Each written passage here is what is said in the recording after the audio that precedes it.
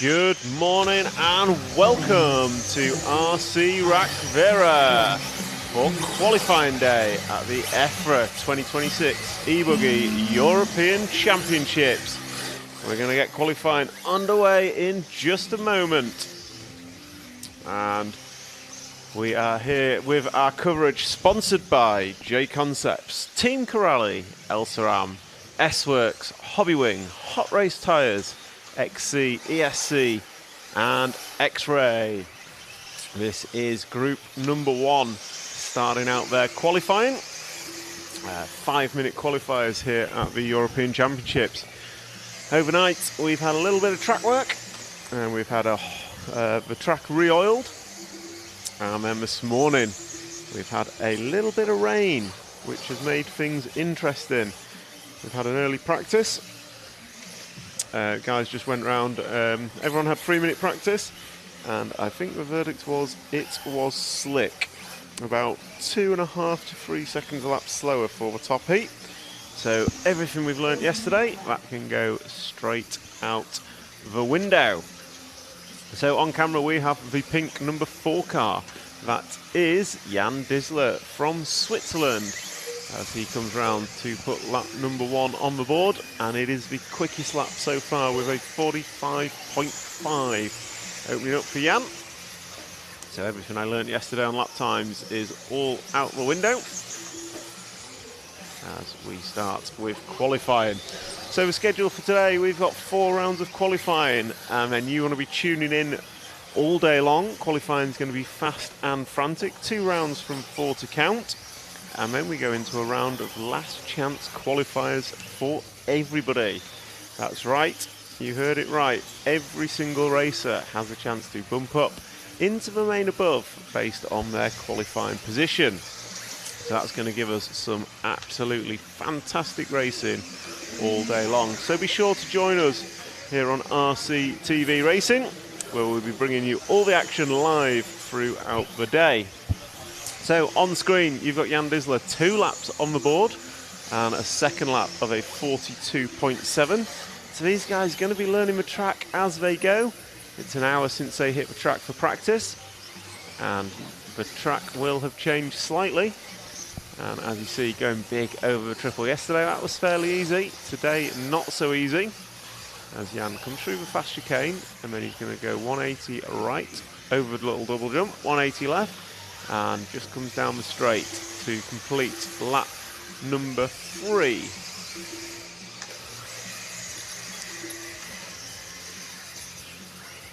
So Jan Disler, pink and white car, black wing, is your leader. 42.7 is his best, 44.8 last time by. So not quite as good second time round. We've got Rasmus Sage running in the 2 spot.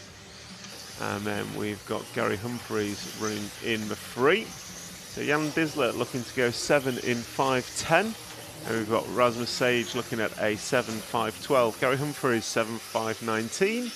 And Demantas Esurskis going 7 in a 5.23. So pretty spread out in this one. Closest battle on track is Demantas and Jessica. They are the 7 and 3 car. And we're going to pick up someone else. We'll try and pick up the 5 car of Rasmus Sage. So he's around the left-hand side of the track somewhere. So try and pick up the 5 car of Rasmus, local Estonian racer. Say local.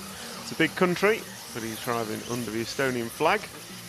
And he looks to be possibly the red and yellow one just on his roof. So as he comes round in front of us, I check the number, and it is so purple and, well, it's purple car, purple and blue, a white line down the middle, and a yellow rear wing. That is Rasmus Sage.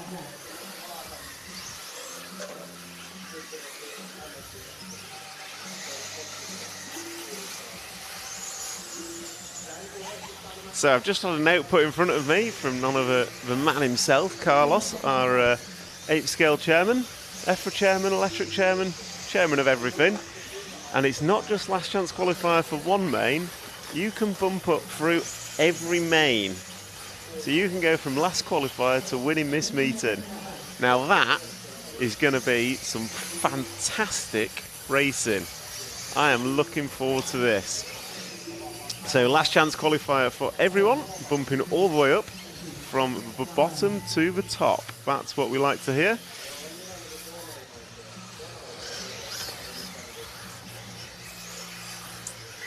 So for those of you, Baz Reicher, good morning, RCTV hero number 1 in the chat this morning.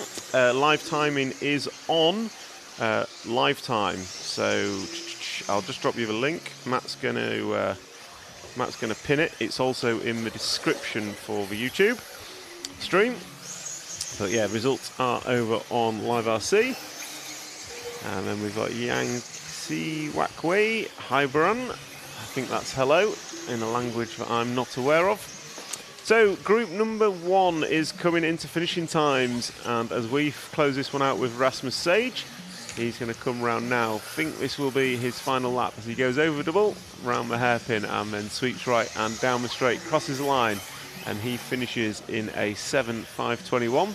He's going to go 4th overall in this heat. And Demantas is going to take the win with a 7.506, 1/10 of a second in front of long-time leader Jan Disler. And Gary Humphrey is going to finish in 3rd. Remo Kosk going to finish in the 5. Jessica Didon going to finish 6th. Eric Monsieur in the 7. Russell Brown going to finish 8th. Ricard Kalnins going to finish 9. And Millie Brown going to finish in the 10 spot. So that's a wrap of group number 1, your first qualifying race here at the EFRA European Championships at the fantastic RC Rakvera. So these guys just finishing off, coming back to the pits, and then we will move on to group number 5 next. So we're going to take a quick VT while drivers change over, and we'll be back with you in just a couple of minutes. 3 minutes from the start of the race.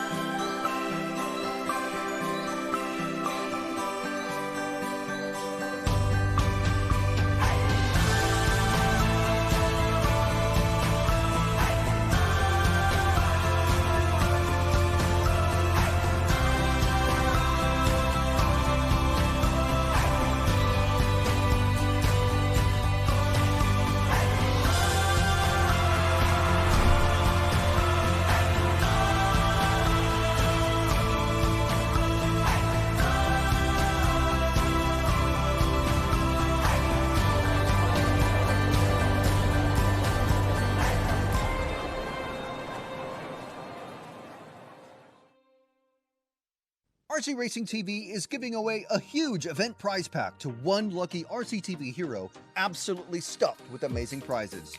You could get yourself a pair of exclusive RCTV kit bags from Race Stars, an EFRA t-shirt signed by every driver in the A Final, a Pro Spec Team Savok Servo, the latest Invisible Speed 2 book signed by JQ, 36 Mood swag, and more. And to be in with a chance, all you have to do is be an RCTV hero by joining the channel. Hero channel members get to watch tons of exclusive RC content, get discounts on the RC Racing TV store, and if you're hero level and above, you even get a free sticker sheet. Plus, you might even win the awesome EFRA eBuggy Euros Hero Event Pack. This exclusive offer closes midnight on Monday, so become an RCTV hero and join the channel today. So welcome back for group number 2, just out warming up, and your drivers on screen, as you can see: Alexis Marat, William White, Lucas Norden, Sami Pargelin, Uo Salmon, Danelius Stalianis, Robin Shah, Christianis Rollis, Holger Enoch, Ovi Marcus Casme, Silvio Pietrobroni, and Renee Levetsau are your racers. Just quick check-in on the chat on YouTube. Good morning from Sweden. Good morning to you, Olsen. Timing is on Live RC. I've dropped the link in there. Matt's going to pin it shortly. It's also in the YouTube description. And Orlowski is here with Schumacher. He's one of 4 of the Schumacher team running the new prototype buggy. There's Orlowski, there's Kobovic, there's Mick Butler, and there's Daniel Robbins. So countdown goes for group number 2, and their time has started. And we've picked up, looks like the all-white number 1 car of Alexis Morat, the French racer driving the X-ray machine. He's going to come down the straightaway now. He's chasing down the 5 car, so 1 and 5. 5 being Salmon. So these two not really finding space. So the format here is the cars get released from a pit lane, nitro style, and then they should find space to start their qualifying clock. But like most RC races, they just tend to bunch up and then take each other out.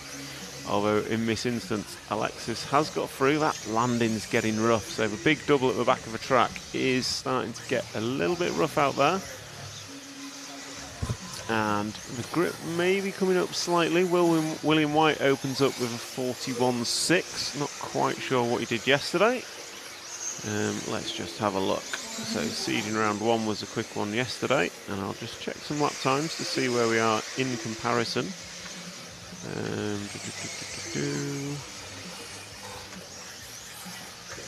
So yesterday Will's best lap was a 39.1.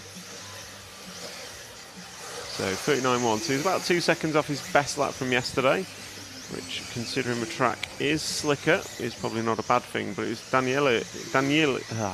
Danielius who is leading in the 6 car after 1 lap. We'll stick with the 1 car. He's had an error. Oh no, he's not had an error. That's the 8 car he goes past. So that's him going past Christianis Rollis.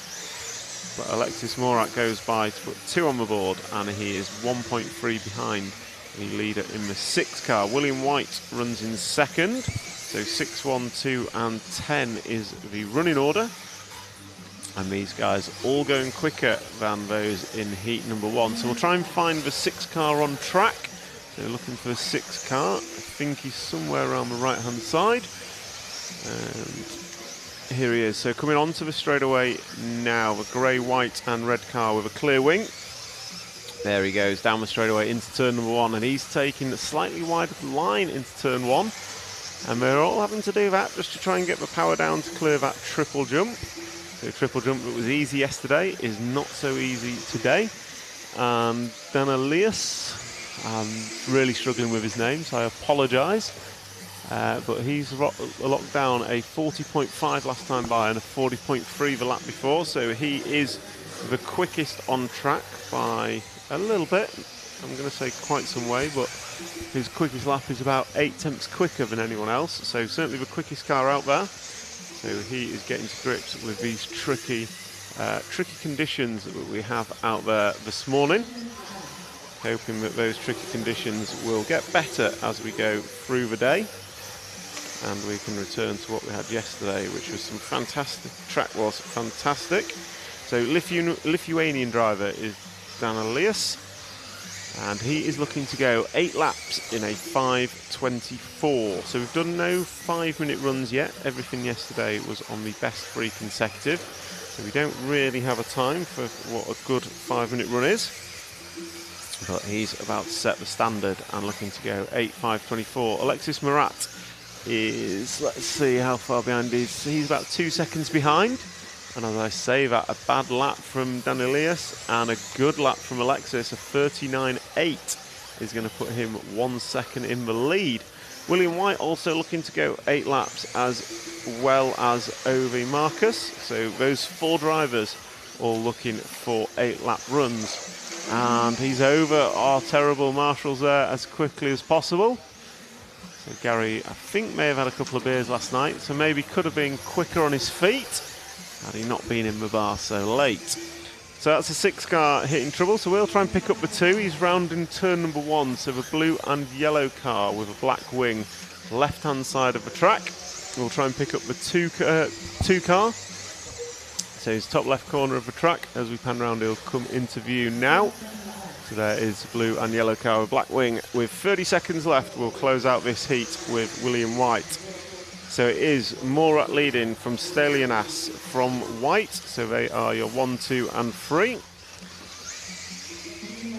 So William White, another of the Irish contingent, rocking the X-ray machine. So he's going to come down the straightaway now. And there he goes, crossing the line to put his 7th lap on the board and starting his 8th and final lap. One of 4 drivers looking to go 8-lap runs here in round 1 of qualifying. Just gets caught up with the 4 car of Sami Parlin. So getting away with that one. And over the back double 1, back double 2 lands, and that landing is getting slick and dusty. The dust causing a few problems out there. Drivers just struggling to get cars turned in. So we're going to close this one out with William White. As he comes round, this will be him completing his 5-minute run with 8 laps in 5 minutes and 35 seconds, 0.8. So we'll close with him as he comes round. Stephen Mutu, he was in the bar drinking nitro. I'm not sure about that. He was drinking something when we left him.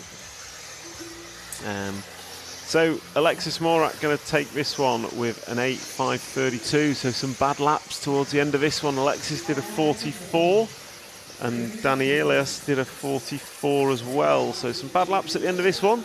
We're going to leave them finishing with an 8.32, an 8.33 and an 8.35 for William White.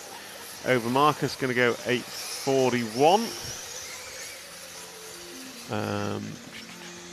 8 in 5.41. And then Christianis Rollis going to finish with 7 laps in 5.02. So that's a wrap of group number 2. Group number 3, you will be next. Group number 3 will be up next.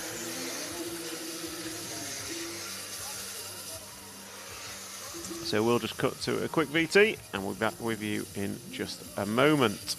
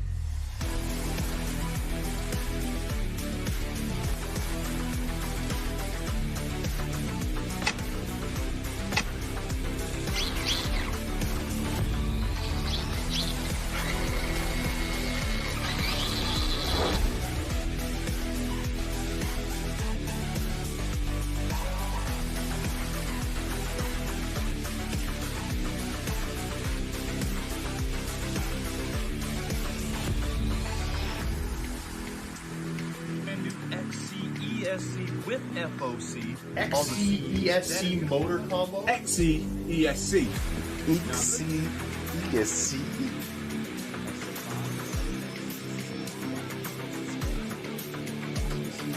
ESC here. So this.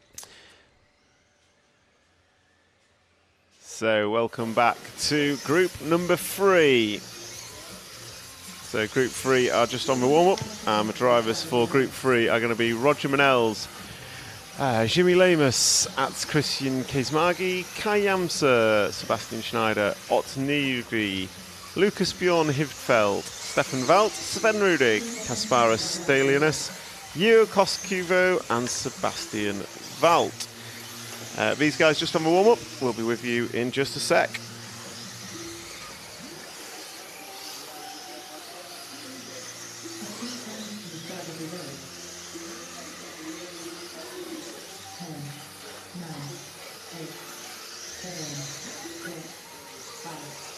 4, 3,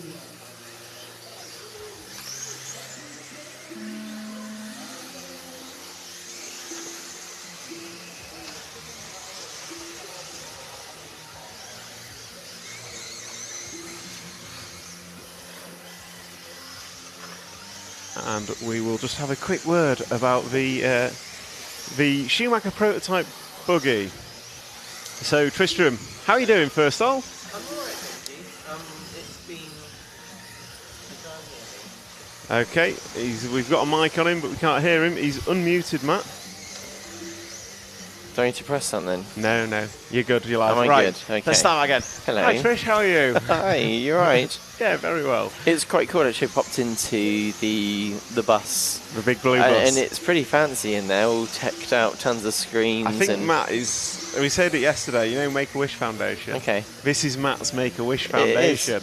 And we are going to get a behind the scenes later to show everyone online what we're talking about, because it is quite incredible what we've got. It reminds me of in the movies where you got FBI van and the back doors, there's loads of screens and they're monitoring everything. And he's got he had aircon yesterday and heating today. Oh my word! So, but anyway, how are you? I'm okay.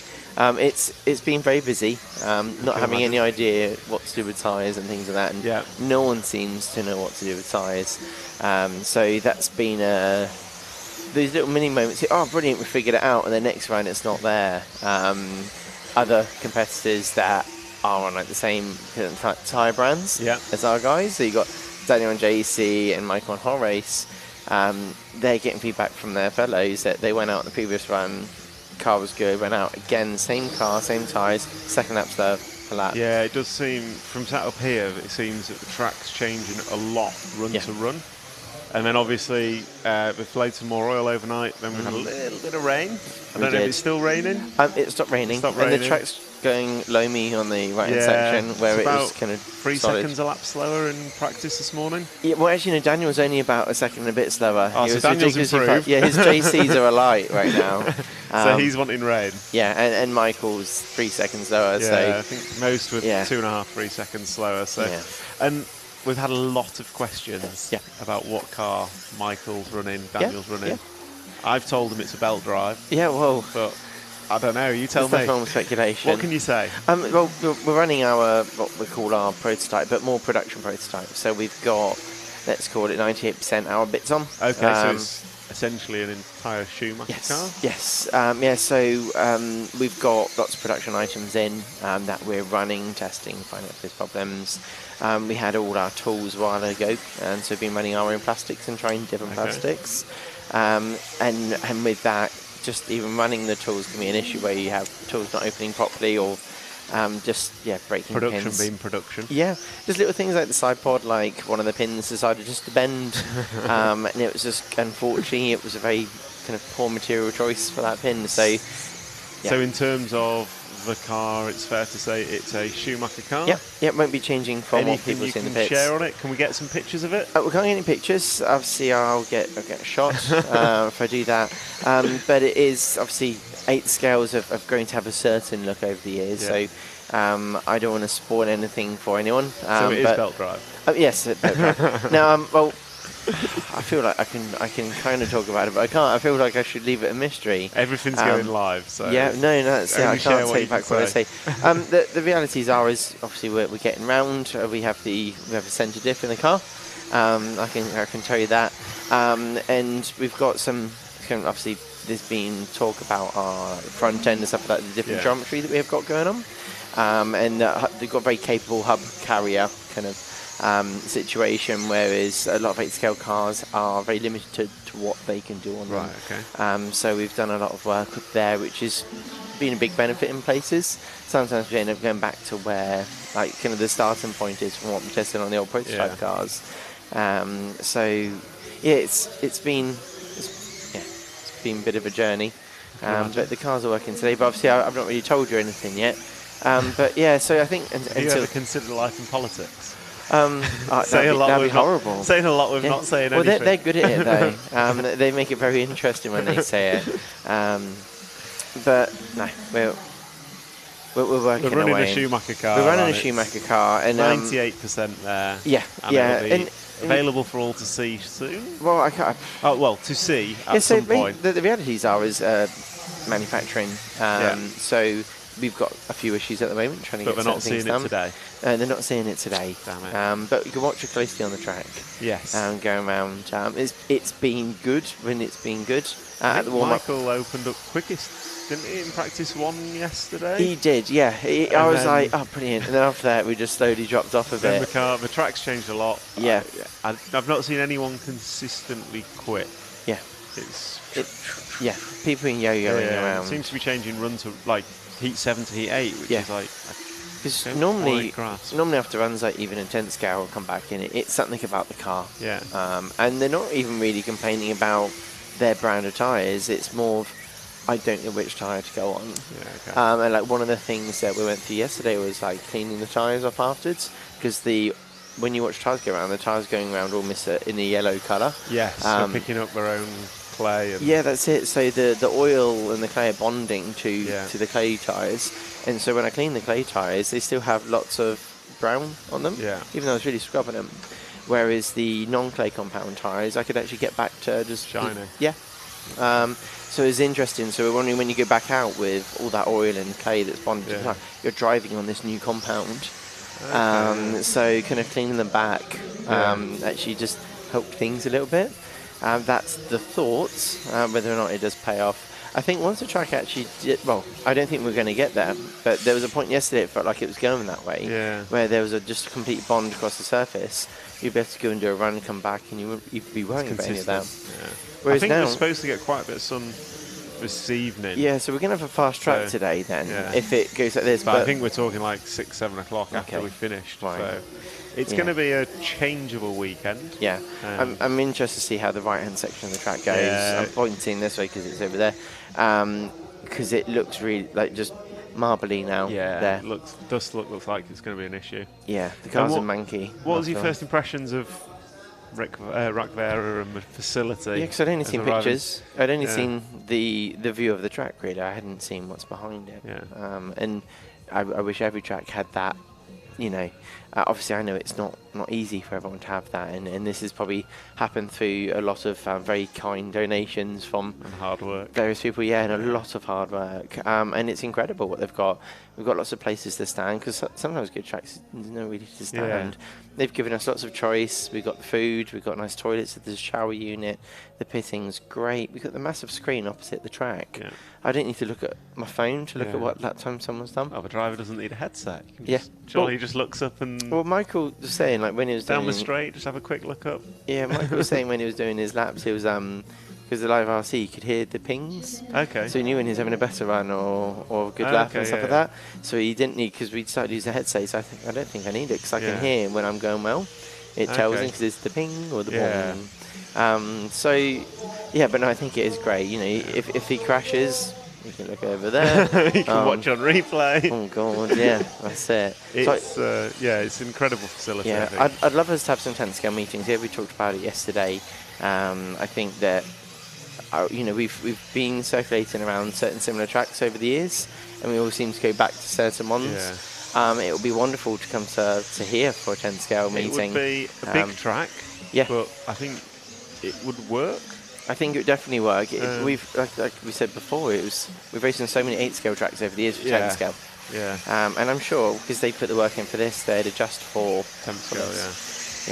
So I'd love that. It's genuinely incredible. So so I hope. So what's the game plan going into qualifying for the team? Because you've had an up and down day yesterday. Let's say you've had a free practice, which has kind of cleaned the slate because no one knows what's happening.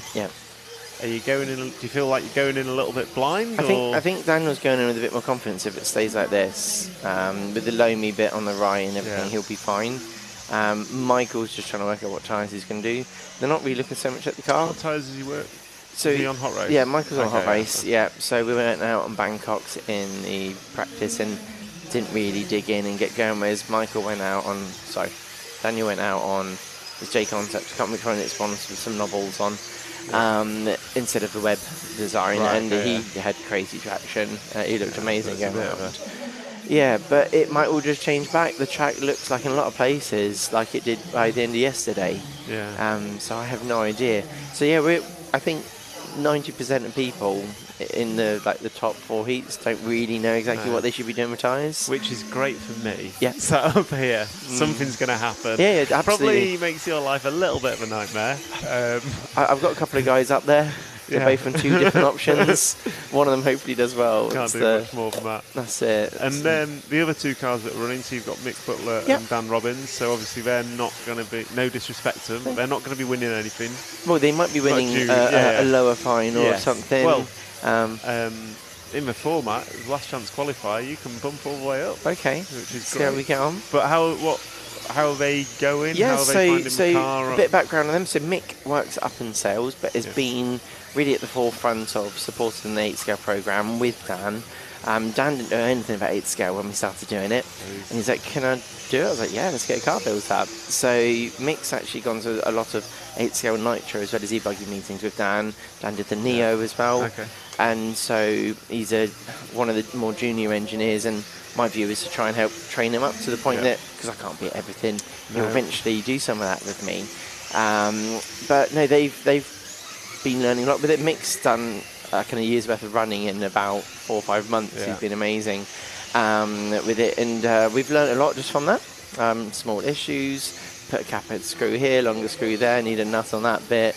But no, they're getting around. So I guess they're coming more from the usability, how's the club racer going to deal with it rather than how's the pro going to... Mick and Dan represent that massively right now. Dan's a very good touring car racer, and he's coming in having a go at this, and he gets around very well. So he's in Heat 6, Mick's in Heat 4, and they're both... Sorry. Yeah, so... I just... Yep, my brain stopped working there. Yeah, Matt, you've confused me. Yeah, well, we can hear you. Well, okay, I'm just talking to myself quite clearly. Matt's on the other end of the ears, by the way. Yeah, so they're coming from that area of the hobby, and it's been great, because if you've just got Michael and Daniel developing a car, you don't really find out what it's like when you hit a wall 5 times.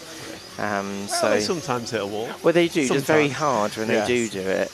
But you're like, oh, it's okay. That, people aren't going to do that. So yeah, they do. They do all the things you never expect. Okay, well, I think we'll leave it there. I know you're busy. Well, no, it's all right. I've hidden from the guys. It's only Q4, so yeah. So Dan should be on at the moment. Yes. Driving around, hopefully doing well in the heat.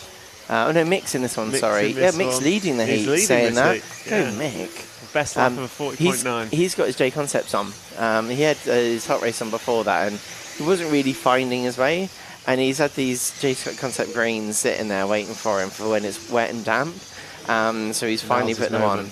Yeah, so now he's loving life by the look of it. Leading the heat. Seems to be working for him. Oh, I'm proud of him. All right, perfect. Thank you for joining us, Trish. And I'm sure we'll try and get you in the booth later on this weekend and get your views after qualifying. Awesome. Thank you. Good luck for today, and thank you very much. Yeah, enjoy yourself.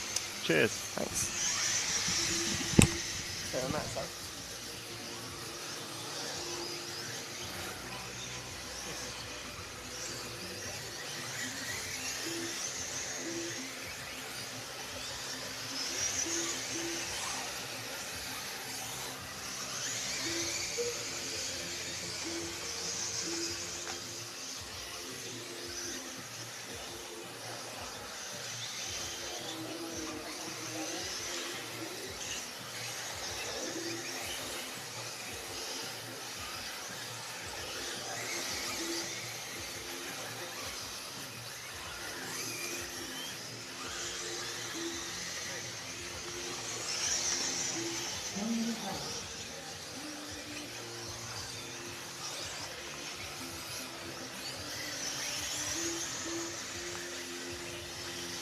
So, back in the booth, thank you to Trish for coming and having a quick word with us. And if Hugo's listening on camera, we'll try and pick up the 2 car. Don't know if he's there. Oh, he's changing the filter on his lens. That sounds very technical. But Mick Butler is leading this one from Julian Bergenton, Joseph Purrafoot and Eke Tom Pat.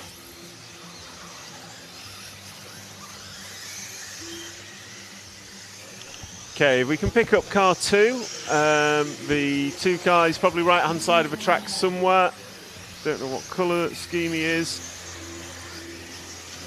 The back of these 3 coming onto the straight. He's got him. Yellow, red, black, bit of everything. Yellow wheels down the straight.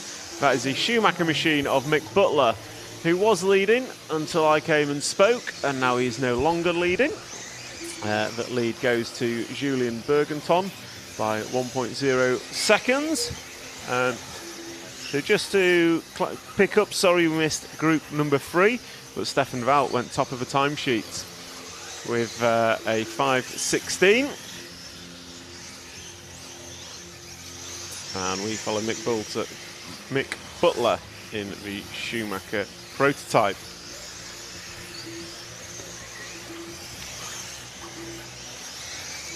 And this is group number 4 coming to a conclusion. So Mick's closed out an 8-lap run in 5.31. Julien Bergenton going to go 8 in roughly 5.28. We will follow Mick until the end of this one. And I'll just jump into the chat. Mark Blakemore, adverts longer than the heat. Sorry, we get about 3 minutes between heats here, so instead of me ruining my voice, we put some BTs out there. Hello from South Africa, from Farm Life RC Hobbies. Good morning. Jonathan Wolf, you've not missed the Hazelwood. You've not missed the Hazelwood interview. We'll get to that when we get a chance. And there's the results on the screen from group number 4. Julien Bergenton going to go 5.26. Mick Butler going to finish second. Eke Tom Pat and Joseph Burrafet rounding out the top 5.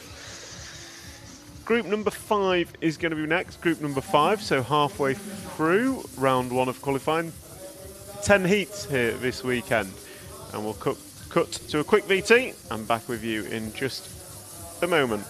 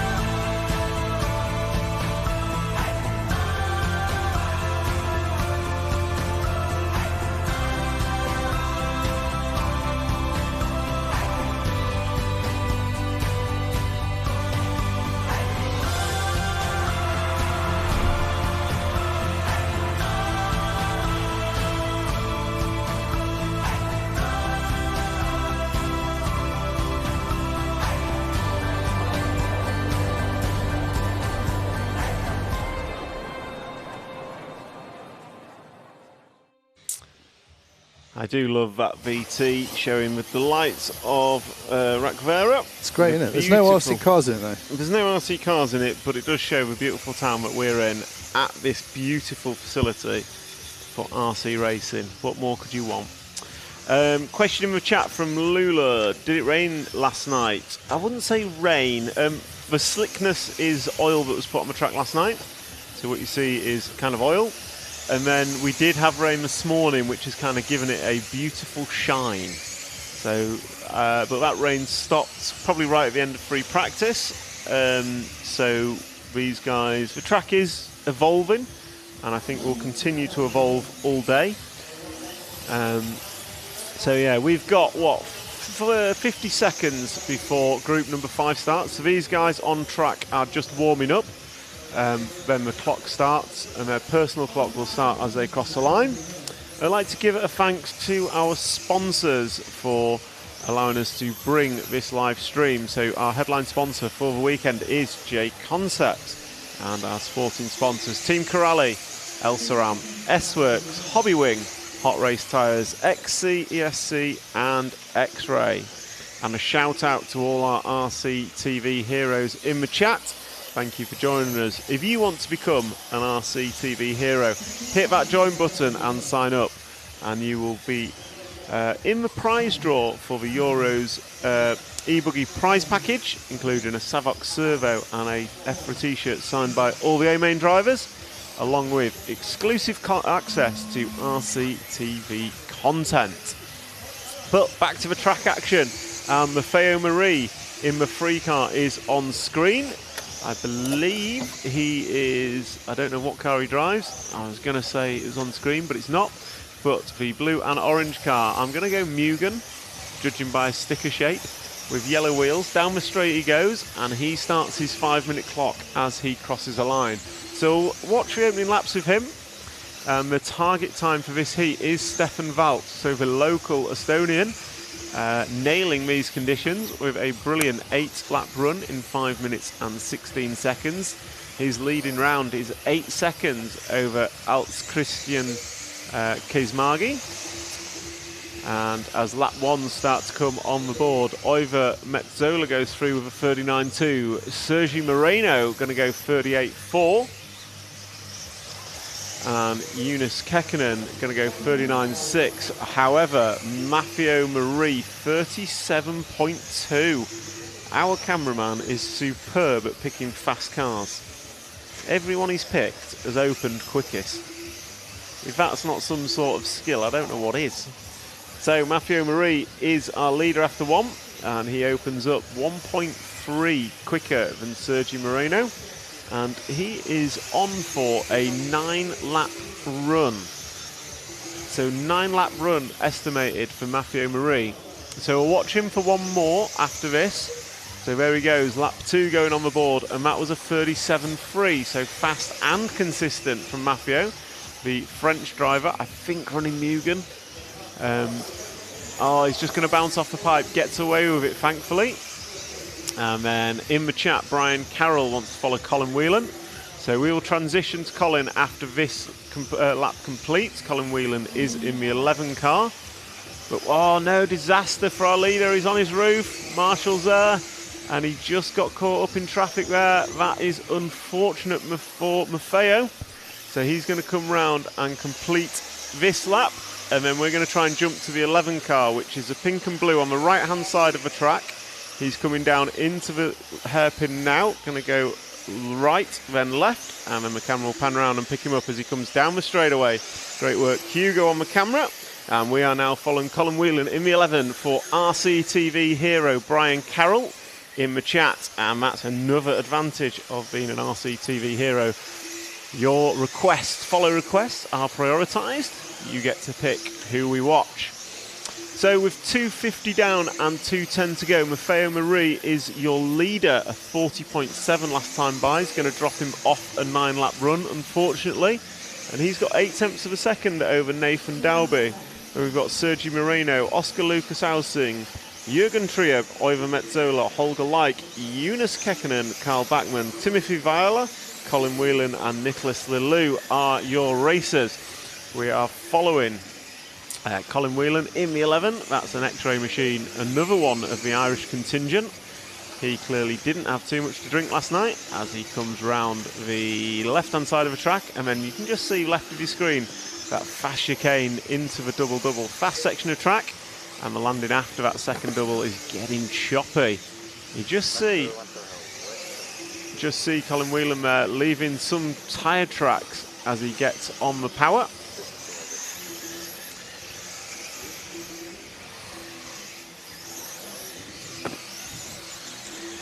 So Colin Whelan down the straightaway and just goes wide around the berm to give him a triple. So Colin Whelan got the, looks like the 5 car for company on track, 9 car for company on track. That's Timothy Viola. And Colin Whelan.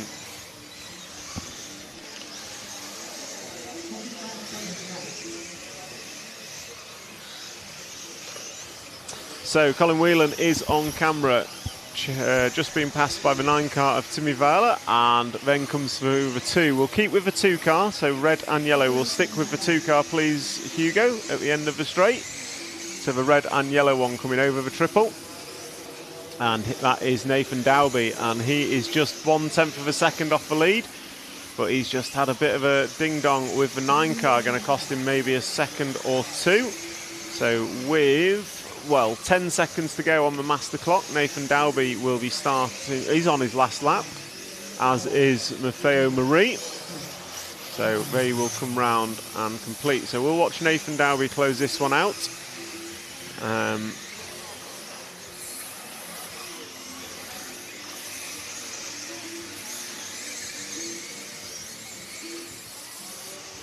So Nathan Dowby has finished with an 8 lap in a 5:03. Matteo Marie is going to come through and finish in an 8:5:01. Ivan Metzola finishes 8:5:07. Looks like he's going to take the free spot. Jürgen Trieb going to go 5:08 in 4th. Oscar Lucas Ausing going to go 5:10. Sergi Moreno going to go 8:5:12. Holger Leik going to finish in 5:15. Stefan Valt stays in 8th position. Then we've got Eunice Kekkonen, Karl Batcher, Timothy Viala rounding out the top 11. And that is a wrap of group number 5. So group 5 is a wrap. Group number 6 is going to be up next. Group 6 is up next. And RC Model Cars Mania, good morning to you in the RC TV chat. Sitting quietly in the corner. There's no need to sit quietly. Get involved in the chat. Let us know what you want to hear, what you want to see. There was a question yesterday about what diff oils people are running. So I went around, I had a chat with some drivers. I won't say who because they didn't want to be associated with it, just in case that their knowledge is used by someone else. But anywhere, ironically, the answer was anywhere between like 3, 4, 5k up to 20, 30, 40, 50k's. So diff oils is a bit of a hot topic in the pits, especially as the track changes the grip level. So I think yesterday as the grip was coming up, they wanted thicker diff oils, but today with the grip down, they're probably going back down on diff oils. We've got 3 minutes before the start of group number 6, so we're going to jump to a quick VT and we'll be back with you in just a moment. RC Racing TV is giving away a huge event prize pack to one lucky RCTV hero, absolutely stuffed with amazing prizes.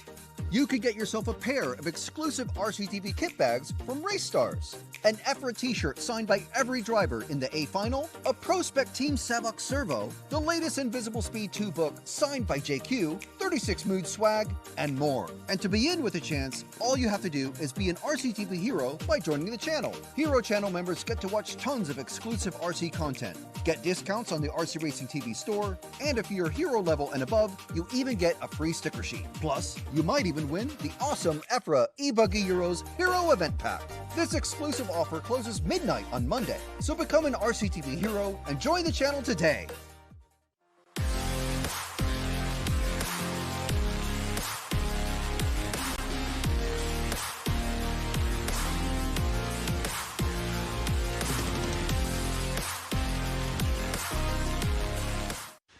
So beautiful views there of rcmodelshop.com, and you can see the beautiful facility that we have here at the 2026 EFRA European Championships. So this is Group 6 underway for their warm-up. So they warm up just as they would in Nitro, and then their clock starts, and then they have a 5-minute clock. So your drivers for Group number 6 are Marcus Uberlat, Renaud Savoia, Eric Riva, Paul Lepart, Alex Valls, Stanislas Matthias Hafmeyer, Florian Durandin, Nifel Buraquel, Daniel Robbins, Alan Hideko, Tommy Mayer, and Morgan Monsieur.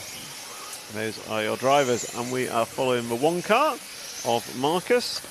So judging on previous performance from our cameraman, he is going to open up quickest, because he's got this insane talent for making people drive fast.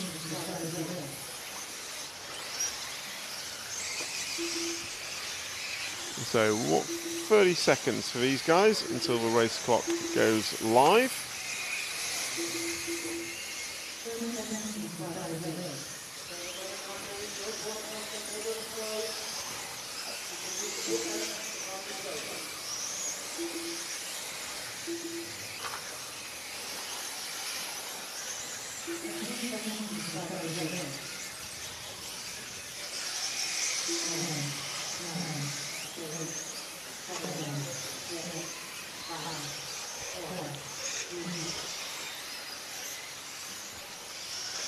So there goes the buzzer, and the track is live.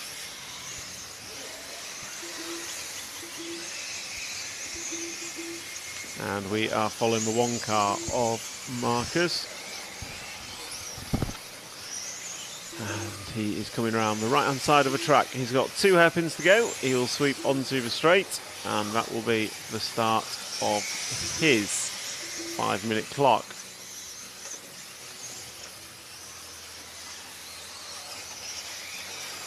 So Marcus is on camera. Marcus Uberlet, the Estonian racer. There's a surprising number of Estonians are rocking the number 1, which, considering we did see this practice, is a good coincidence. So, he's come up short on the triple. If Matt's got a replay button, that would have been a good one. So Marcus just coming up short on the triple. That's happening quite a bit today with drivers coming up short due to the lower grip. So the track is challenging. Just quick checking in the chat. Tom Watkins RC tuned in from trackside at Hertz. Good morning to you. Good morning, guys. Frederick Moberg. Nice to have you all in the chat. And if you guys want to become an RC TV hero, don't forget to hit that join button. And you get priority calls on who we follow in these races. So we're following the 1. We're going to try and jump to the 2 car of Renault Savoia. So orange and yellow car coming off the big double now in the centre of the track.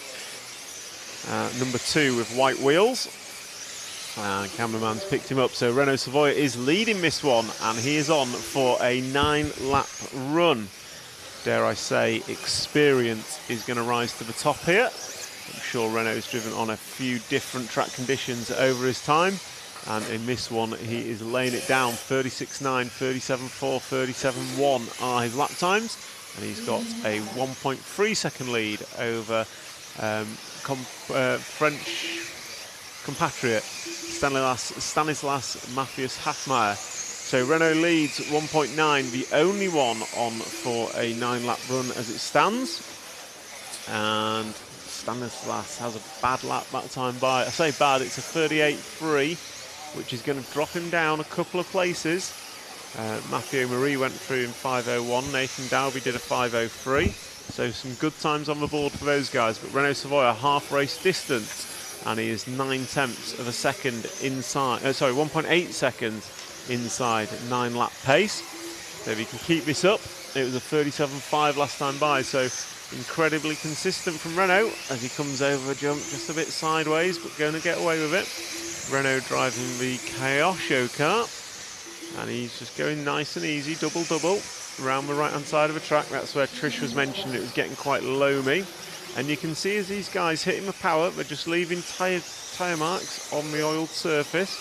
That suggests it's not quite gripped up to where they're expecting. Renault running a little wide through turn 1 just to be able to make that triple, and then he's going to come round, sending it sideways, drifting it around the top left-hand side section of the track, then comes in double and double, and this is where cars are just pushing wide as he comes through the off-cambers. Nicely done, and then he's just taking it double nice and easily over that section, and he is slowly pulling away. Last time by another 37.5. This time by he's going to come across the line with 1 minute and 20 seconds on the master clock. That was a 38.1, so his slowest lap, but still not bad. Next up, we should try and pick up the 6 car if we can. So the 6 car is going to be in this mid-pack somewhere. Green, orange and yellow car, black wing, yellow wheels. And commentator's curse gets him on his roof almost immediately. So that is the 6 car of Stanislas. He is running in second. He was 4 seconds behind Renault, and he is in a whole bunch of traffic. So you can see the whole freight train going down the straight. Mr. Savoia, using his experience, has managed to avoid all that. But we'll close out this race with Stanislas. He's running in second still. 41 second lap last time by, not ideal, but still running in the second position. Savoia off camera, still looking for a 9-lap run. Last time by for Savoia was a 37.0, so not far off his best as we come into the final 20 seconds of this race.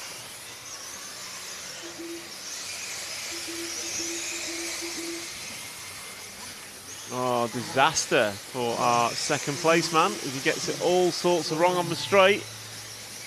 I feel bad since picking him up on camera. He's gone 41.1, 39.7, and then we've just seen him off track on the straight. But Renault Savoia is through for a 9-lap run, the first 9-lap run. Let's maybe finish him off. So coming off the big double now, the 2 car, white wheels, orange and yellow. He's coming onto this freight train.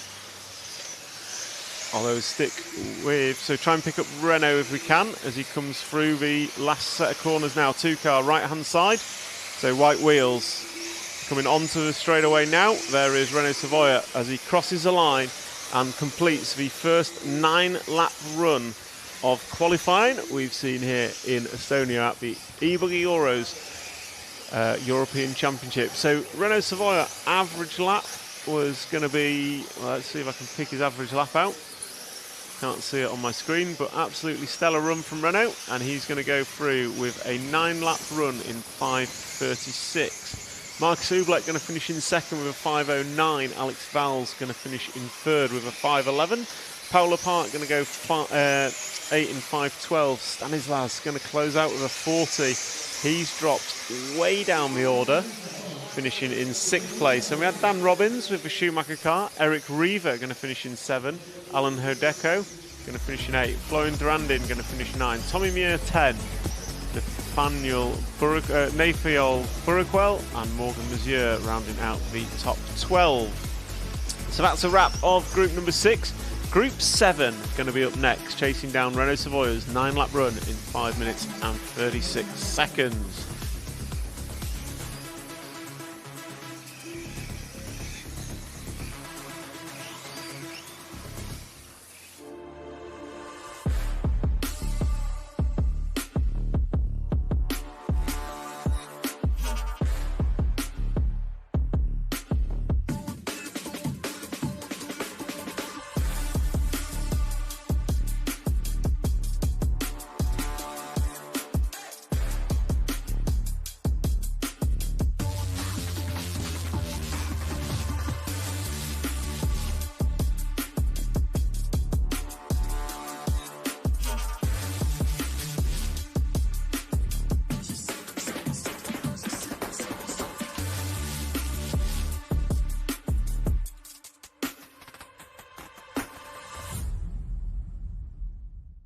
Introducing Team Corrali's Synchro 4, an all-new 4-wheel drive bash buggy for the popular 8th scale category. Quality and performance at an exceptional value.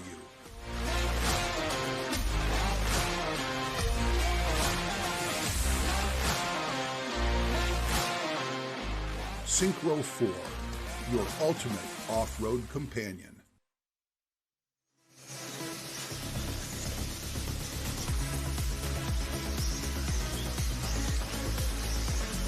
Well, we are making our way through round 1 of qualifying.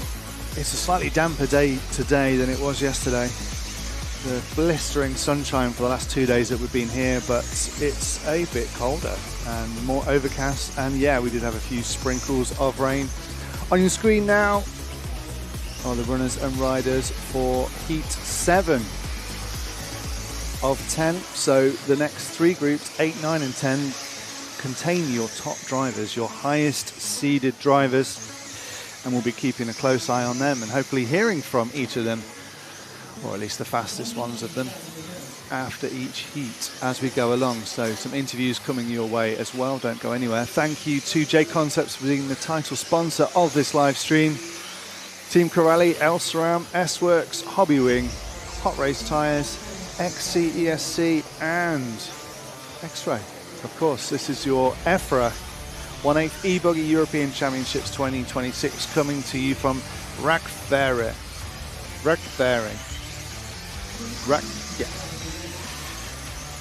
Rakvera. Yeah.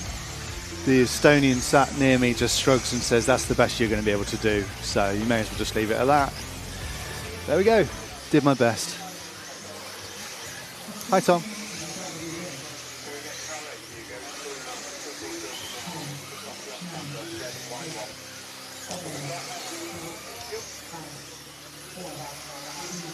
So, good.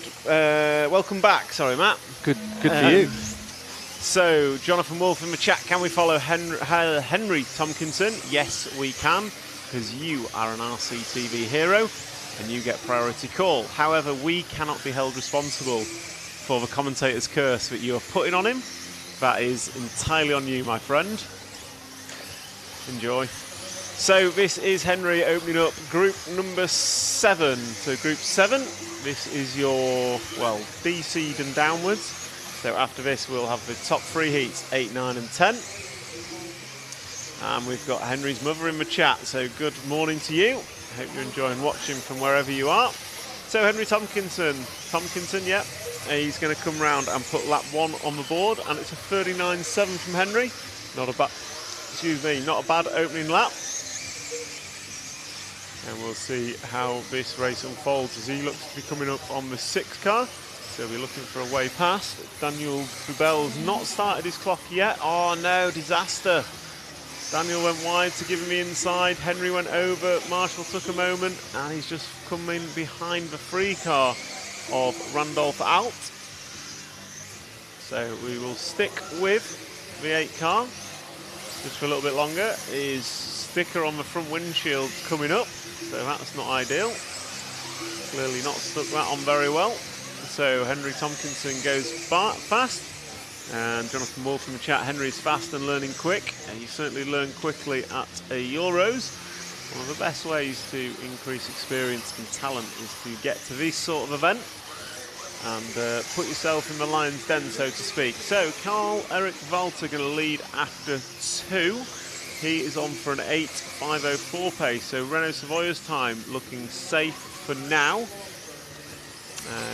As your 8 car of Henry Tompkinson coming around in a bit of a freight train now. 4 of them coming down onto the straightaway together. He gets by 1 and 2 more in that freight train. 1 goes wide and Henry comes over. Nice landing. 1 of them's over and Henry goes round him. Nicely done. So now, then he hits a pipe. He's going to spin round and then he's going to drop back behind the 6 car once again. 6 car being Norwegian racer Daniel Bubell.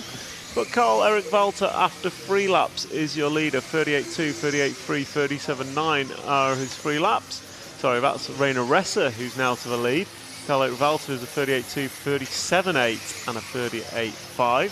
So we'll try and pick up one of our 2 leaders. The 2 car we'll aim for, Carl-Eric Walter. And Hugo is on it. Hugo's a cameraman, and he is on it. So that is the 2 car on screen of Carl-Eric Walter. Just as Garrett in the YouTube chat asks to follow him. He's right in front of Henry, that's why Hugo was so quick. But yeah, we're following it. Carl-Eric Walter, who was our race leader early doors. That's now gone to Rainer Resser. And then we've got Corrington Richard. But Rainer's going to have an error last time by a 43.1. Not a good lap for him. So pretty close this race. There is half a second separating the top 4. Top 4 are Richard, Quagrain, De Hees and Walter. Walter last time by 39.4.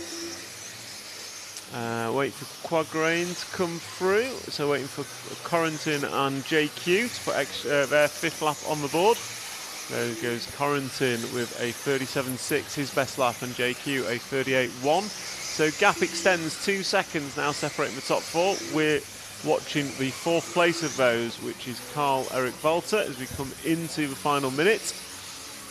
And then we'll try and transition to the 1 car. I'll just see if I can find where he is while we continue to follow Carl. So the 1 car will be white car, top right-hand corner. He's coming through the S's, all white car, number 1 with white wheels, black wing. Comes over the double jump and down the straight. He's been chased down on track by JQ.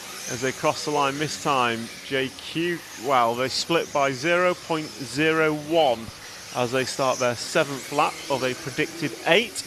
So 6 car just clearing out. You can see on this angle the all-white number 1 and then the green and white of JQ in the 4, not far behind on track. They're in the same image, or frame I should say. 6 car between them, so JQ gets by. So Hugo, if you can, try and get both. Oh, JQ's over, ignore me, stick with the 1. JQ making an error, so that is going to give Corrington Richard the lead as he comes round to start his, start his 8th and final lap. That was a 37.8 last time by for Corrington. The main buzzer sounds, and that's the end of the 5-minute master clock. And Corrington's just going to close this one out. If he keeps it rubber side down, he will go 4th in round. So the top 3 remain the same. I don't know if the track's getting slower or those guys just putting a stellar run. But yeah, the top 3 going to remain the same, and only 2 going into the top 10. Those 2 are Corrington Richard and Carl-Eric Volter. They're going to go in at 4 and 5, assuming they finish their last laps successfully.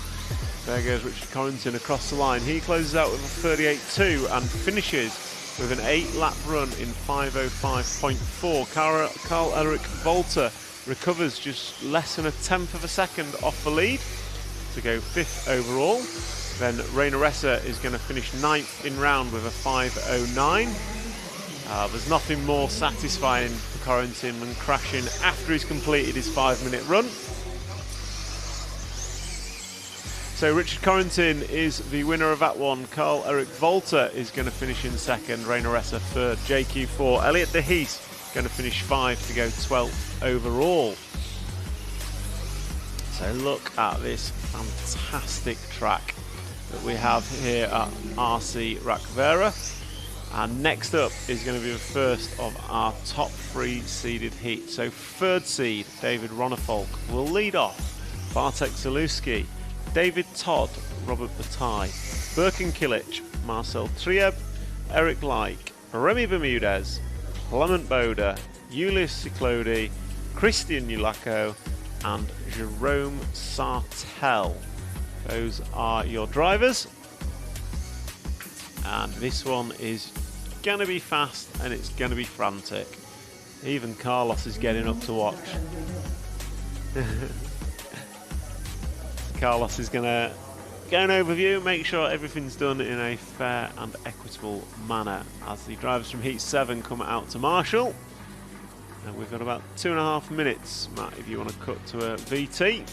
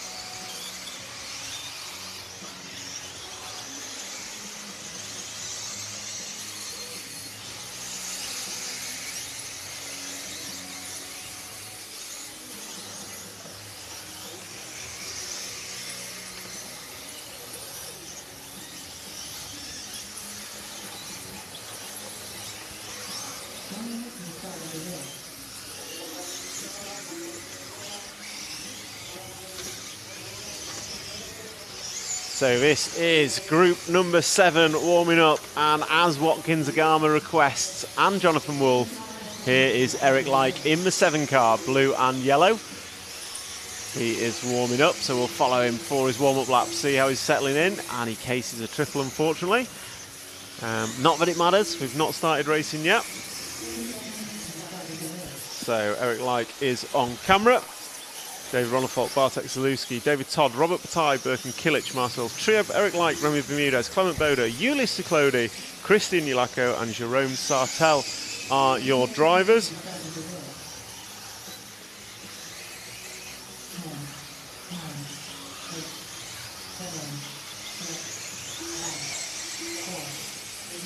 So Eric Like and David Ronnefolk go through just before the master clock starts, so they get one more lap of warm-up, and we will start this heat with Ronnefolk on camera as he just goes past Eric. So Ronnefolk came quick in seeded practice round number 2 yesterday when the track was slow, but he managed to propel himself up to 3rd in seeding. So not really seen his true pace yet. Eric Like crashes off in the background, does not matter.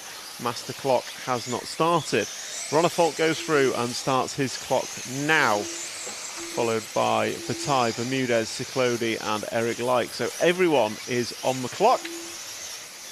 And Zalewski will be first to put a lap in. Young X-Ray driver opens up with a 36.5. It's a 35.7 for Birkin Kilic. The Kiliches look quick in free practice this morning. Bearing in mind, yesterday's hot lap was a 34.3. So we're still about a second and a half off yesterday's pace as we watch Ronnefolk just bounce off the pipe ever so slightly. And these guys heavily affecting the top 10. Ronnefolk goes through. He's going to open up quickest. It's a 35.3.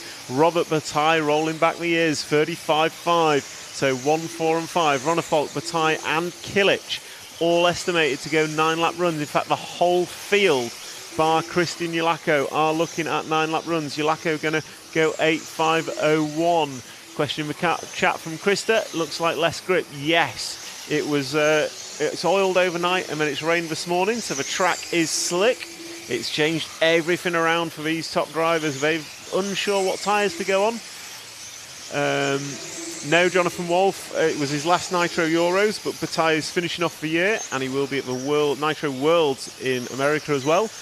But Birkin Kilic going to go to a point, so we'll try and pick up the 5 car, end of the straight now, orange and white car with a clear wing, end of the straight over the triple. So left-hand side of the track, the Birkin Kilic machine is your leader. It's number 5 car. He's going to come into the first big double on the back section now. There he goes and come down. And even these pros just push it on as they come off that second double. So the orange and white machine, Birkin Kilic, looked quick in the free practice this morning. And he is looking racy here. He was leading after 3. And the gap between him and Ronnefolk just 1/10 of a second. So there goes Birkin crossing the line, and that time by for Birkin a 36.2. Hot lap of the race, 34.9. So we're getting into matching yesterday's laps. 34.9 for Ronnefolk. I think that might be his quickest lap that he's done all weekend. But we'll stick with Birkin Kilic as we come into 3 minutes down and 2 to go on the master clock. 35.7 last time by for Ronnefolk. So he leads 1/10 of a second in front of Robert Bataille. Birkin Kilic 4/10 behind that. Ulysse Ciclodi absolutely nothing behind that. Then David Todd half a second behind that. So you've got 1.3 seconds separating the top 6. Remy Bermudez running well as well. So we're going to try and jump to Robert Bataille, the 4 car of Robert Bataille. So the red and yellow one, right hand side of the track, yellow wheels. He's coming round the hairpin now. He's chasing down Ronnefolk on track. Jump forward 1 on track if we can. So down the straight, there goes Robert Bataille through turn number 1. Last time by for Robert was a 35.3, 35.3 for Ronnefolk. Gap remains 0.1 of a second. Birkin Kilic going to come through to put his lap on the board. That's a 35.0. So good lap from Birkin. He jumps top of the timesheets by 0.2 of a second. So we've got Kilic, Ronnefolk, Bataille, Ciclodi, Bermudez, Zalewski, Todd, Sartell, Trieb, Boda, Yulako and Like. Your top 10 going top 10 as it stands. Robert Bataille on his farewell tour. Looking good here. Made the Nitro main at the Euros in Madrid not long ago. And he's looking like he's going top 3 as it stands. So gap between the front 3 is just 0.3 of a second with 45 seconds on the master clock. So 45 seconds on the master clock. And we'll continue with Robert Bataille. Birkin Kilic going to go to a point. We're trying to and pick up the 10 car of Ulysse Ciclodi. He's also running good, so I'll try and spot the 10 on track. He is going to be the all-white car coming down the straightaway now. So cameraman quicker than me at picking up these cars. So round turn 1. And with 13 seconds on the master clock, these guys are going to go this lap and one more. So Birkin Kilic, he is on to his final lap now. Everyone coming by the line will be starting their final laps. Kilic, Bataille, Ciclodi, Ronnefalk's had a 36, going to drop down to a 4 spot. Then Bermudez, less than 2 seconds separating the top 5. Bartek Zaluski not far behind either. So it's all changing. We've got Ulysse Ciclodi on camera. He crosses the line. He's running in the 3 spot. So it is Kilic, Bataille and Ciclodi. Kilic will be first to finish. He crosses the line, closes out with a 35.0. So Robert Bataille coming through. And then we've got Ciclodi, Ronnefalk all coming around to finish their last laps. Who's it going to be as they come round the right-hand side of the track? All coming across the line now in a freight train. Ronnefalk in traffic of the 9 car. So it's going to be Robert Bataille going to come through, finish second. Ciclodi going to finish in 3rd. Then Ronnefalk, Bermudez, Todd. And that's a wrap. Over to you, Matt.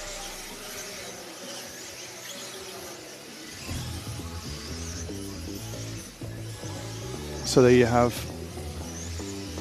Birkin Kilic will be very happy with that. Let's see, we're going to have an interview with driver from that heat. Car's still going around on the track, so we're in good time to get somebody. And who's Tom going to get? We'll find out in just a minute.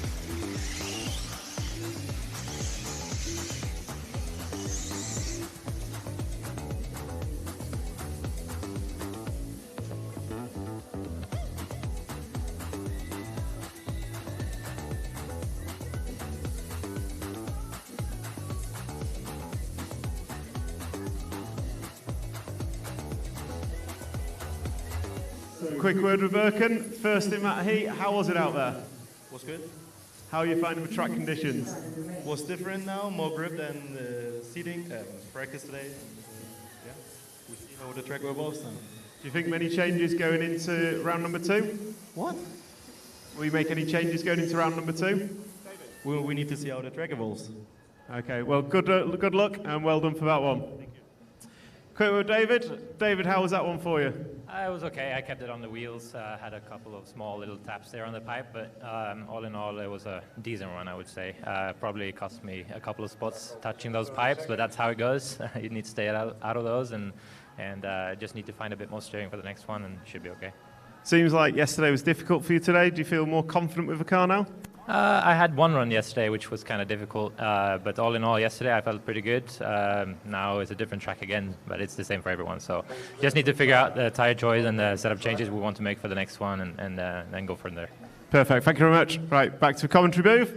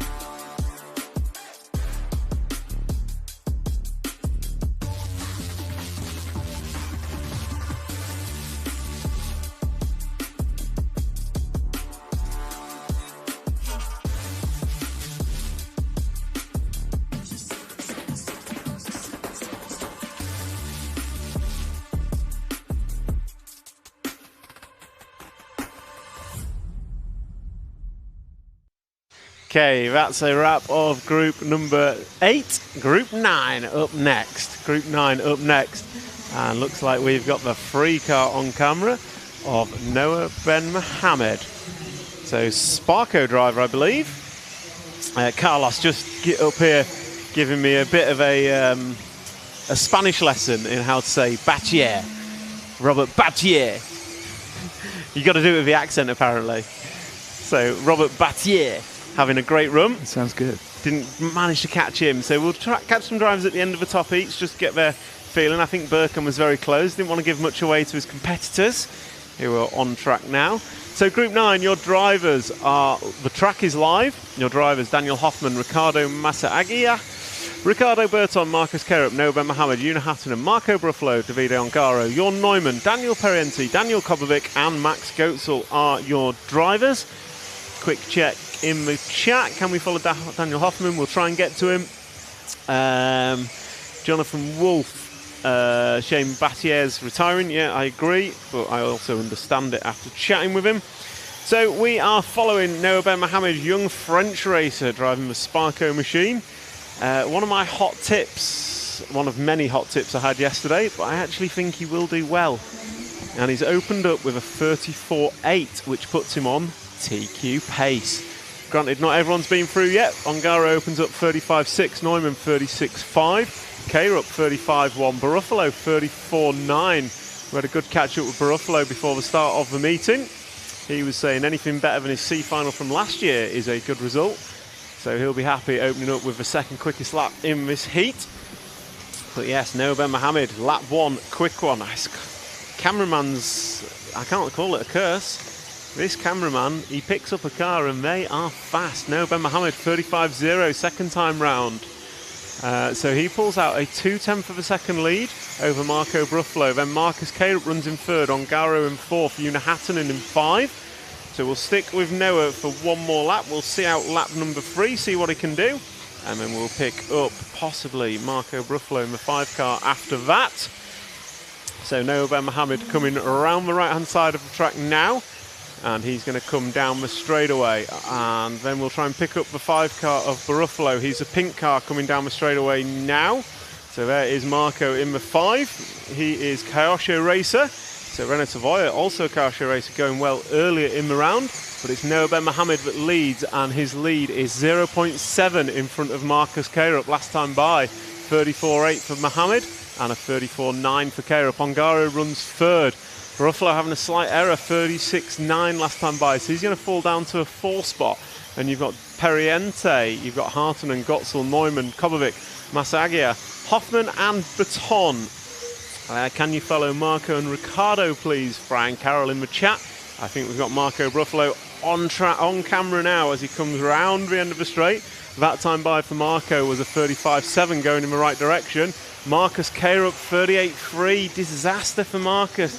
That's going to put him all the way down now into the 8 spots. And Noah Ben Mohammed, 2.7 second lead over Nitro Buggy champion and reigning European e-Buggy champion Davide Ongaro. So stellar run from Noah. Oh, Marco's over. He's on his roof. Marshall's going to be there. Does Matt have a replay button? Let's see. Here we go. Yes, he does. So there's a replay of Marco Baruffalo getting it all kinds of wrong. So we'll jump to the 2 car. Next one ahead on track, please. So green and yellow one, left-hand side of the track 2. Black wing, white wheels. Sorry, coming over the double jumps now. First double and second double. There we go. Davide Ongaro on shot. So that is your second place machine at the minute. Last time by 34.7. And he is 2.8 seconds off the lead. We'll see what happens as Ongaro comes through this time. It's a 34.5 for Noah Ben Mohammed. It's a 34.9 for Ongaro, so the gap extends to 3 seconds.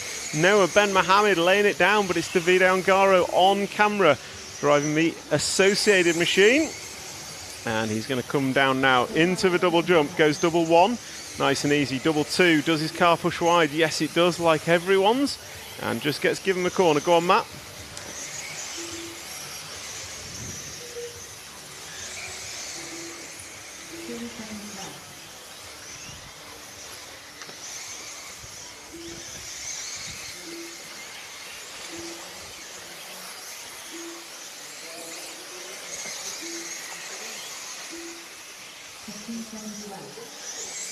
So we're watching Davide as we close out this one. And Noah Ben Mohammed in the 5 car. We'll try and pick him back up. So Noah Ben Mohammed, car 5, wherever he is. So he should have just gone down the straightaway. So we can pick the 5 car up on the left-hand side of the track. 5 car coming into the top left-hand corner now.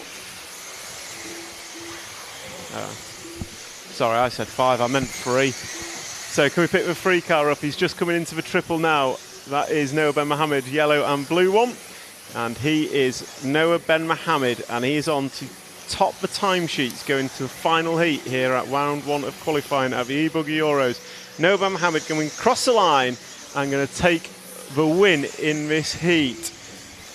Davide Ongaro we are expecting in 2nd. Daniel Perriente going to come out 3rd. Marcus Karup looks to finish 4th. Daniel Kobovic is going to come in 5. Best run he's had so far this week and doing it at the right time in qualifying. I'm going to run down to the track and we'll catch a word with Noah Ben Mohammed and Marcus Karup.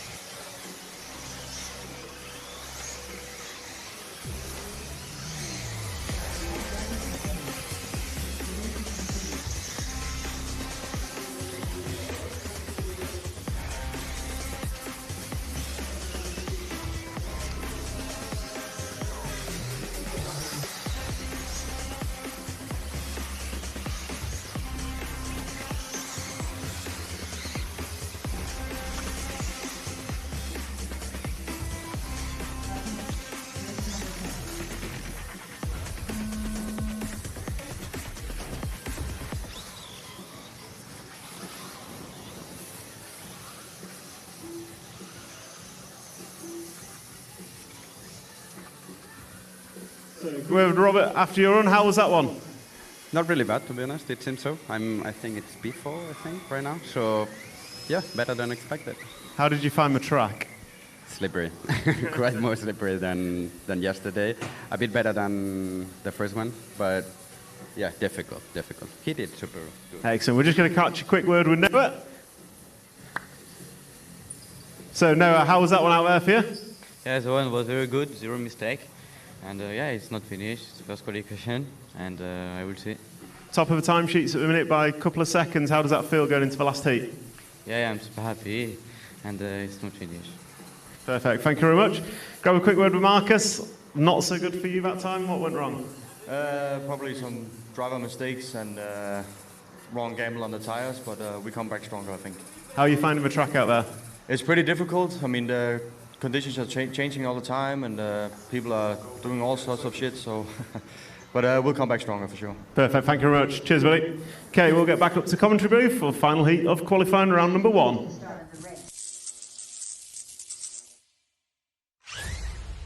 What's up, it's Max Gessel here from Team Elsteram at the eBuggy Euros 2026 in Rakvere, Estonia. We are bringing here the new nitride for 8-scale cars, which is gonna basically bring the new features we are having in the 10-scale speedos, and let's say it's a new flagship for the 8-scale. So it will get along the Oxide 1.8. It will be the 2 ESCs next to each other, one for different conditions than the other. One is for more the off-road, which is the Oxide. This one is more for the on-road and high-class 8-scale racing in off-road as well. This one can handle stronger motors, up to 2,800 kilowatts. And yeah, basically the heat dispension is better compared to the Oxide as well as the current draw. This one features new software. It can be updated as well. It has a new fan connector, the display can be changed, and yeah, it brings a lot more functions to the table compared to the Oxide. It is not generation 2 of the 8-scale ESC, it's just an add-on to the lineup, and we are going to be bringing new stuff in the coming years for sure.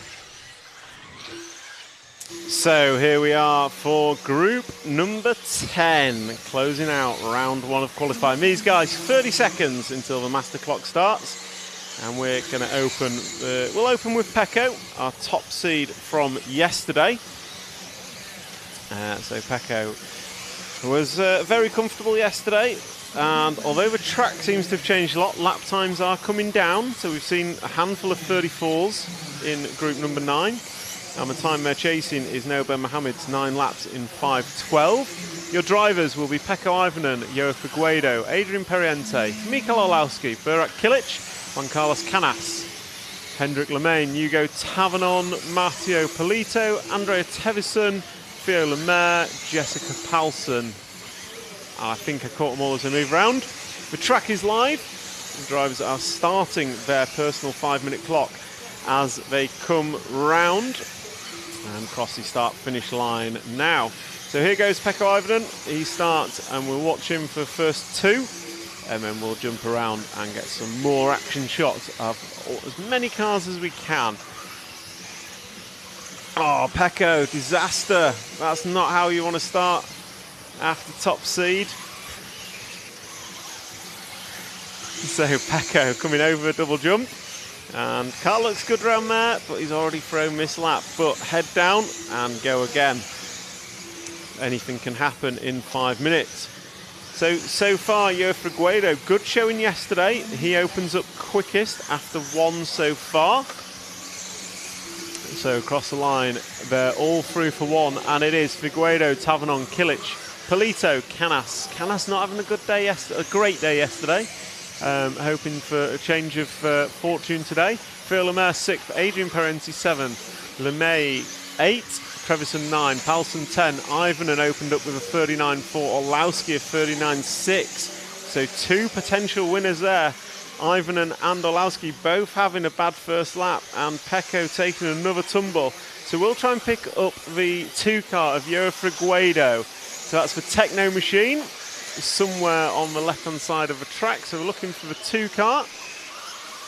Oh, there he goes. Cameraman's on it already. He's got much better eyes than me. So there is Joao Figueiredo. So he ran good yesterday. Techno driver, hot race tyres, judging by the hat in his picture, and down the straight he goes. So that's going to be a 34.9 for Joao. So good run, good lap from him. He's on for 5:18 pace. So we're not threatening Noben Mohamed's run from the heat prior. So Noben Mohamed went 5:12, Ongaro went 5:16, Joao Figueiredo looking to go 5:18, and then Birkin Kilic will hold from heat 8 with a 5:18 as well. Kilic and Figueiredo separated by less than half a tenth. Figueiredo's is a predicted time, and looks like he's coming up on the 11 car of Theo Lemaire. So down the straight they go. Figueiredo to the inside, hopefully still makes the triple, as Theo Lemaire sends it back up the inside, backs out and gives Joao the corner. Thank you very much. So Figueiredo is 4 laps into an estimated 9-lap run, and last time by a 34.8, bringing him down to 5:16 pace. So it's not over. He's still got a chance of a top 2, top 1 possibly result, although it looked scrappy through there. So behind Figueiredo, we've got Matteo Polito. We'll try and jump to him next in the 7 car. So we'll look for the 7 whilst we just follow Joao Figueiredo a little bit longer. And the 7 car is the blue and yellow machine, coming off for double-double now. It was a triple single yesterday. And there he is on screen. So that's Matteo Polito. And he is driving, I think, an S-Works machine. That'll probably correct me in my ears if I'm wrong. Red hoodie. So Matteo Polito only 1.4 behind Figueiredo, but estimated he's looking at a 5:20 to Figueiredo's 5:18, and that's 6 places in the standings. So Matteo Polito only looking at 10th overall in round. He's been chased down by Juan Carlos Canas, 1/10 of a second between them. As I say that, Canas goes through with a 35.4 to jump into second. Polito, can he respond as he comes round to complete his 6th lap with an estimated 9 to go on the board? Jonathan Wolf in the YouTube chat. Polito's been brilliant this year. Yes, he has, absolutely. And Polito does respond with a 35.0. So puts half a second on Canas with 3 laps to go. Virginia Velou, good morning to you. Bonjour. In the chat supporting the French drivers, Joao Figueiredo, a 34.5 and a 34.6, going to move him up to the 2 spot overall. Still estimated 4 seconds off Noben Mohamed's lap overall time. So I think Figueiredo's battling it out for second with Davide. Kilic now sits 4th, Bataille 5, Polito jumping up to the 8th spot last time by with a nice 35.2. 15 seconds remaining. We'll jump back to the 2 car of Yo Figueiredo coming onto the straightaway now. The orange and yellow one, number 2, down the straight as he starts his 9th and final lap. 34.3 last time by for Yo. He's estimated to go 5.15. This should give him second in round if he can keep it rubber side down. Polito runs second. Then we've got Canas, Periente, Tavernon, Kilic, Lemaire, Tavason, Lane May, Orlowski, Paulson and Ivanen. So Orlowski and Ivanen not having great runs. So Yo Figueiredo going to come round and 2 corners to go. We watch him cross the line. And there goes Yo Figueiredo finishing up with a 5.15. I'm going to run down to grab some interviews and I'll hand you over to Matt.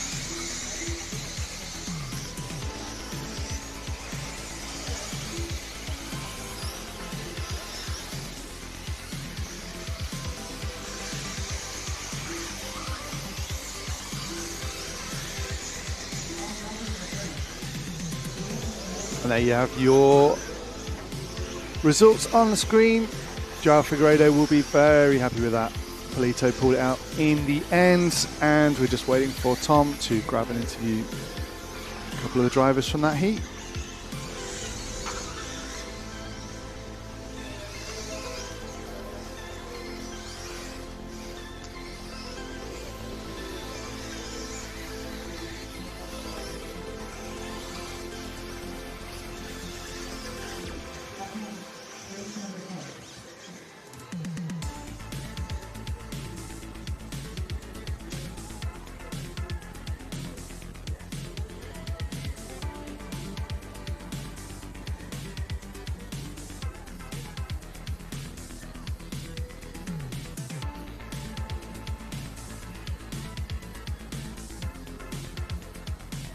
So, quick word with top man in that heat, second overall. How was that one for you, Yoa? It was pretty good. I mean, the track is always changing. I think since the practice in the morning, I felt pretty fast overall. So, yeah, just happy to get some points in, which is important.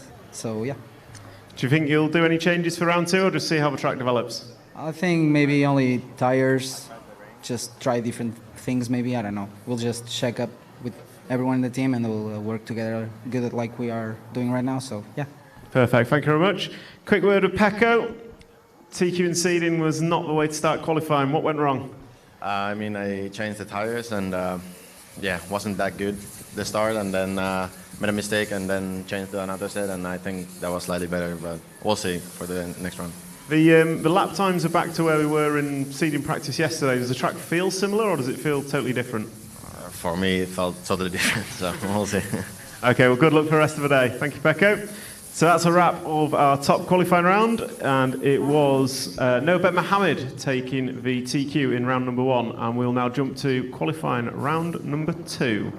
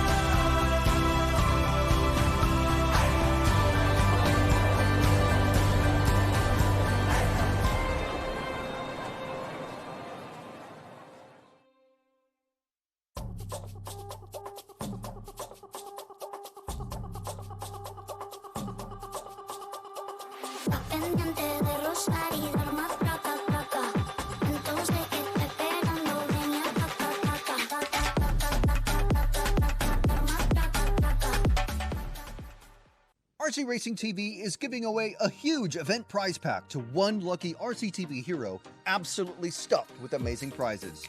You could get yourself a pair of exclusive RCTV kit bags from Race Stars, an EFRA t-shirt signed by every driver in the A Final, a Pro-Spec Team Savok Servo, the latest Invisible Speed 2 book signed by JQ, 36 Mood swag, and more. And to be in with a chance, all you have to do is be an RCTV hero by joining the channel. Hero channel members get to watch tons of exclusive RC content, get discounts on the RC Racing TV store, and if you're hero level and above, you even get a free sticker sheet. Plus, you might even win the awesome EFRA eBuggy Euros Hero Event Pack. This exclusive offer closes midnight on Monday, so become an RCTV hero and join the channel today.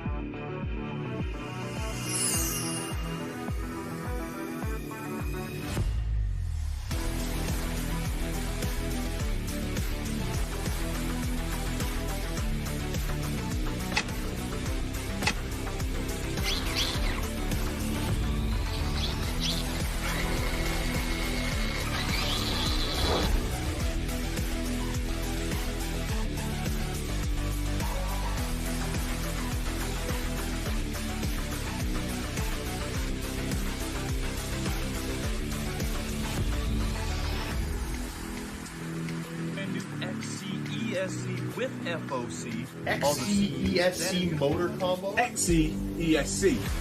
XC ESC.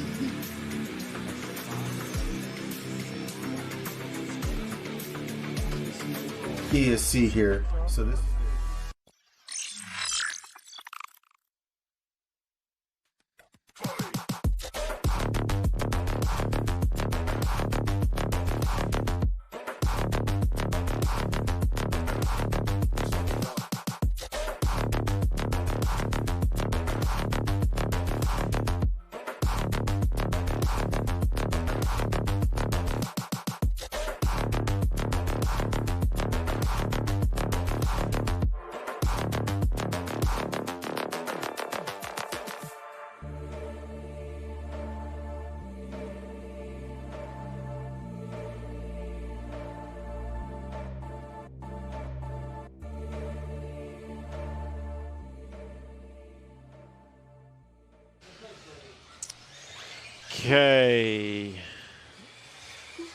Okay, welcome back to group number 1, round number 2 of qualifying.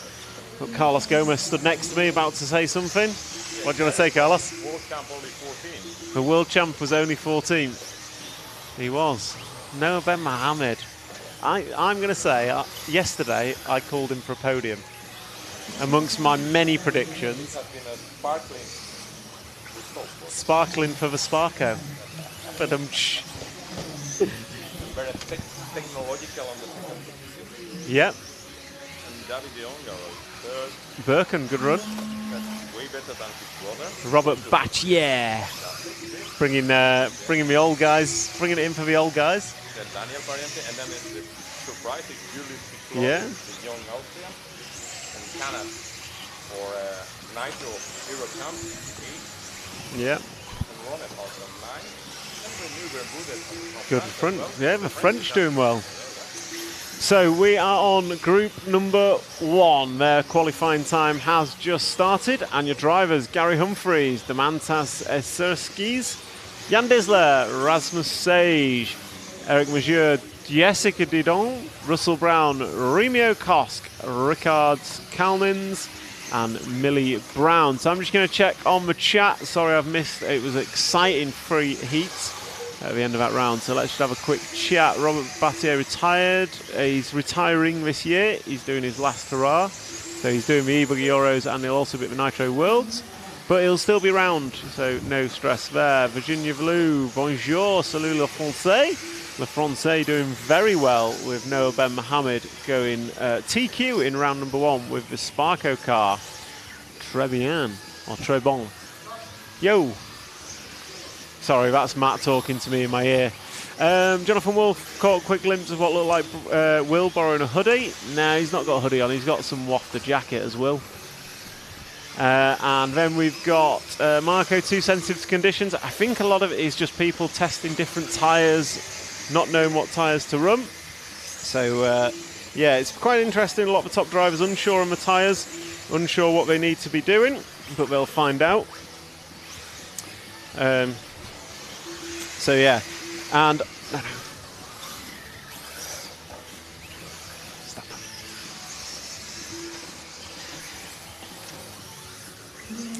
So I'm just about to be joined in the booth by Sultan from Hobbywing. So just check last comments. No. And Jan Disler is leading this one. So if Matt's back in the booth, I can hear him rustling. So Sultan, how's it going? Yes. Welcome to Estonia. How did you find your travels?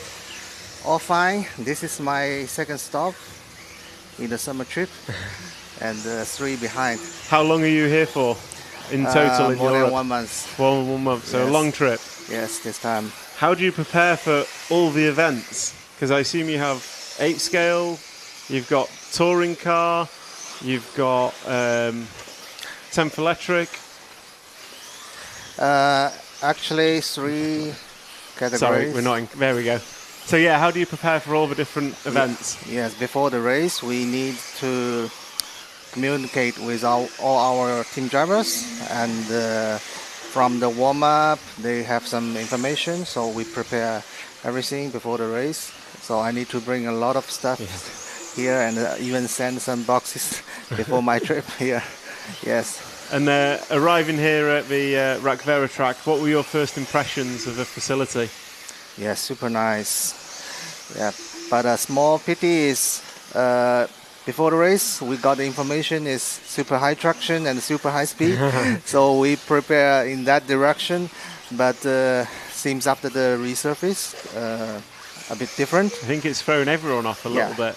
Yeah, so we actually need to fine tuning everything for the power system. And from a Hobbywing perspective, is that playing with the motor or more in the ESC? This time ESC, I think. And is that to make it smoother for the drivers, or? Yes, smoother, but also need some power. Short jump, so need bottom power at some section of the track. And how do the Hobbywing products have the settings to be able to do that? Yes, we have some parameters to fine-tuning the different power band. So like the bottom power, we have some 2 or 3 parameters, can adjust that. Also, we do some game on the motor timing, also the gear ratio to fine-tune the power. And do you have any new products here this week, or is it all the standard products at the minute? Yeah, this time actually we just released a new firmware for the XR8 Pro G3 Speedo the day before the race started. This one is a new one with some brake functions newly released. Yeah. So also some of the drivers, our team drivers, already tried the new disc brake functions. So I assume they've been testing that prior to release, so they're comfortable coming here. Yes, someone like it, so already race with the new functions. Yeah. Yes. Excellent. And where's your next journey from here? The next one is the ETS in Transing. So very different. Very different. Yes. Yes. And have you got any more you want to add on Hobbywing products? We will have some big releasement in the maybe the last quarter of the year. Is that around the touring car worlds, or? I cannot say at this time, but it's a long time waiting products. Because I guess the touring car worlds is going to be another big flagship event for you this year, and yes, it is a motor. Yeah. Yeah. Excellent. Well, thank you for joining us, Sultan. Thank you. And good luck for the rest of the event with you, your team drivers and all your customers. I think Yes. Hobbywing probably the most popular in the pits from what I was seeing. Yes, I on believe practice day. so, yes. Yeah. Well, congratulations. Thank you. Thank you. Thank you very much. So that's a quick word from Sultan, who's here representing and supporting all the Hobbywing customers, drivers, and making sure that their products are doing as best as they can. 3 minutes to the start of the race. All top driver mechanics, I would like to thank So that's a wrap of group number 1 done and dusted. And group 1, let me see if I can just quickly bring up the results. I cannot. So group number 2 is going to be up next. So quick word there with Sultan. He's just a long-time Hobbywing representative, and he's on his European tour. So he's got a month over here, which I'm sure is not easy. But he will be supporting Hobbywing customers across all the racing classes. So in that one, group number 1, Jan Disler going to take the win from Remy Kosk, Rasmus Sage, Jessica Diodon, Gary Humphreys, Eric Monsieur, Demantis, Esther Skis, Russell Brown, Millie Brown, and Richard Kalnins. We've got 2 minutes to the start of group number 2. 2 minutes to the start of group number 2, and these guys just heading out on their warm-up.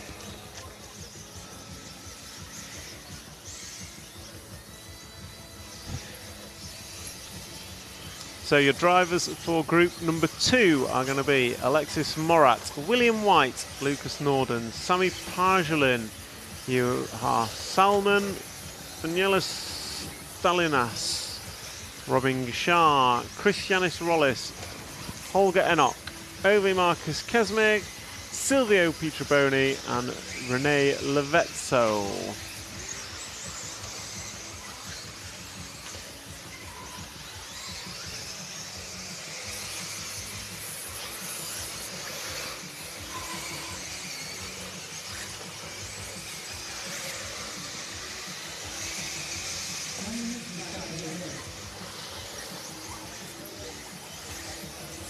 So this is group number 2, round number 2 of qualifying. So thank you to the 300 odd of you that are joining us on the YouTube chat. If you've got any questions or comments, drop them in the chat. I will do my best to answer them.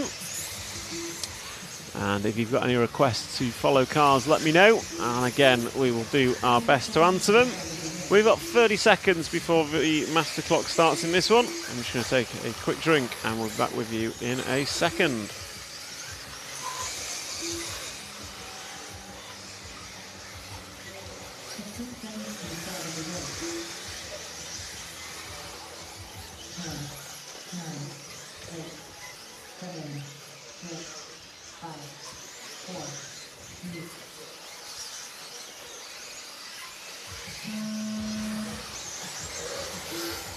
So the buzzer sounds, the master clock is live, and we are following Lucas Nordens in the free car, blue, white and orange with a yellow wing. Down the straightaway, taking the high line, that's what we like to see. Nails the triple, does not nail the landing, and he's on his roof. Disastrous start to lap number 1 there for Lucas. So we've picked up what looks to be the 7 car of the Austrian driver Robin Shah. So he's going to come over a double jump. He's on lap number 1 as well. Let's see if he can close out this lap without an error. Hopefully he can. As I say that, he's in the AstroTurf. There goes by the free car, so we'll pick him back up. So both these guys not having the best of first laps. The best first lap will fall to Alexis Morat, who's going to open up quickest with a 38.1. So in terms of the track, it seems to be back to yesterday's fastest pace. I'll just have a double check on the lap times. So if I take a look at the fastest lap was a 34.3 for Jofa Guido, which matches the fastest lap we saw yesterday. Noah Ben Mohammed's was a 34.2, so the track's faster than yesterday now. However, I will say everybody looks to be struggling. So the grip's up in some places, the track is fast, but the track maybe not consistent, and certainly people struggling with tyre choice in a lot of places. So Alexis Morat going to lead this one, so we'll try and pick up the one car if we can find him. He's about 3/4 of the way around the lap, and he is the all-white car with a black wing, number 1, coming down the straightaway. Not sounding particularly healthy, although as he comes past us, it seems to have quietened down. So that is the one car of Alexis Morat jumping over the back marker of what looked to be the 8 car. I think that was Christianis Rollis. So Alex Morat, last time by 37.5. That is his quickest lap. And Danilius Stalinos is running in second. He is 3.8 seconds behind. So Alex Morat, as we come into 2:30 down and 2:30 to go on the master clock, is looking good in this one. The all-white, I want to say X-ray machine, goes down the straightaway, and with that completes lap number 3.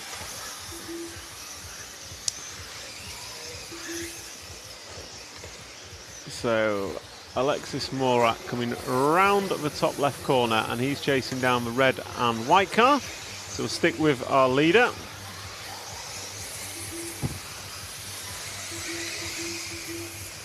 So running wide off the off-camber, but triple single, nicely done.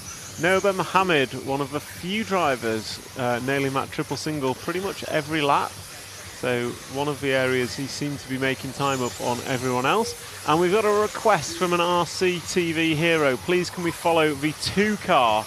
So 2 car is the blue and yellow one at the back of the track. It's about halfway around the lap. So 2 car now coming around in front of the camera stand. There he is, William White of the Irish contingent, the Irish trio. It's like a really bad boy band if you see him out in the pub. So yeah, Will White coming round the hairpin now. And around the second, he's going to come down the straight, put 5 laps on the board. That was a 41.7 for Will White, against a 39.9 best lap. And he's about 7 seconds off second place, which is Dan Elias, and a further 7 seconds off the lead. So about 14 seconds off the lead for William White. He was telling me yesterday how if this Euros was on AstroTurf, he would be winning. And luckily for him, the Euro Bs next year are on an AstroTurf track in the Netherlands, and he's going to go there and win. His exact words. So all those Irish listening in, you've got someone you can get behind and support, because he's a guaranteed winner. So William White down the straight, goes through turn 1, coming in low, and hits the triple nicely, bounces off the pipe, the half a spin, gets away with it over the double jump, and then drives away from the rostrum into the top corner, and then drops down through the fast chicane into double 1, double 2, just jumping on top, not a bad thing to do, stops him running wide on the downslope, and then through the off-cambers, taking the option to run round the off-cambers, and then going double, single, single, keeping it rubber side down. Last time by for Will was a 41.1. This time by, as he comes across the line to complete his 7th lap, and starting his 8th and final lap, that was a 39.8. So that was Will's best lap that he's done. And as we come into finishing times, we will follow Will as he rounds out this heat. So he's about a quarter of the way through the lap as he chicanes down over double 1. Let's see what he does on double 2. Oh, very nicely done. Just reaching the top of the downslope, slowing it down. And then again pushing around the off-cambers, not taking any prisoners on the apex, that's for sure. And he comes around the final section of the track. You can see the groove starting to appear now as he comes around the final hairpin, sweeps round and across the line. That was a 39.5 for William White, and with that he's looking to finish 4th overall. Alexis Morat going to take the win with an 8 laps in 5.17. Dan Elias going to finish 8 in 5.20. Robin Shah going to finish 5.24.5. William White 5.24.9. Sami Parjalin going to finish in a 5.26, and Over going to finish 5.30. So that's a wrap of group number 2. Results there for you on the screen. Christianis Rollis going to finish 8, and Lucas Norden's in the 9. So with about 2 minutes to go before the start, 3 minutes to go before the start of heat number 3, we're going to cut to a quick VT, take a small break, and we'll be back with you for heat number 3 very shortly.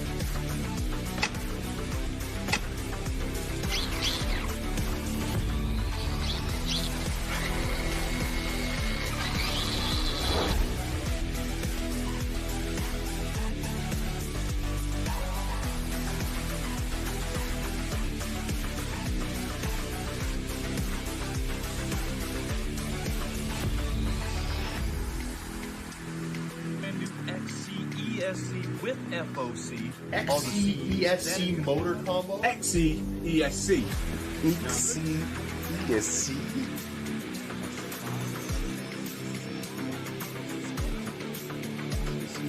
ESC here. So this.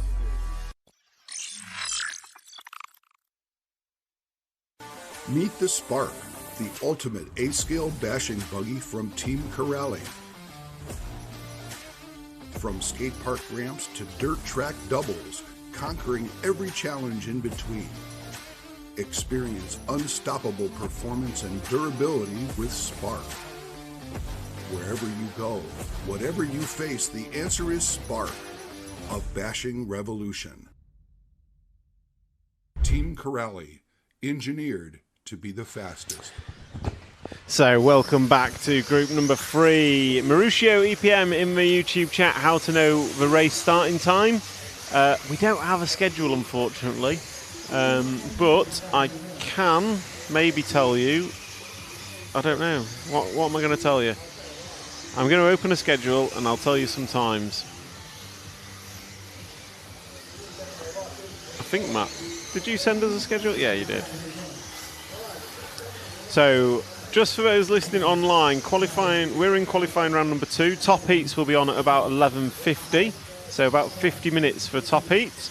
Then we're going to have a lunch break. Qualifying round number 3 starts at 1 p.m. Qualifying round number 4 will start at 2:45. And then the finals, last chance qualifiers that we're running today, will start at 5 p.m. local time. And that is something you want to be here for. So in this one, we are following the one car, the all red of Roger Manel's. So our cameraman is superb at picking up cars that go fast on lap 1. He has started lap 1 and he's crashed, so that's not continued. So we'll pick up the 2 car of Jimmy Lamus. So blue and white X-ray machine of Yimi. So he is coming round now. And he's going to come around the hairpin and down the straightaway. And he crosses the line. And that lap for Yimi was a 39.2. So good lap there for him.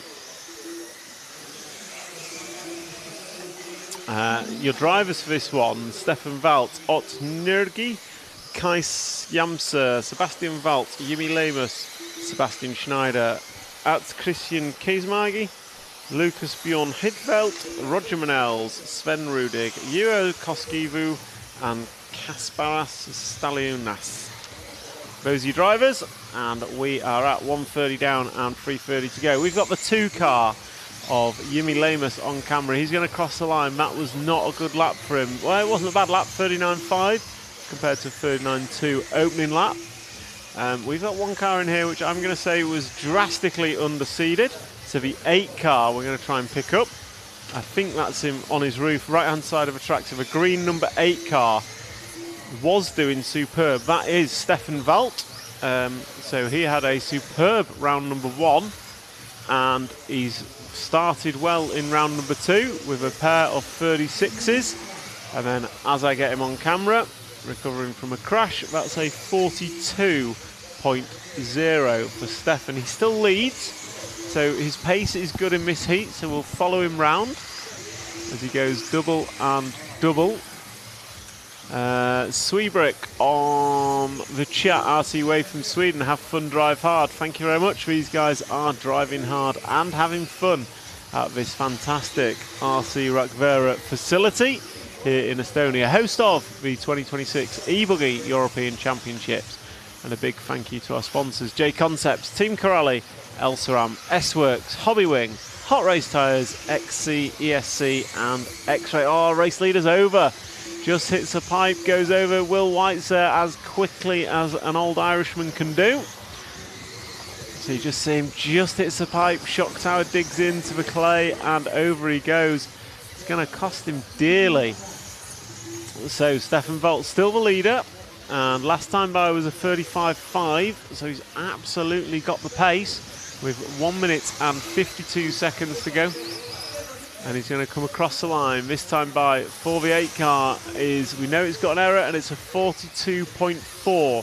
So next up, we're going to try and pick up the 5 car. He should be coming across the line in this batch of cars. So 5 car, end of a straight. It's the orange and white car with a black wing. There we go, on camera now. A dash of blue at the back of it. That is Sebastian Schneider, and he leads 1/10 of a second in front of Stefan Valt. Then we've got Yumi Lamus and Ott Nurgi.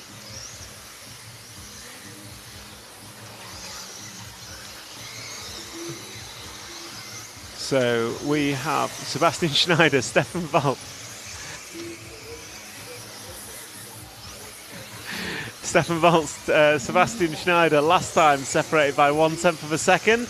This time by...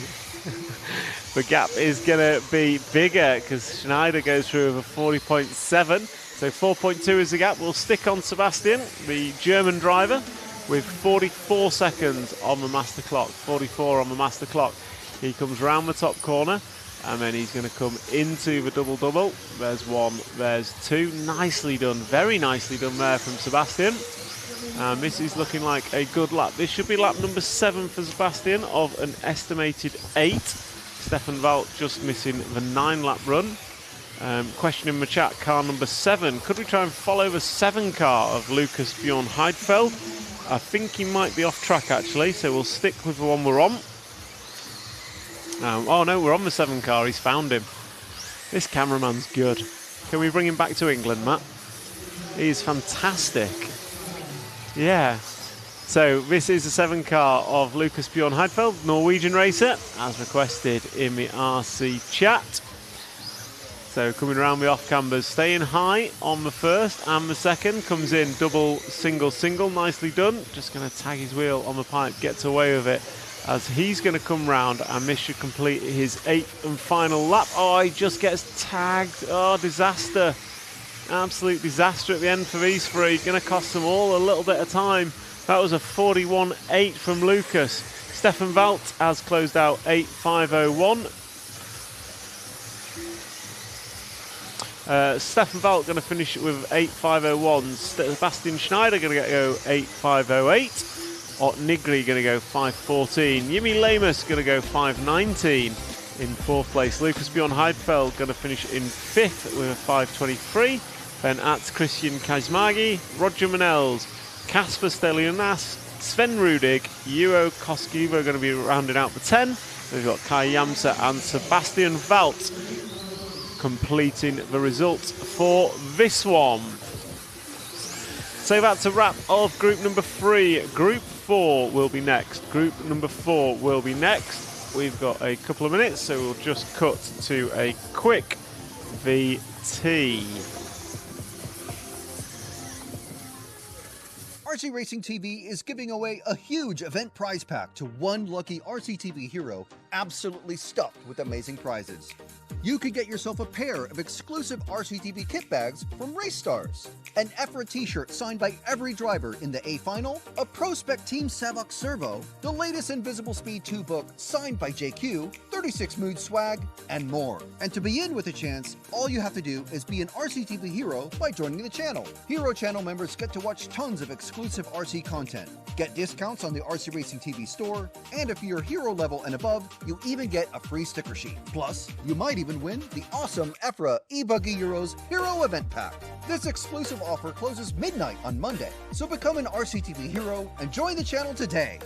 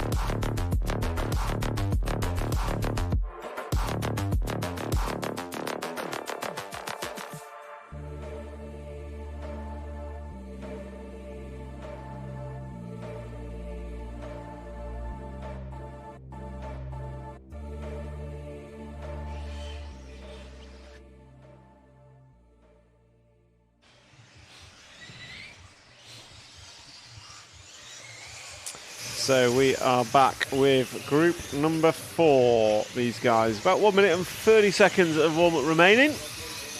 And these are your drivers: Julian Bergenton, Mick Butler, Eek Tom Pat, Maxi Block, Marcus Heine, Mika Kaitamo, Joseph Farafet, Thomas Stuck, Yannick Farn, Cedric Dowbury, Jürgen Pirlo, and Evalds Boutans. And as Frank so clearly says there, hit the join button and become an RCTV hero. And why would you want to be a hero, I hear you ask? Well, you get exclusive access to content. You get priority calls on who we follow in races. And you also get entered into the EFRA eBuggies prize package. That includes a Savox Servo, an EFRA t-shirt signed by all the A finalists here this weekend, and an Invisible Speed 2 book signed by the man himself, Joseph Quagrain. So if you want to be involved in that draw, you want exclusive access to content, then hit that join button and become an RCTV hero. I think we're currently at 393 and we want to get to 400 before the end of the weekend, otherwise I'm not allowed to go home. Please, can we follow Thomas Stuck for some laps? Yes, we can. So I'll get to that eventually. To start with, we are on the free car of Eke Tompat, a local Estonian racer, Scratch Track. We're now going to jump to the two car of Mick Butler, I believe. Yes, it is. So Mick Butler on screen driving the Schumacher prototype machine. We heard from Tristram Neal earlier in the booth, just giving some insights to that car, but not giving much away. Still in testing phase, shall we say. He said 98% of the parts are Schumacher parts, and the ones that aren't are just some minor mouldings that they're still to perfect at the Schumacher factory. So definitely a Schumacher car this year, and should hopefully be able to see it with the body off soon, although it wouldn't say when, but it's not this weekend, unfortunately. So we're following the two of Mick Butler as he drops down the double and then going to come round the off cambers, going round them quite literally, and then he goes double, nicely done. And then he's going to come through the fast chicane. One of two fast chicanes on this track that look great when you stood on the track and can see them clearly. and they're a whole lot harder when you're on the rostrum trying to go flat out. So next up, we're going to try and pick up Thomas Struck. So that is the 8 car of Thomas. Should be about a quarter of the way around the lap. So see if we can get the 8 car on. God, there he is already. This guy is on it. So Hugo, our cameraman this week. So the RCTV stream this week supported by television.ee, an Estonian broadcaster. And got to say, they are fantastic. So some stellar work from our broadcasting partner. And they're helping produce and bring on this fantastic live stream of all the action here all weekend at RC Rakvera. Comment in chat, wonderful track. Yes, it is. The track is fantastic. The club have done an amazing job pulling together such a fantastic venue, facility and track. And we're following Thomas Struck, the Austrian racer. He's gone 42.2 and 42.6. So 2 consistent laps for Thomas. And then he goes, well, he's coming round now. He's got 2 corners to go. There goes 1. And here goes 2. And down the straight he goes. And that is lap number 3 completed. We'll jump to the 1 car. So the one behind him, or now in front of him, that is the 1 car of Julien Bergenton. So he is your race leaders. Carlos gives me a sign that says we're not allowed nudes of the Schumacher car. No sexy pics this time. This time. Disaster. I did ask nicely, Carlos, but I was told no. You've got to keep it PG round here. So we're following Julien Bergenton. So 39.6 last time by for him. A fast lap of a 37.9. So he's in a little bit of traffic. It looks like the 9 car is in front of him, but he just gets the jump wrong and he's going to have to spin himself around, so that's going to cost him a little bit. Once again, you can see as they drive on the groove, you can just see the tyres leaving tyre marks on the oiled section. So some grip coming up as they go round. Track is quick. Track is as quick as it's been in round 1 of qualifying. But I think the feel for the drive is a little bit different, and I think there's a lot of to-ing and fro-ing in the pits between whether they run clay tyres or soft tyres. So different types of rubber, both reacting very differently but achieving a similar result, I believe. Just different feel to get there. So Julien Bergenton, 6 laps on the board of an estimated 8. He's looking at going 5.11. Mick Butler running in second, doing well, looking at going 5.15.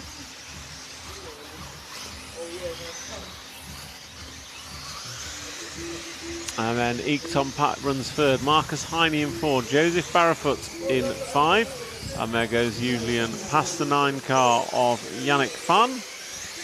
And he's going to put 7 laps on the board. So he is your race leader. His lead is a 3-second lead, 2.9 seconds over Mick Butler, who's 1 second ahead of Ike Tom Pat. As we come into the final 15 seconds, I'll give cameraman free rein if he wants to pick a different car to close us out. Or we can stick on Julien as he goes wide into the dust. And he's going to come round. Goes triple single, nicely done. He's got just the right hand side of the track to go now.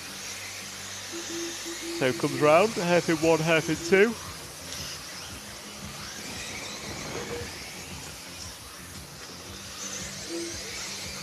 And Julien Bergenton finishes out his run 8 laps in a 5.10. And then he goes over. But his run is done. He's completed his 5-minute run. And he's just going to wind down this clock as everyone else, as they come through now, will be closing out their runs here in group number 4.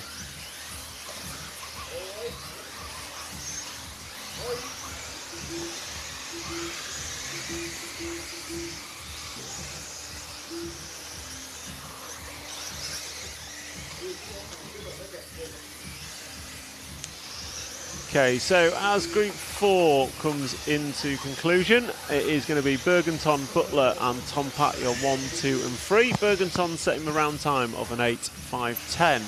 And I believe Matt's got Hello. a hot take for us. It's not really a hot take, it's a reflection of walking around the pits and actually looking for somebody to talk to bring on as a guest. And everyone seems a little bit stressed with not understanding what to do on the tyres. Well, I've always found gluing them to the wheels is really helpful. Yeah, but it seems like it's on a knife's edge which tyre to use. Like they're looking at the sun going, the sun might come out, in this case, maybe this tyre. Talked to Pecco saying, it's such a shame that you ride in the pipe at the beginning of your heat. And he was like, yeah, but it would have been rubbish anyway because I chose the wrong tyre. It's like, well... Do we know what tyre he went on? It looked like an Ojo. Okay. But he said Robert was on a similar tyre. It was fine for him. So I don't know. And then I went over to, I should talk to Martin Bayer, get an X-ray take on things. And he was like, I'm just so stressed with tyres, we don't know what to do. So he's not even racing. I know, but he's working on like five different cars. Yeah. So then I was like, right, well, we need to talk to a tyre guy, Nicola Barone. We need to get him in, but he's not here. And his representative here is Robert Battier, and he's like, I need to wrench on my car. So J-Ro. We could get J-Ro in again. And let's get J-Ro in to talk tyres. Okay. It's interesting because I think the difference is we've got clay compounds and soft compounds, and I think they're both working. It's just a different feel to get there, and obviously different people have set up the cars differently. And do we know what Noah was on? No, I can find out then. I'm getting a bit technical for you, aren't I, Matt? Talking compounds. No, I mean, are they on the clay compound yet? That's the thing. And clay or soft? Because Trish was saying something when we had him up around cleaning tyres as well. Because the tyres, one of them's not coming off like quite clayey, and it gets better through the run. So they think, we don't need to clean the tyre because actually that's helping it. And actually going with a brand new clean tyre is not a good thing. But who knows? Tyres are one of those things where anything can happen, right? Yeah. How's David Todd doing? David Todd in round one was 15th. Because what was Will White saying last night at dinner? They're on the same tyre. I can't remember which tyre it was. I think Will's brought clay compound. Right. And he says that he wasn't using them, so it must be a soft Will was on. Yeah. And Todd was on the same yesterday, and he was a lot quicker than Will. Sixmick, actually. Sebastian may be around. I've seen him around. I'll see if he wants to come on for a chat. From Sixmick. What's his surname? Can't remember. Yeah, I mean, I'll chat to anyone. It's interesting. Tyres are the game today. It's definitely... And the weird thing is the track is now, I would say, quicker than yesterday. So we had a 34.2 from Noah Ben Mohammed and a 34.3 from the top 8, Yoa. So they've both gone quicker than they did yesterday. Which we expected the track to be slower because everyone says it's got no grip. Yeah. So I think it's feel more than grip. Interesting. I think the track, it changes a lot, doesn't it? Yes, and it's great for us. I mean, I understand the stress and the headaches for racers, but for us, this is fantastic. It is stress-free racing. What can I say? Right, you go and find me a tyre man to speak to and explain all this wizardry and black magic. I'll be back. Meanwhile, group number 5 is rocking and rolling, and we have on camera Matteo Marie, who put in a stellar first round. He was the fastest guy to do 8 laps, and he was 30th overall. He was 1 place behind Renault Savoia, and he was 1 place in front of Mikkel Orlowski. So not a bad run from group number 5 at all. And he's got what looks to be the 9 car for company on track. That's Timothy Viola. But we'll stick with this for now. So we'll stick with the 3 car of Matteo Marie because he did so well in round 1. We'll see what he can do in round number 2.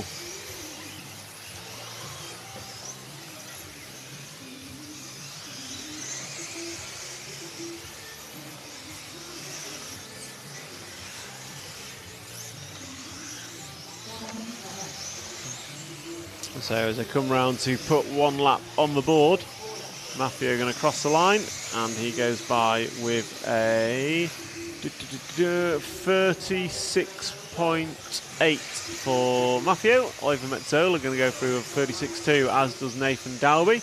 Holger Light going to go 37.4. Metzola, lap number 2, 36.1. So we'll try and pick up the one car when we can, Mr. Cameraman. So he should be on the left-hand side of the track somewhere. So the one car of Ivan Metzola. And I think he's going to be, where is he? This green and white and blue car of Iva. So Finnish racer, and has pulled out a 36.2 and 36.1 opening laps. And it's fair to say the track is getting quicker. So Ivan Metzola looking to go 5.28. Nathan Dowby, good lap from him, looking to go 5.25. Iva did a 37.1 last time by. So dropping off ever so slightly. So we'll follow Iva for a lap or two as we wait Nathan Dalby to come through and put his next lap on the board. And he goes through with a 35.7. So Nathan Dalby going in quick. He leads Iva Metzola and Maffeo Marie, the French and Finnish racers, going fast. We've got Holger Like running in 4th, Jürgen Trieb in 5. Eunice Kekkonen in 6, Oscar Lucas Housing in 7, Sergi Moreno going to go 8, Timothy Weiler 9, Carl Bashman in 10, Colin Whelan 11, and Nicholas Leloup unfortunately broke it on the warm-up lap. So coming into 2 minutes remaining, we'll close this lap out with Iva as he comes up on the 4 car of Holger Like. So these two need to work together. Iva is quicker. We'll see if he can get through. Next, we want to jump to the 6 car if we can. He's on the left-hand side of the track at the minute. So 6 car of Jürgen Trieb, I think is the yellow one.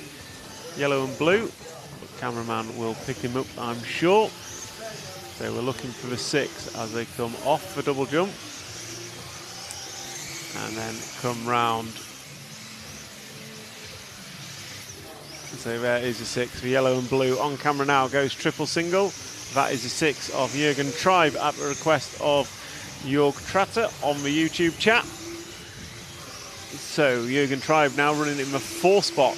He's looking to go 8 minutes in 5 minutes dead. So he's going to hopefully get onto the 9-lap run here. With 1 minute to go. 1 minute and 5 on the master clock. Dalby, Metzola, Marie, Trieb, Eising, Kekkonen, Like, Moreno, Weiler, Bashman, Whelan and Leloup is your full running order. And most drivers on for improved times. So most drivers on for improved times. Chewy RC, good morning to you. RC TV Hero in the chat. So Nathan Dalby leads Ivan Metzola, Maffeo Marie and Jürgen Trieb.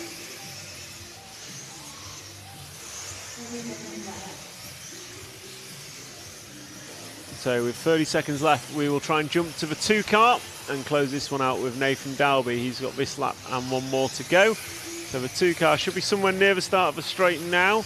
It is the red and yellow coming down onto the straight. Cameraman picks him up quickly and he's got nothing but racetrack in front of him. So he's going to go over the triple and then hang to left, up the double, and then drives away from the rostrum.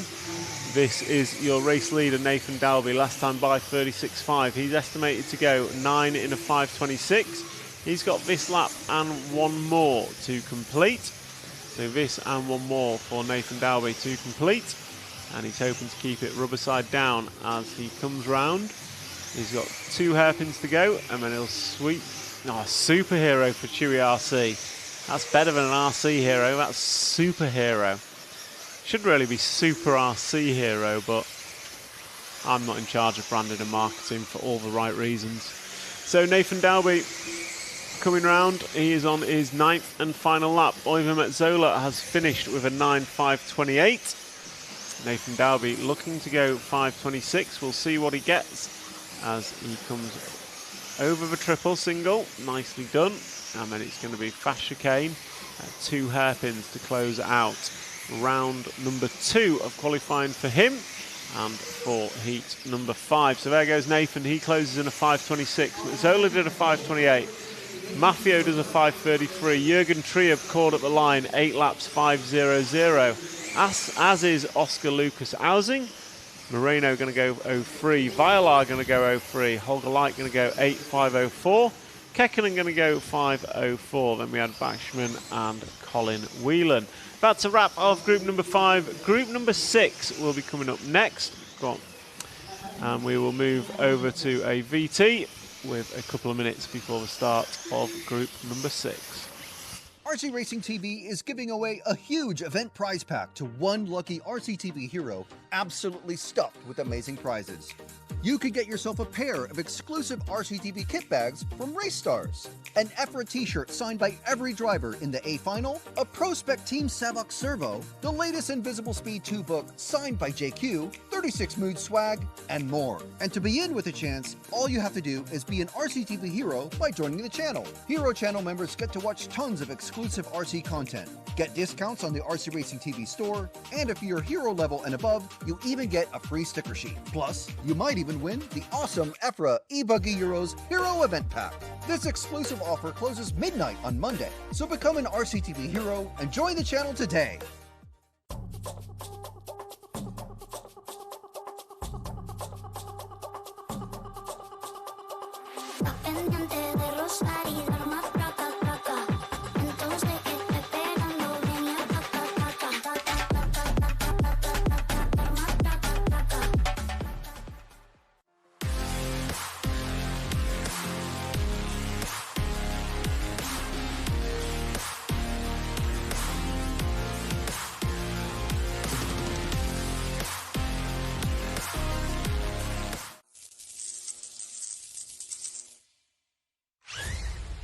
What's up, it's Max Gessel here from Team Elseram at the eBuggy Euros 2026 in Rakvere, Estonia.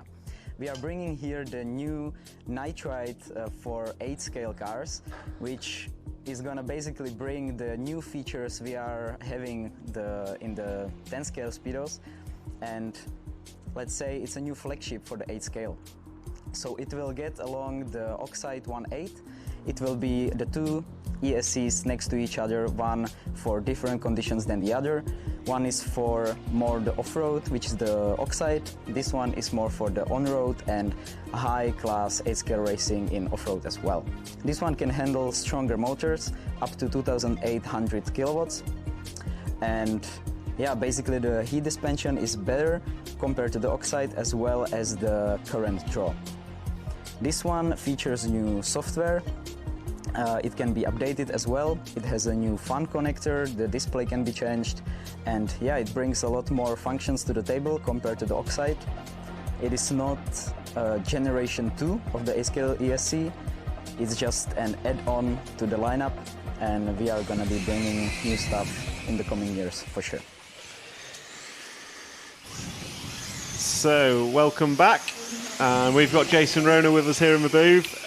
All we're hearing about is tyres, tyres and tyres. Yep. We've tried to get several drivers up here and we've all said we're too stressed. Yeah. Talking tyres, yes. We can't come. So what's your take as a tyre guy? Yeah. Well, last night they put down more of the oil on the track. The areas that were really light in color, they're trying to even it out, I think, and they're trying to get the track to where they feel is the best representation, I think, of their track. So I think they were, they wanted to get that done last night. I actually drove out here at like 10 p.m. last night because it's still light. Yeah. And I was like, oh, it'd be cool to see kind of how they're doing this and everything. So we checked it out. It was nice. There was 4 or 5 guys working on the track, which was great. And then it rained this morning. So we had the rain straight on the oil. Some of the oil on the track. And it sounds so dumb. It's oil and water, right? But, yeah. So, we went with the much softer tire this morning. We started running green super soft tires when it had the fresh water on it. And I think Juan actually ran green compound in the first round today. And then Daniel Klobovic also ran the greens. And then so did Burak, ran greens. Yeah. They're probably going to start transitioning back to the clay compounds now, like will be our silver. So what's the transition window? Because the lap times in round 1 of qualifying matched round 1 of seeding yesterday, which is basically when the track was at its quickest. But it doesn't look like the track is the same in terms of how it drives or how it feels. To me, what it looks like is the track is just better today because of the prep they did last night. So I think what we're going to see is, we were just starting to see the tip of what was going to happen as we move forward today if the weather kind of holds out, and I think it's just getting better as the day is going on because what they did last night, I think they corrected a lot of areas that were dusty, that were bringing dust into the quote-unquote good parts of the track.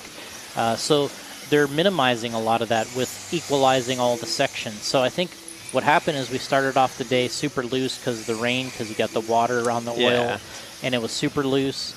We were in like the 37s was a good lap. Yeah, it's like and then, 3 seconds a lap in pre-practice. Yeah, and then I came out and I started about now of the first round. I was like, oh, guys are starting to do 36s. Then we started to see a few 35s. And then all of a sudden, obviously, you saw Ben and the guys, they're kind of getting the low 34s, I guess, right? 34.2 we saw from Noah, 34.3 from Yoa, which I think is their quickest lap. So that's what I mean. The track's fast. Yeah, what I see is going to happen now is they're going to go even faster this round. There's going to be some 33s here soon. I don't know if it'll be this round, but I think as long as the weather looks good, I think everyone's kind of transitioning. I think you'll see a transition back to the clay So you style. think as the groove comes in, it'll be the clay compound? But And what's the feel difference between a soft and a clay? Well, the traditional soft compounds are a lot more. They're very stretchy. They're very like pliable.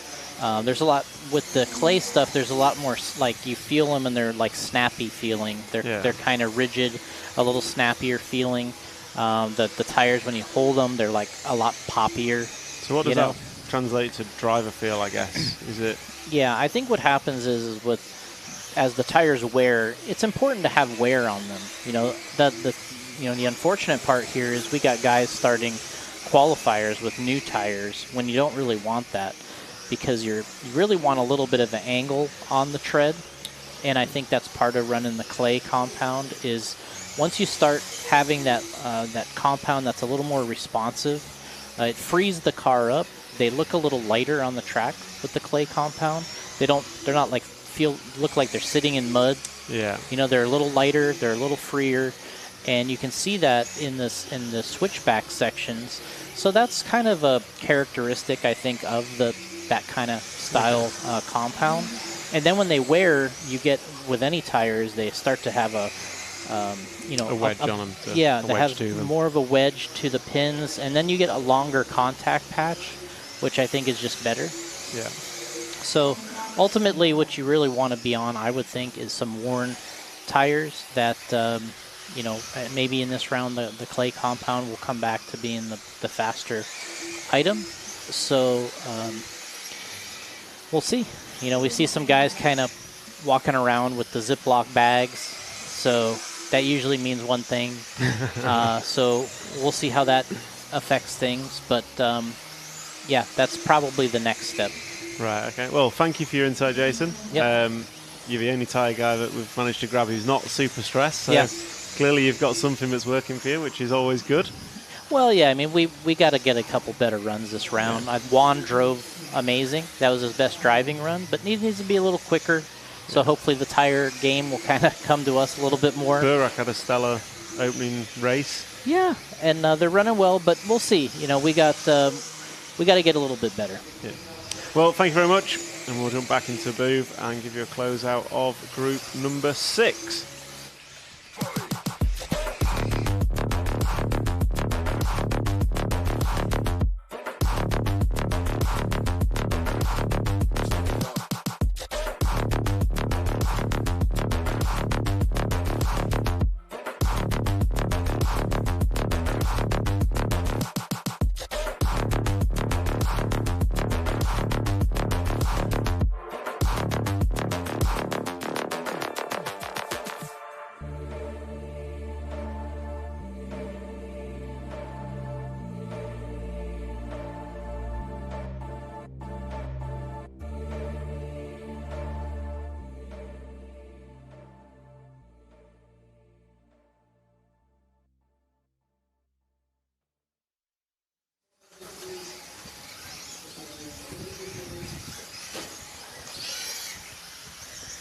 So that was some tyre insight, black magic insight from Jason Rona, which we really appreciate, bringing us up to speed on what is happening and why. And I never thought I'd hear a tyre guy suggest worn tyres is the best thing. Clearly a guy that knows his stuff, and we'll see what happens. As I sit here, the sun is starting to come out. So the sun's just starting to shine down on this track. And we've just missed heat number 6, so apologies for that. We wanted to catch Jason in the booth and get his insights, because man does that guy know his stuff. Group 6, Marcus Ublet took the win with a 9 in 5:25. Alex Valls went second. Savoya third. So Savoya no quicker than he was in the first round, which is interesting. Stanislas going to finish in 4th, and Paula Part, Eric Reaver, Tommy Meir, Danny Robbins, Nafel Burkwell, Florian Durandin, Alan Hodereko, and Morgan Monsieur was your Heat 6 result. Now we move on to Heat number 7. So Heat 7 will be next, and these guys have about 2 minutes and 20 before they start. So 2:20 before this one will start. So tyres seems to be a bit of a hot topic from what we can find out. Matt tried to get a few guests up in the booth, and pretty much everyone said, no, I'm too stressed. Hopefully this afternoon it'll chill out a bit more. No, we love it. No, we do. From a racing perspective, I like people not knowing what's perfect. Interestingly, Jason made an inference to tyres arriving in Ziploc bags, which generally means there's some tyre source of some sort. Oh. So I just spoke to Carlos, who's nicely positioned next to me, and he told me that do whatever you like away from the venue, no tyre sourcing inside the venue. Okay, so it is actually allowed. So do whatever you like, basically, so long as it's not here. So yeah, we'll see. It seems like an odd rule. Doesn't it? Doesn't. It's like don't ask, don't tell. Yeah, at least it's clear. I think as a racer, it's very clear. Which as long as we don't see it, it's fine. It is a good thing. But yeah, also potentially a little open to interpretation. But them's the rules. So we'll see what happens. But Jason's general view is clay compound is going to be the ticket as the sun comes out.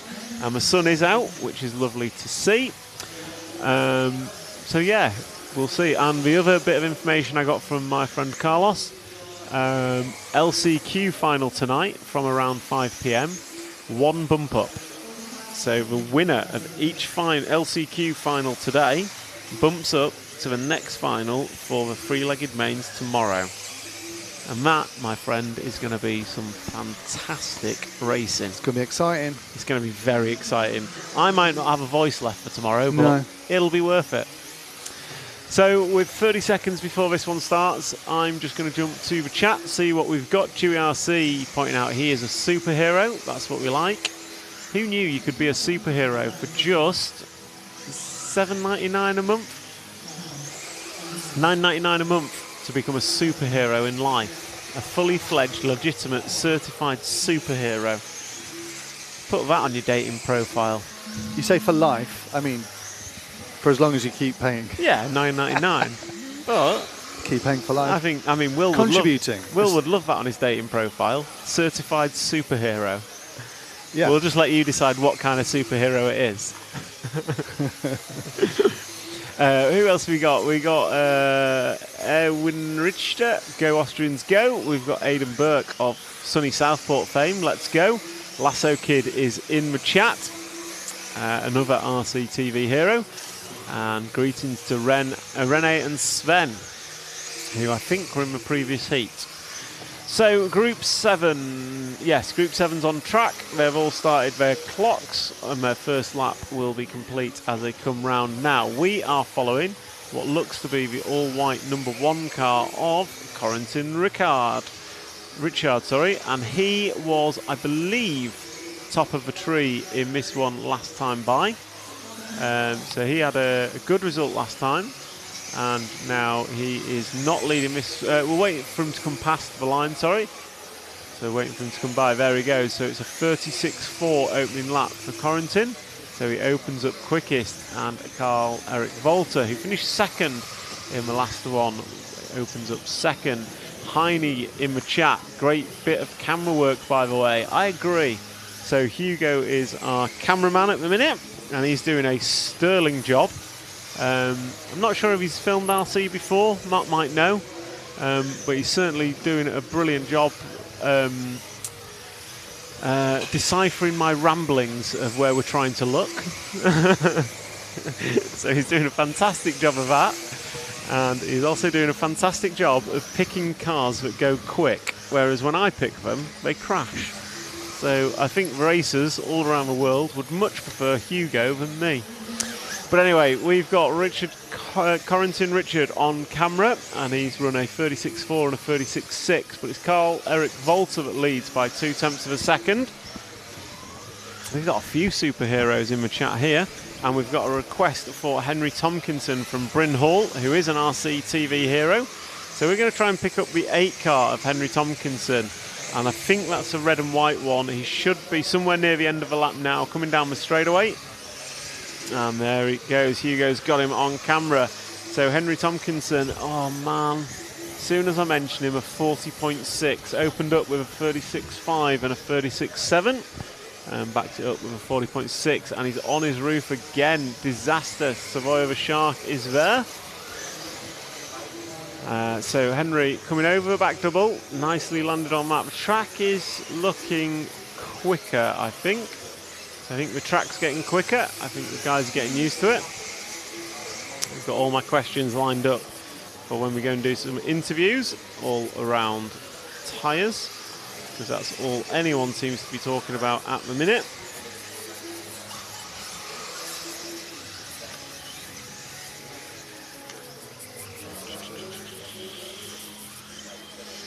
So Henry Tompkinson on track, on camera, over the double jump and back on the ground.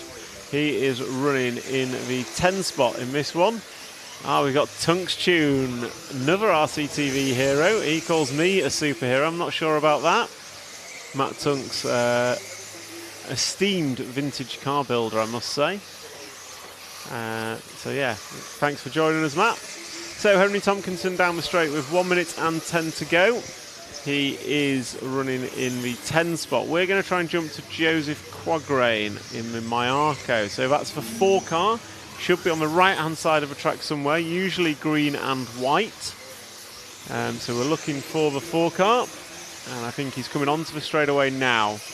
There we go. In view on camera, running an aerial tube.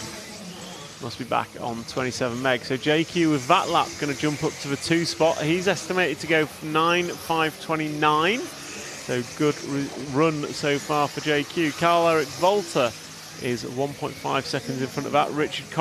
Corentin Richard, sorry, is 0.2 behind that.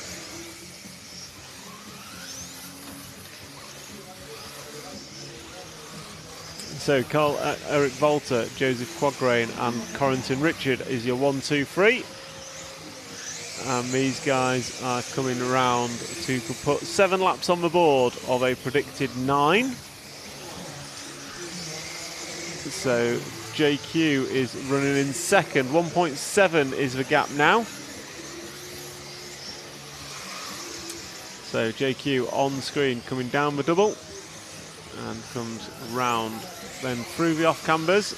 He's keeping it high in the off cambers, goes double double, nicely done, double double.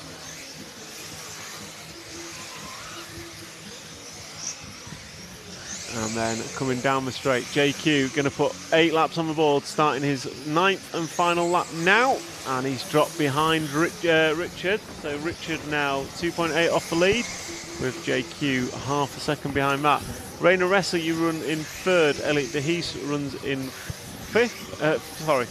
Resser runs in 5th. De Hees runs in 4th. Randolph Alt, you run 6th. Daniel Bubble, you in 7th.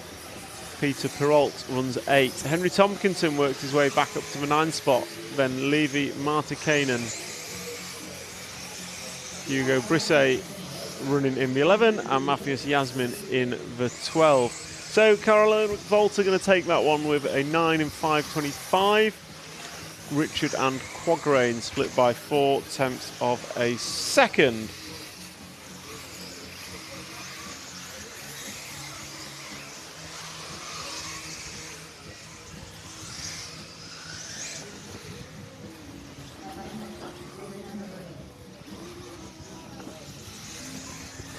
So that's a wrap of group number 7, and we're going to take a quick intermission as we go to a VT, as we allow group number 8 to get onto the track. Introducing Team Corrali's Synchro 4, an all-new four-wheel drive bash buggy for the popular 8th scale category. Quality and performance at an exceptional value.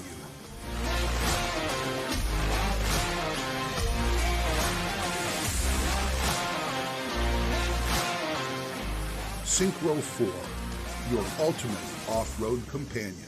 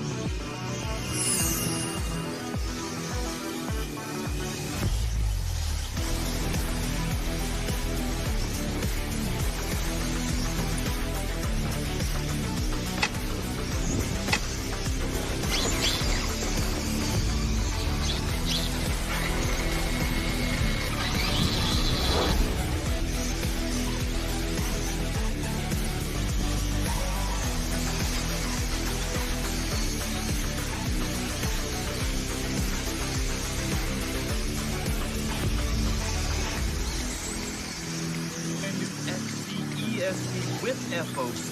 XC-ESC motor combo? XC-ESC. XC-ESC.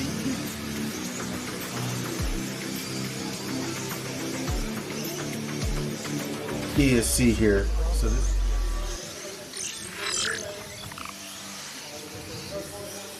So welcome back to group number 8, round number 2 of qualifying, the first of the top 3 seeded heats, and it was Birkin Kilic who took round number 1 in this heat, and we're watching him warm up. So 30 seconds of warm up left, and then we will open with Birkin by virtue of him winning round number 1 in this heat, and then we'll see where we end up.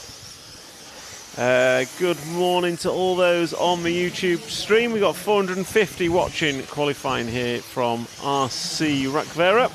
Big thank you to our sponsors, JConcepts, Team Corrali, Elsaram, S-Works, Hobbywing, Hot Race Tyres, XC, ESC and X-Ray. And don't forget, if you can join and become an RC TV hero, you get exclusive access to all the RC TV content. So hit that join button, sign up as an RC TV hero, and enjoy round 2 of qualifying as Birkin Kilic goes across the line to start his 5-minute clock. So coming round, nice opening couple of sections, a bit of a wheel waggle in the air just to get his car over that double. And it's looking nice and neat, nice and calm. Calm and Kilic are probably not 2 words used together very often, but I've got to say, since the grip disappeared from this track, the Kilic brothers both looking good. Oh, disaster. So that is an absolute disaster. I think that was the 11 car. It was. So Christian Ulako just getting caught up with Kilic. And that is an absolute disaster for Birkin. So next we will pick up another car. So let's see, who should we get? Marcel Trieb open up quickest with the 6. He's on the left-hand side of the track somewhere. So we'll try and pick up the 6 car as they come round. So Triab opening up with a 34.9, quickest opening lap we've seen. And there he is on track. So Trieb, the Austrian racer, if I know my flags. I've done my flags with Sheldon. So Marcel Trieb, quickest opening lap of a 34.9. We'll see how he comes round as he comes down the straightaway. Black wing on his car, looks pink and whitish. And he's one car in front of Birken on circuit. We know Birken will be quick. Birken's opening lap was a 39.5. And then he backs it up with a 34.7, the quickest lap on track. So Birken Kilic has some serious pace out there. And he's going to have to decide what to do with Marcel Trieb in front, who went 36.0 on lap number 2. But it's Robert Battier. Carlos just gave me, if looks could kill. So car 4 or car 1 will try and pick up in the form of Robert Battier. So Robert Battier coming over the triple now, right-hand side of the track, red and yellow car. He was quickest after 2, 7/10 of a second in front of David Ronnefolk. So the 4-car S-Works driver of Robert Battier. Down the straight he goes, and lap number 3 on the board for him is a 35.3. Gap between him and Ronnefolk is 0.0 on predicted, as Ronnefolk goes through and completes lap number 4. Robert goes a little bit wide. That's going to cost him a couple of attempts here and there, and just double bounces coming down the double jump. I still see tyre marks being left on that section of track, so it's not dry, or it's not hard, should we say. So Robert coming round and down the straightaway he goes. That time by for Robert, 35.5, so he's half a second off the pace of David Ronnefolk. David Ronnefolk looking at 9 in 5.14 pace, so not as quick as Noah Ben Mohammed from round number 1.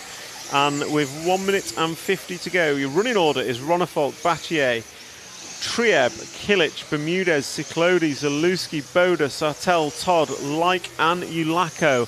Birken Kilic has got his head down and is going. 39.5 opening lap, then a 34.7, 34.3, 34.1, 34.2. So Birken Kilic has got the bit between his teeth. But it is David Ronnefolk leading on 5.14 pace. 1.2 behind is Robert Battier. So we're going to try and pick up the 1 car of David Ronnefolk, left-hand side of the track, coming into big doubles. Yellow and green car. Number 1 comes down, and he is coming up on the back of the 10 car. So that's going to be Julius Ciclodi. I think S-Works driver for Julius. Oh, Ronnefolk sliding it up the inside very nicely. So coming over a double, and then down the straight he goes. That's going to be across the line a 35.4. So he's he's lost half a second on that lap. Birken Kilic working his way up now. I reckon Birken with three laps to go for Birken, 2 for David. Birken Kilic within a second now, within half a second of David Ronnefolk. So Birken Kilic is coming back swinging. But we'll close this one out, or watch David Ronnefolk as he concludes his 8th lap, and we'll be going on to his 9th and final lap. Still predicted 5.14 pace. This time by for David, it's going to be a 34.1. Hot lap of the race for him matches Birken Kilic's 34.1. And Kilic going to come round and should be crossing the line shortly. And there he goes down the straight. Birken Kilic a 33.9. First 33-second lap we've seen. So David Ronnefolk and Birken Kilic separated by 0.2 of a second. We'll close out this lap with David Ronnefolk. Then we'll jump to Birken Kilic. So Ronnefolk coming round 2 hairpins now and across the line, and then Kilic coming into the triple in front of you now, Hugo. White and red, number 5. We'll watch Kilic close his lap. Ronnefolk close with a 34.4. Birken Kilic going to come round the hairpin. He's been held up by the 2. Is that going to cost him? Coming down the straight they go. And across the line, Birken Kilic going to close out with a 34.2 as well. Gap between them, 1/10 of a second. I'm going to head down and try and get some interviews with these two.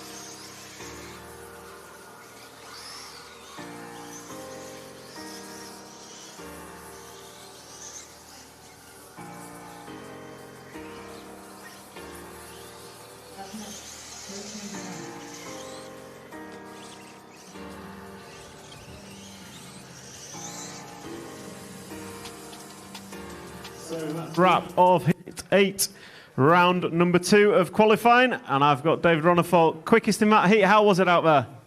It's looking like the track is grouping up a little bit this time around, and yeah, I made a better call on the tires, I think, compared to the last one. I also fine-tuned the car a bit, like I said before, and it got better. Had a small little bobble there, was able to save it, luckily. It could have been costly, definitely, but yeah, I'll take it. You know, these guys are going to go fast, but winning one of the top heats will put you in the mix anyway. So I feel good. Now just gonna have to wait and see what happens with the other 2 heats. Yeah.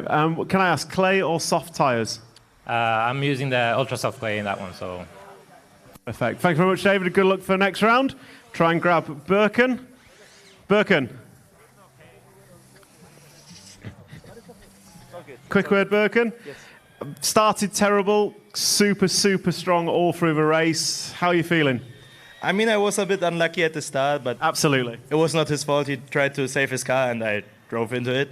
I lost a lot of time, and I still drove 5:13, so I'm super happy. So we will see in the next round.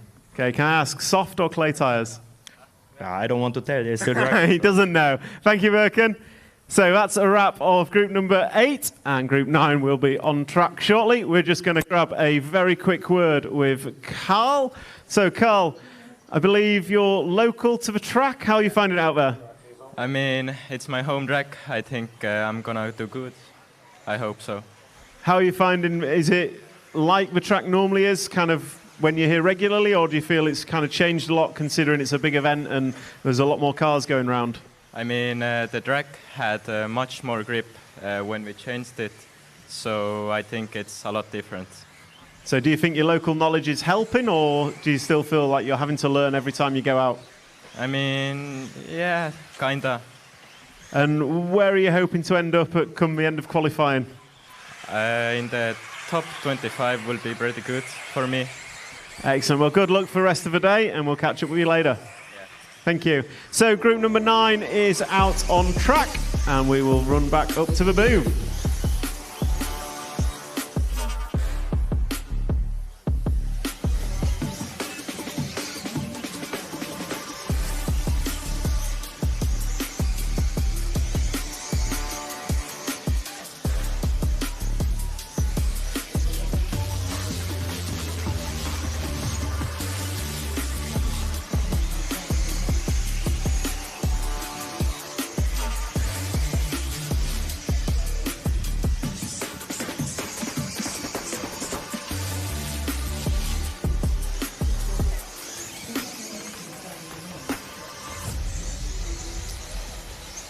So, welcome back. Group number 9 out and warming up. 20 seconds till they start. And I think we'll start with the number 3 car, if we can, please, cameraman. So, the number 3 of Noah Ben Mohammed. TQ from round number 1. Your drivers, Marcus Karup, Davide Ongaro, Noah Ben Mohammed, Ricardo Baton, Marco Bruffalo, Jon Neumann, Una Hatanen, Daniel Perente, Daniel Kobovic, Ricardo Masaagi, Max Goetzel and Daniel Hoffman. So there on screen the Sparko driver. Noah Ben Mohammed down the straightaway he goes to open up his qualifying book. So he is live, and the track, his clock is live, and this is lap number 1. So coming into the double-double, there's double 1, there's double 2, just bounces down ever so slightly, but keeps his car locked into the corner. He goes round the off-camber, and then nice triple, or very nice triple single there.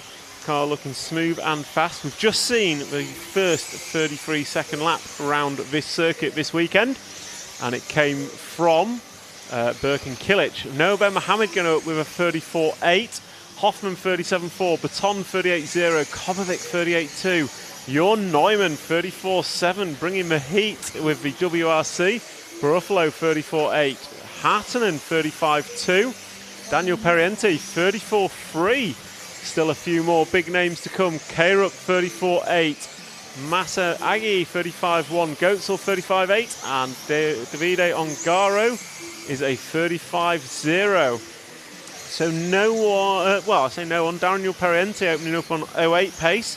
So he's opened up quick. So that's what, a 34.7 average will put you on a TQ pace as it stands. So David Ronnefolk and Birkin Kilic both going through in 5:13. Kilic unlucky, lost a good 5 seconds in that run on an error on the first lap. But Noah Ben Mohammed is on screen, comes up short on the triple, going to go past 2 crashing cars, one of which is Daniel Kobovic. The other one is the all-yellow number 4 of Ricardo Baton. And Noah Ben Mohammed's through that traffic nicely. 2 laps going on the board. And Ben Mohammed third time round, 35-1. We're going to try and pick up the 8 car of Daniel Periente. He's right-hand side of the track somewhere.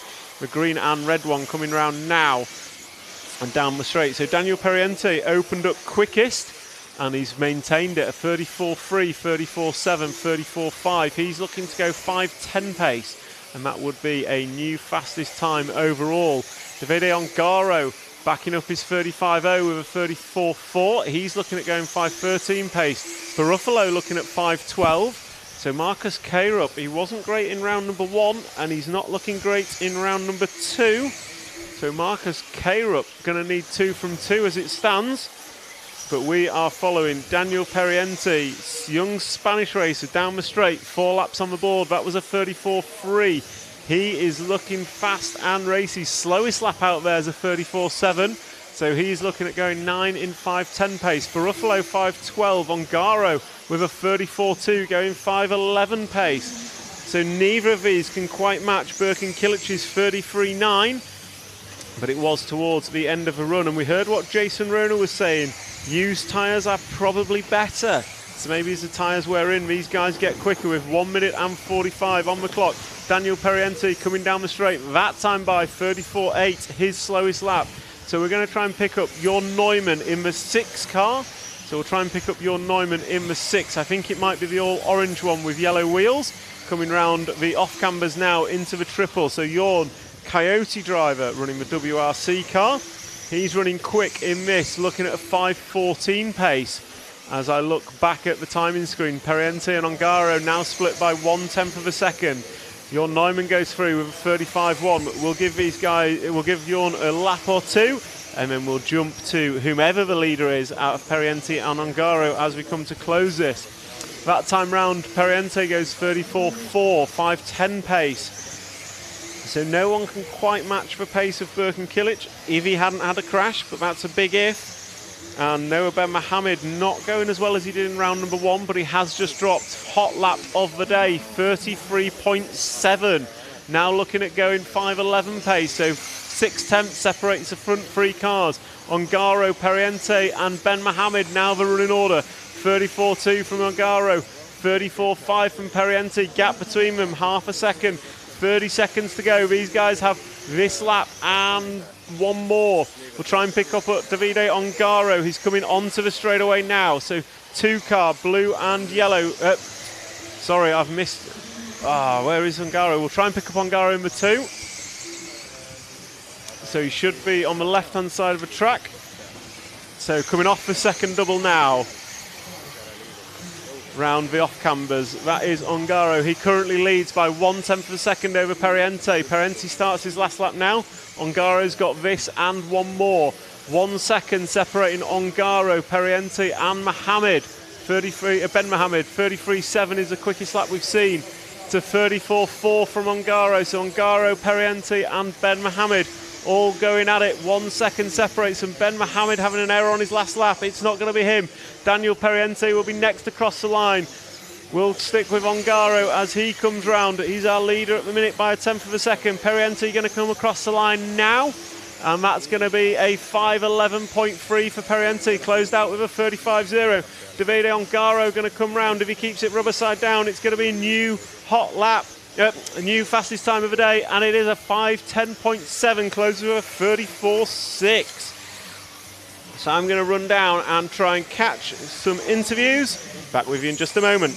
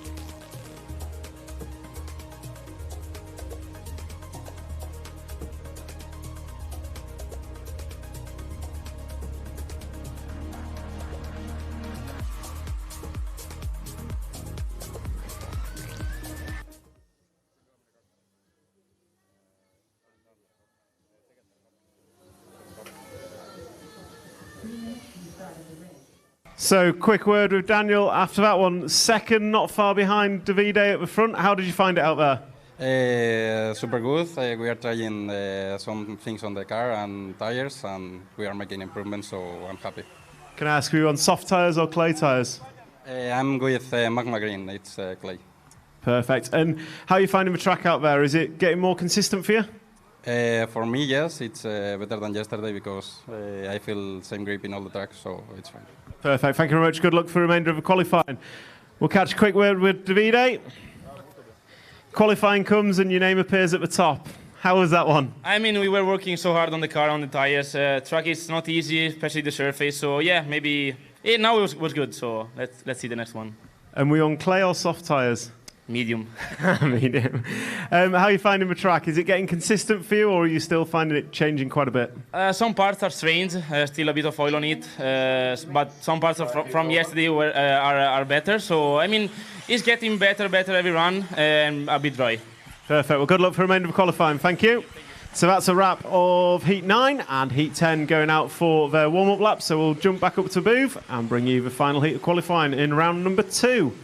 RC Racing TV is giving away a huge event prize pack to one lucky RC TV hero, absolutely stuffed with amazing prizes.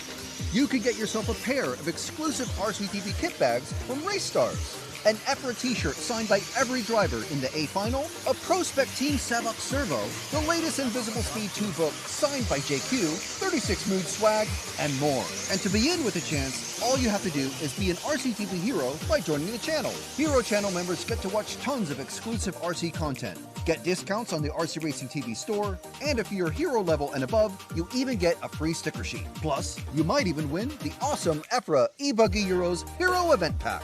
This exclusive offer closes midnight on Monday, so become an RCTV hero and join the channel today. So group number 9 done and dusted. Group 10, final heat of round 2 qualifying. 40 seconds of warm-up remaining. And we just heard from Davide running medium tyres apparently, as 4 cars come into the pit lane all doing tyre changes. So we're watching Pecco. Pecco did not have a good round 1. He'll be opening as the track speeded back up. He'll also find his pace again. I'm going to say Birkin Kilic was unlucky. He was 3 seconds off TQ and he had a 5-second error on lap 1. But we'll see what comes from Heat 10. And your drivers for Heat 10, Pecco Ivanen, Joe Figueiredo, Adrian Periente, Mikkel Olowski, Burak Kilic, Juan Carlos Canas, Mattia Polito, Andrea Trevisan, Hendrik Lemay, Hugo Tavernon, Theo Lemaire and Jessica Paulson. The buzzer sounds, the clock is live, and we will follow our top seed from control practice of Pecco Ivanen. And we'll follow him and see how he opens up his round 2 of qualifying account. Hopefully very differently to round number 1. So down the straight he goes, starting his first lap of what will hopefully be 9. Don't think we'll see a 10 lapper. Ongaro went through in a 9 minutes in 5:10, and I don't think anyone's going to knock 10 seconds off his time. But we might be able to knock temps off it, as Ivanen very nice over that double. His car just hooked in like, well, dare I say no one else's has. He's going double-double over that, so that's a different option to most. That could be interesting come finals. But over the double, and then he's going hairpin, and coming down the straightaway now. So let's see what he opens with. Joe Figueiredo has come out swinging. So Pecco Ivanen, nice clean lap, 34.8. Joe Figueiredo, 33.6. Opens up on 5:02 pace. So he's just proving that I don't know what I'm talking about. We'll stick with Pecco for the remainder of his lap, see what he can pull out the bag, and then we will jump around and follow some other cars. So he's coming around the right-hand section now. He's got 2 hairpins to go, then he'll sweep onto the track, and he crosses the line, and that one for Pecco was a 34.4. So we'll try and pick up the 2 car of Joe Figueiredo. He's on the back straight now, over first double, over a second. Orange and white car is your race leader. He's behind Burak Kilic. Burak gives him room. So Joe Figueiredo is done a 33.6 and a 33.7. The fastest anyone else has gone is a 33.9. So Joe Figueiredo is on it. 33.9 in traffic that time by. He'll be coming up on the Orlowski machine next. So Yo Figueiredo is looking at going 0.4 pace. Adrian Perienti runs in second. He's looking at 0.9. Polito is 0.10.7, matching Ongaro. Then we've got Hendrik Lemay, which is, I believe, track custodian. So, that's going to... Yo gets away with that. Orlowski led him up the inside on the off-cambers. Figueiredo stayed height. So, coming down the straight and into the first corner now, Yo Figueiredo is looking fast. That time by, slowest lap Yo has done, a 34.1. And that's going to bring his predicted time down to a 5.04. Polito going to move up to the 2 spot, looking at 5.09. Periente drops to a 5.11. Ivanen looking at a 5.11, 6th place overall. So Pecco is coming quick towards the end. Theo Lemaire, you run 5. Hugo Tavernon 6. Burak Kilic 7. And Hendrik Lemaire going in 8. So unfortunately, Hendrik having an error going to knock him down the order a little bit. Figueiredo that time by 34.0. Polito going to run a 44.0 as well. Adrian Periente running good. So 1:46 left. We'll try and pick up the 7 car of Polito. So he's round the end of the straight. So Mattia Polito is the yellow and blue one on the left-hand side of the track. So top left corner coming into the back double one. But he's just had an error. So he's in the grass. That was Mattia Polito. He was running second. He just dropped a 33.8 lap time. He was closing in, but that's going to be no good. And this is going to be a bad lap for Polito with 1 minute and 15 to go. So Polito going to come round the hairpins now. Let's see what it is. And that is, as he crosses the line, it's going to be, disaster for him. That was a 36.9. Quick lap for others. But for Mattia, that is not what he needs. So Yo Figueiredo still out front. Adrian Perienti running in the 2 spot. So we'll try and pick up the 3 car if we can. Again, left-hand side of the track. So the number 3, I think, is the white and orange. But we're looking for the 3 car as he comes round. No, coming into the triple jump now in the off-cambers. So the blue and white car will follow him for half a lap. And then we'll see what Figueiredo can end with. A 33.7 for Figueiredo. So the only 2 laps where he was out the 33s were the ones we were following him. So Adrian Perienti down the straight. He starts lap number 8. And we'll follow him for a little bit before we jump back to Yo Figueiredo. So Figueiredo, that time by was a 33.997. He's averaging sub 34. And looking to go 0.4 pace. Pecco Ivanen jumps to the 2 spot ahead of Adrian Periente, who we're following on camera. So Adrian going to come round. He starts his 9th lap now. 9th and final lap. Yo Figueiredo going to be coming across the line shortly. We'll stick with Periente to close this one out. Yo are going to come across the line and closes out with a 5.04.8. 33.8 last time by. Pecco Ivanen's got into the 33s last time by. So 33.8 for Pecco. He comes across the line, closes with a 34.1. Adrian Periente we are following. Let's see what he can do as he comes across the line. And he's going to close out with a 34.4. So it's going to be Figueiredo taking him around from Pecco Ivanen. Adrian Periente going to finish 3rd. Ongaro 5. Daniel Periente 5th. So we're going to run down and grab a word with Yoa and Pecco, and we'll be with you shortly trackside.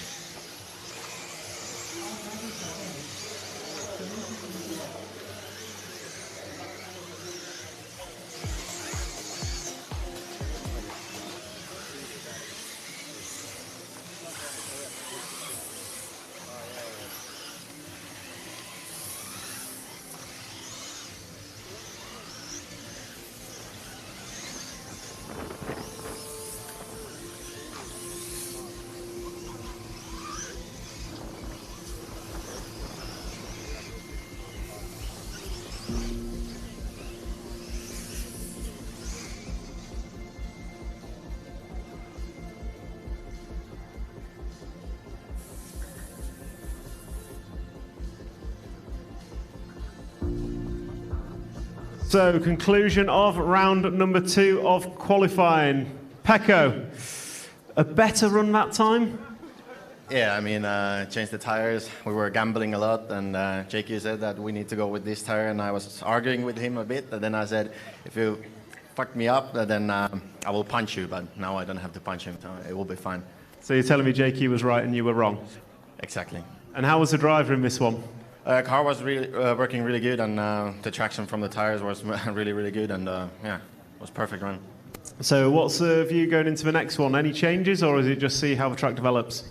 Yeah, probably just watching other people drive and see. And can I ask, softs or clay tyres?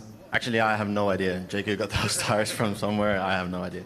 Perfect. Well, thank you very much. Good run and good luck for the rest of qualifying. Thank you. And now we'll just have a quick word with Joa. That was fantastic to watch. How was it for you out there? Just amazing. I mean, I don't know. I just got out on the track and I saw the car had a lot of grip. Compared to what I was watching before, the other guys and my previous run, and I'm like, okay, we have something to play. My pit guy was telling me, you are first with room, so I'm like, oh, okay. Then I'll just try to take it a bit easy, but yeah, it was super, super good. I'm super happy. So can I ask what tyres were you running, soft or clay? Hard. Hard, okay, that's the ticket. So I don't know if you've seen your lap times. The only 2 laps you did a 34, everything else was 33. That's, I think, pretty good. Very consistent. So going into round number 3, what's the plan? Do you need to change a car, or is it just see how the track evolves? I think I'll just keep with what we have now. Maybe if the grip comes up, change tire compound, but I'll just stick with what we have now. I mean, we're pretty happy. I think everyone was happy with that. So yeah, that's pretty good. So super hard tyres. Super, super, super hard. The hardest you can imagine. Thank you, Joa. So that's a wrap of qualifying round number 2. We're about to go to a lunch break. So track is looking good. Drivers go and get rested. And we'll be back with you. Well, we're going to go for a track walk, I think. Mats in production will do something. And we'll be back with you live with racing in about 30 minutes. Thank you and see you soon. So good afternoon and welcome to the Rakvere facility. I'm joined by Pavel and Hendrik. Pavel, the original track designer, and Hendrik, the kind of facility, what's the word? Custodian, facility manager. So he's going to talk us through specifically what they've done for this European Championships. So I'm going to hand over the microphone. These two gents are going to take us on a relatively quick track walk to show you the features of this track that will be defining our 2026 eBuggy European Champion. Over to you guys. Pavel, you start. Yeah, so hello guys. I will try to show you maybe the correct line, but if I will miss, the Hendrik gonna correct me. So I think that after the straight, you go a little bit on the side of the main straight, like you go more closer to the driver's stand, and then you actually come up here. That's correct, Hendrik? Actually, there is 2 lines. Yeah.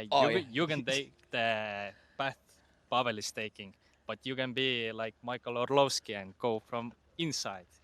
So, and there you can, there is a passing opportunity here, because this guy will have a much better corner speed into this corner, and the guy who comes from the inside will have to stop somewhere here. So it will be interesting to see how these guys go out of this corner. After this corner, we will have a triple jump here. So there will be enough room for those 2 drivers to take their spot for the next corner. So I think here you don't have many options because it's so wide, but for sure you can maybe put yourself into a better position for the next corner. Yeah, because the corner, when you land, when you go on the landing, basically I think this space gonna be the most like from here to there's gonna be the most driving place, and probably you're gonna land if I will driving, but of course I'm not the top one, so if I will land from here to here, from that section, because the angle what we have here after the landing, they're gonna give you really cool acceleration. And I think the really close to the pipe, of course you can close the line, but I think the fastest will be up here, a little bit up here, and then a little bit wider here to go close to the next corner. Is that correct? Because you was driving here many times. I was just a couple of driver. I would say you don't really want to be too inside in here. Maybe when it rains, that's a place to get some grip.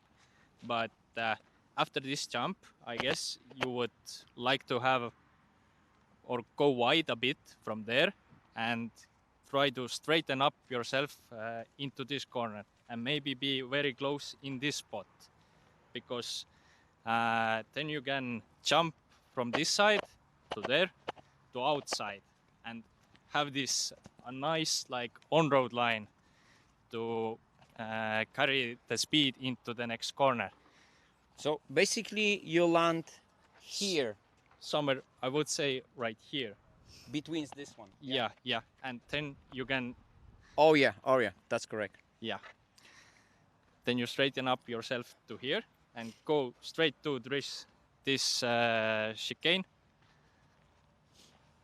What about this hill? The hill you need to go.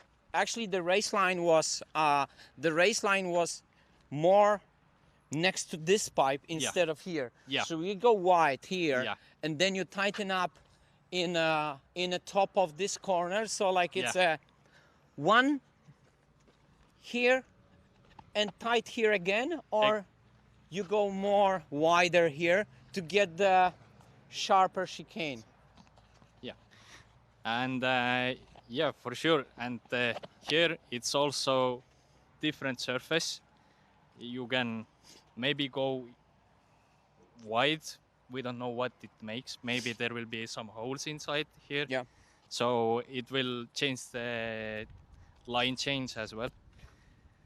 But usually we took inside line from there, keep it more outside here, and try to close the gap with the pipe. So you there. actually touch the white line. Yeah. Touch the white line, and then chicane. I will say the chicane you do like chicane. Yeah. Closest as possible. That's the idea. Yeah. The chicane a little bit negative on the top here, right? Yeah. Actually, I think this chicane is you have this angle here.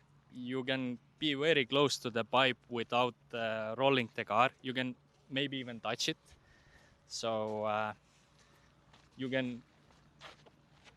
want to drive it very, very straight. If you come with the camera from this side, so actually we can see a line going up here. So if you go with the camera and you can show the line, so it's almost from the top of this corner, that's almost open. Let's say it's almost open. So probably you can see me here, right? From the corner, you can see me here. But it doesn't look so simple from the driver's Absolutely not. No, it absolutely not. Not so simple at all. Actually, the car will like hide itself behind this pipe also. So it's very difficult to see where your car is actually positioning on the track. So on this jump, there is also a possibility to jump it very, very far. Yeah. Because you have the speed. So we have seen some drivers jumping it right next to the second jump. Second kicker, right? Yeah. And the car will have so much speed that it jumps over the second jump without even touching the throttle. Yeah, I know this technique. This technique. You're right. It's one part, but the other idea, of course, is to make it, let's say, a classic. Yeah. So you landing just after the white line, and you start accelerating like a full speed to go to a kicker, and then you release the throttle. Yeah. Then you release, and then you do. It's very steep. So it depends how it's your position, and I think the top drivers he will tell us what way are better, because Exactly. we are just I'm the regular driver, Henrik are better than me, but still I wish you a main up here, but you know. We'll see. Yeah, exactly. So remember guys, we are regular driver, I'm the track designer, Henrik, he built this track also, and the best line we will see on Saturday and Sunday. So remember that. We just like to show you how work and how it's our idea to make the best lineup here. Yeah. So after this landing, I think I was really like it, this part, because the car, the idea, of course, when we see the first jumps like this, I was see that in Padova. There was the legendary jump, the I don't the air stop or pyramid they called in Padova, and there was an inspiration that, so they split all over the world that kind of jump. So the car go a little bit high, they looks like a little bit stop in the air, and then you land, and then you turn here. That's a really nice feeling from the driver's stand when the car landing and turning from the top speed. So yeah, so and here we have 3 negative corners. Henrik, you go when you're racing on that kind of part, because this is the, let's say, old one. When you go really on top, or you go more on the white lines in that sections? I would say that I would pick the line where I land very close to the pipe here and go wide here. Go wide, stay wide. Do not go inside from here. I would stay wide, wide, wide, wide, wide. And now when there is a straight line from here, I would choose this trajectory for it. So from that point, we go, I believe we will go here, because I think this negative bubble, the classic there in I see this many in French, in Montpellier was like this, the bubble. So basically, you go here, you go almost on the top, and the third bubble depends how much you want to jump.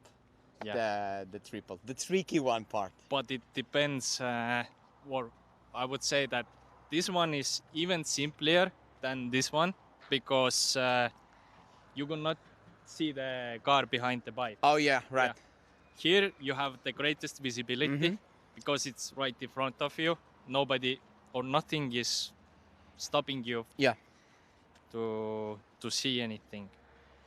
So before the track was rebuilt, there was the closest line it's possible, and you jump from this part, and you can jump over 4 quarter. No, we jumped triple because we didn't have so much power. Not so much power, and also the acceleration was not enough to jump the 4 jumps, but we landed the triple really close to the right pipe, and we chose that line. Okay, so here, idea. Let me know. Let the viewers know about the idea of this corner up there. You can see there is a orange fence to protect, so you cannot cut the track. And what do you think? It's possible to take it wide from the bubble, like under the Racers logo. You go up there, and you go a bit wide. But from here, can you jump? 1, 2, 3. Can you jump in this place? I would say that the cars that have enough power will do it easily. But I think the most easy way is to jump double, and then you go from there, like I show you, from here you land, you take another jump, and you land basically here. You cut the corner, you go to next one. But the second one, I think they will be most popular, I believe. It's jump triple. So you have this section here, to land, and then you have a small bubble. Maybe if you will not carry on so much with the speed, then you can flip over a little bit, but I think they will be most popular.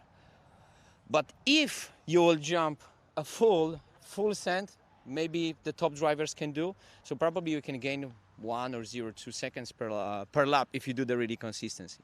Yeah. So it's exactly like you said. It's the place where the beginners will separate from the pros. Yeah, that's the jump one. Yeah.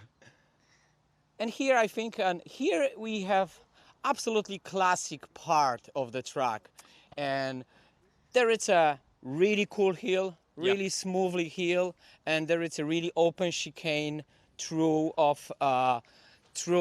there it's a really open chicane, so actually you need to worry about that place. It's really wide, and you have really smooth tabletop, it's just mark, but it's so smooth.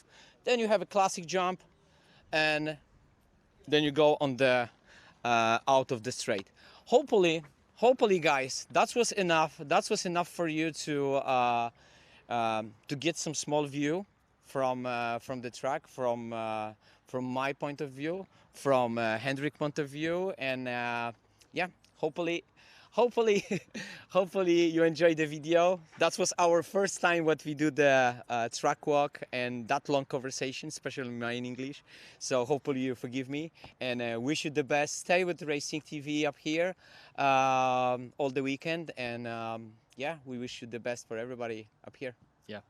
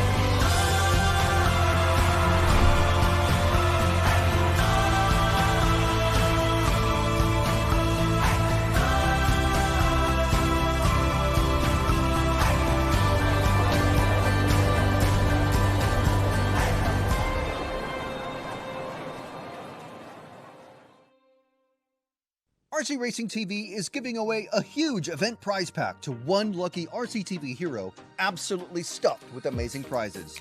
You could get yourself a pair of exclusive RCTV kit bags from Race Stars, an EFRA t-shirt signed by every driver in the A Final, a Prospect Team Savok Servo, the latest Invisible Speed 2 book signed by JQ, 36 Mood swag, and more. And to be in with a chance, all you have to do is be an RCTV hero by joining the channel. Hero channel members get to watch tons of exclusive RC content, get discounts on the RC Racing TV store, and if you're hero level and above, you even get a free sticker sheet. Plus, you might even win the awesome EFRA eBuggy Euros Hero Event Pack. This exclusive offer closes midnight on Monday, so become an RCTV hero and join the channel today.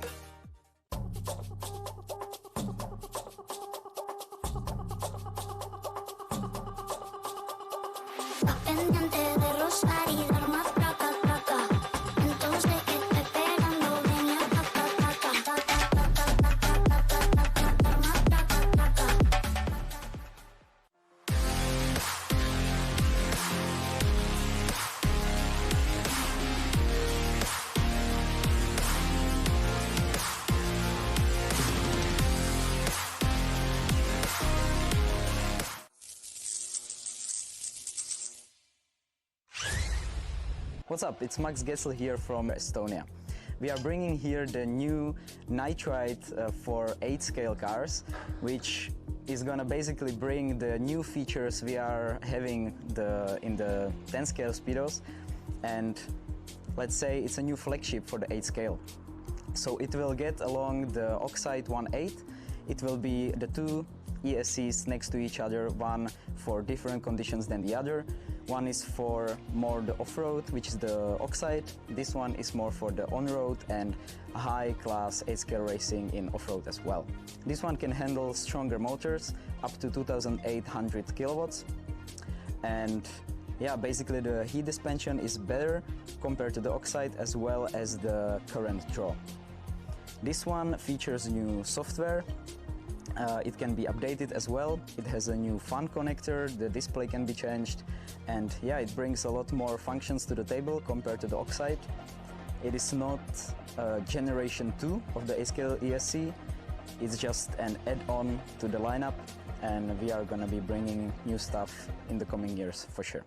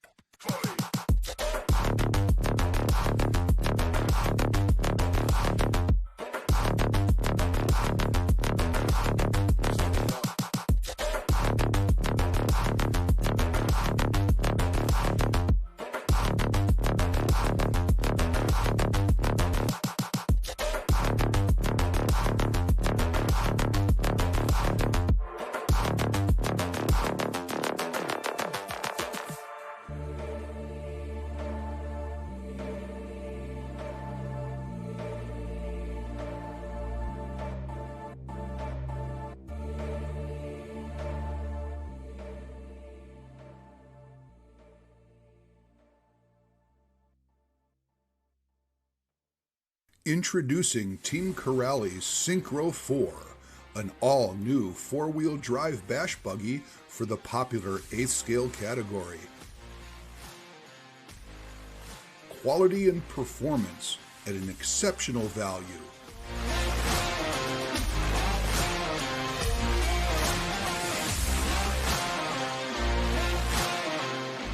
Synchro 4, your ultimate off-road companion.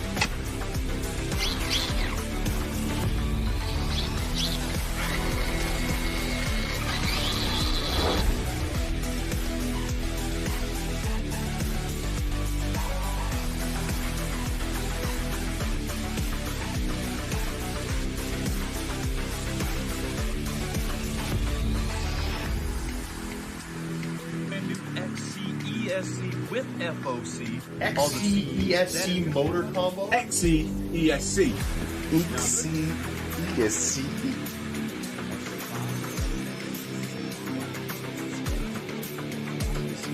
ESC here. So this.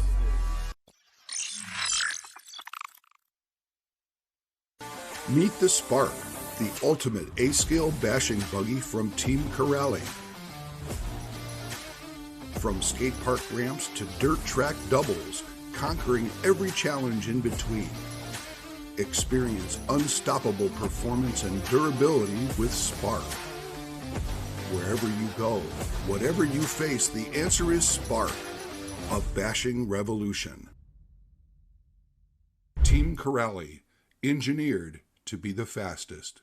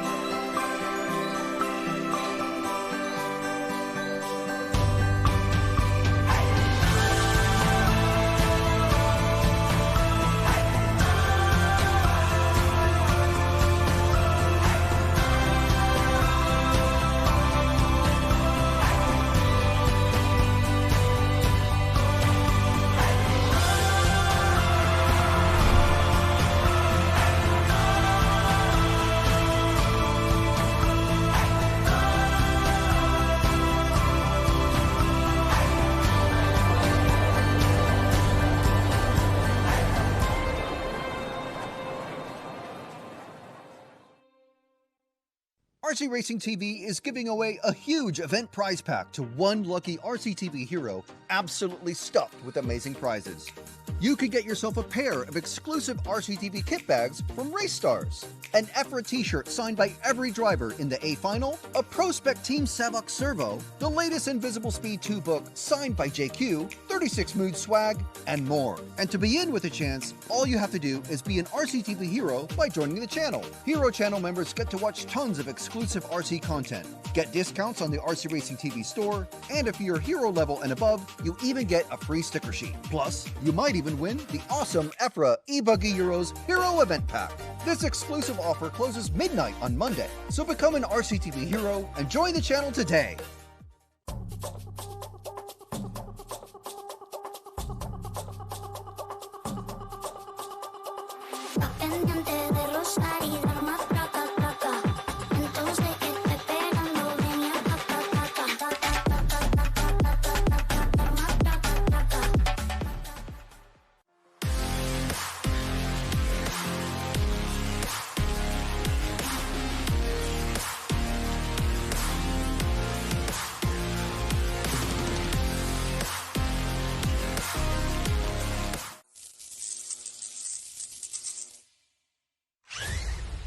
What's up? It's Max Gessel here from Team Elseram at the eBuggy Euros 2026 in Rakvere, Estonia.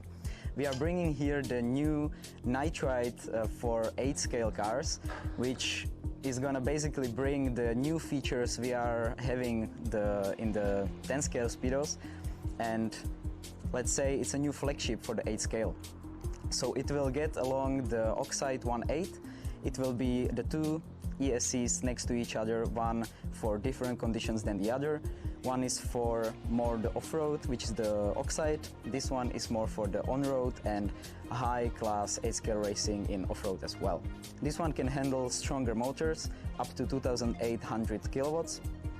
And yeah, basically the heat dispension is better compared to the Oxide as well as the current draw. This one features new software. It can be updated as well. It has a new fan connector, the display can be changed, and yeah, it brings a lot more functions to the table compared to the Oxide. It is not generation 2 of the A-Scale ESC, it's just an add-on to the lineup, and we are gonna be bringing new stuff in the coming years for sure.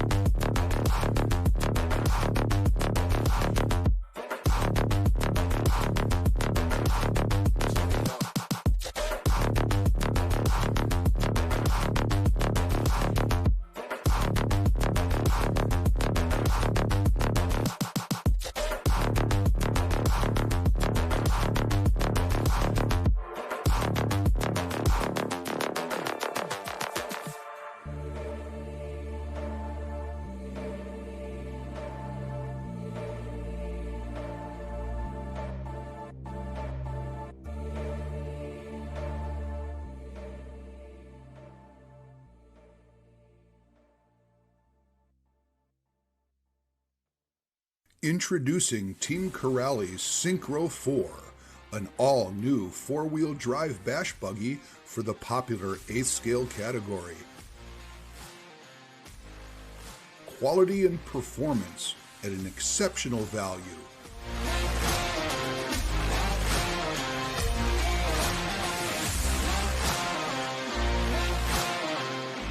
Synchro 4, your ultimate off-road companion.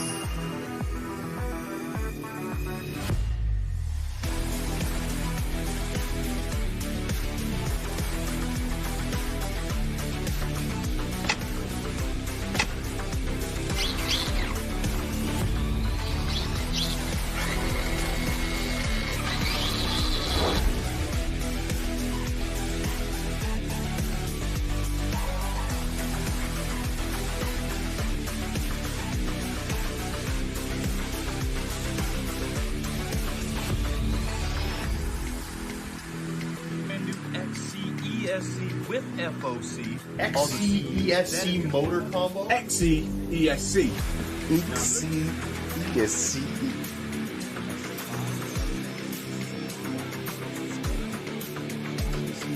ESC here. So this.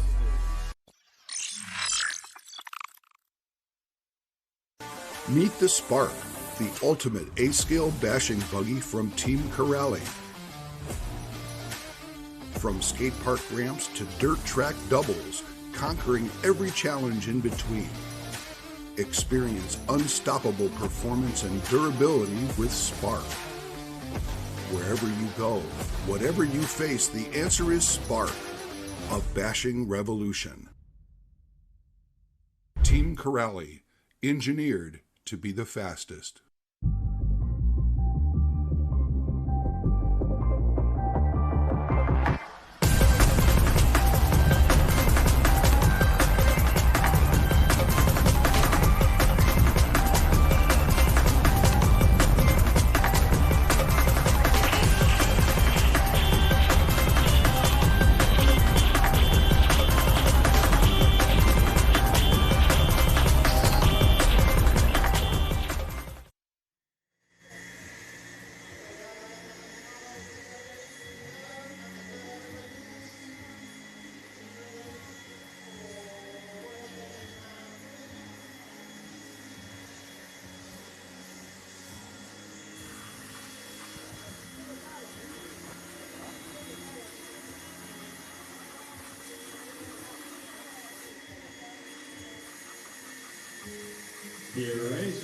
Dear racers, kind reminder, the quickest ones, the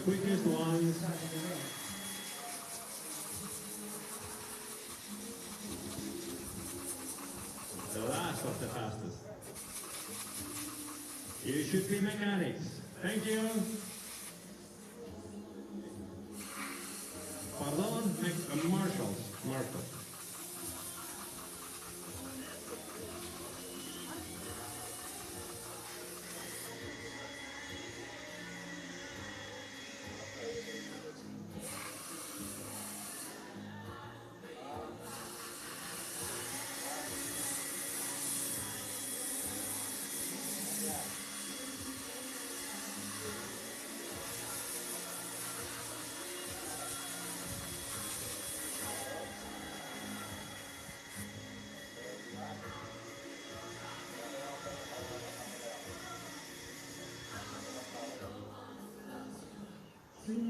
Start of the race.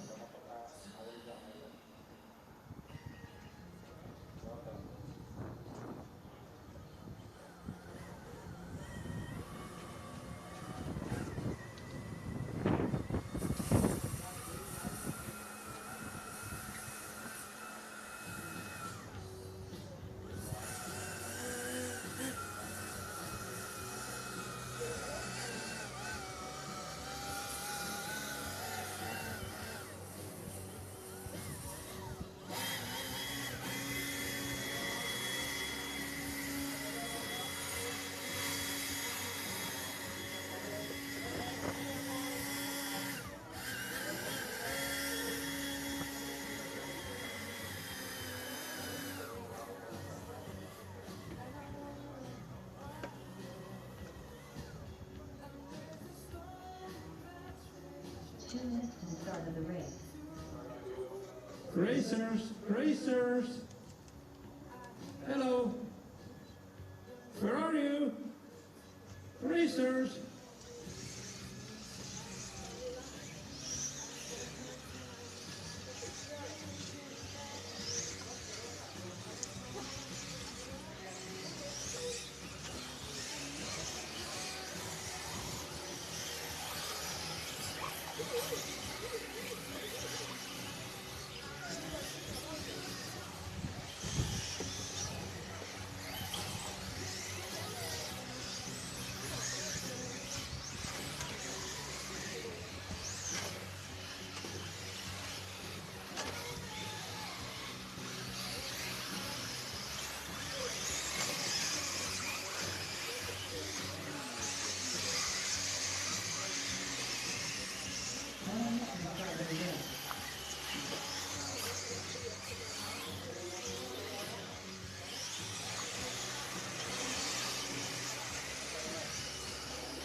So welcome back to qualifying here at the EFRA 1/8 E-Buggy Euros at RC Rakvere here in the beautiful, wonderful Estonia. The track is set, the drivers are out on warm-up. This is group number 1, round number 3 of qualifying. So in qualifying so far, we've had round number 1 taken by Noah Ben Mohammed. Round number 2 went the way of Joa Friguedo, and now we are starting round number 3. I've got to say, it's been fantastic racing so far. And I want to give a big shout out to our sponsors for enabling us to bring you this live stream. Our sponsors, JConcepts, Team Corrali, Elsaram, S-Works, Hobbywing, Hot Race Tyres, XC, ESC, and X-Ray. And a big thanks to all those in the chat who join us, especially to those RC TV heroes. And if you want to become an RC TV hero yourself, then hit that join button at the bottom of the chat, and you too can be an RC TV hero. You get priority calls on who we follow in qualifying.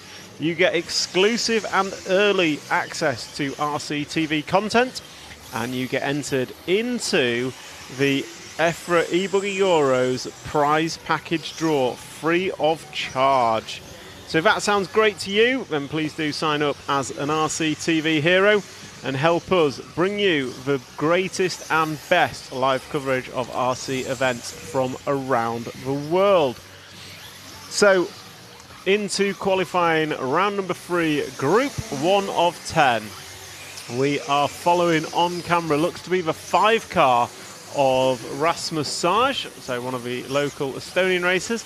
Say local as in they're from Estonia, could still be several hours away, but they are one of the Estonian racers here this weekend. Your other drivers in this race are Gary Humphries, Jan Disler, Remo Kosk, Jessica Dudon, Eric Monsieur, Russell Brown, Ricard Kalnins, Domantas Erskis, and Millie Brown. So with 1 minute and 30 down, 3 minutes and 30 to go on the master clock, the 5 car of Rasmus Sage crosses the line. That time by was a 40.5 second lap time. Jan Disler goes through with a 41.4, but your leader was Gary Humphries, but that time by a 47.7. Clearly not had enough coffee today to be powering him round. So that's going to leave the 4 car leading from the 5 car. So let's try and pick up the 4 car on track, I think just behind the 5 car. So we'll try and pick out the 4 car of Jan Disler. So Jan is the current race leader. So the 4 car is the all pink one coming into the triple there on camera. Nicely done over the triple. Less nicely done over the single that follows. And commentator's curse is going to hit that one hard. So Jan Disler going to come round, and I think this will be a bit of a disaster lap. We've already seen one error. And coming across the line now, Jan Disler, that's going to be a 40... Ooh, that's a bad lap. It's a 51.8 for Jan, so really bad lap for Jan Disler. So Rasmus Sage and Eric Monsieur are going to be the 1 and 2 in this heat. And then the 1 of Gary Humphries. So we'll try and pick up Gary in the 1 car. So the 1 car is about halfway around the lap. We'll see where he is and see if we can pick him up. He should be in that gaggle of cars on the right-hand side. So there, down the straight, the yellow and blue car, the 1 of Irishman Gary Humphries, part of the boy band trio here this weekend from Ireland.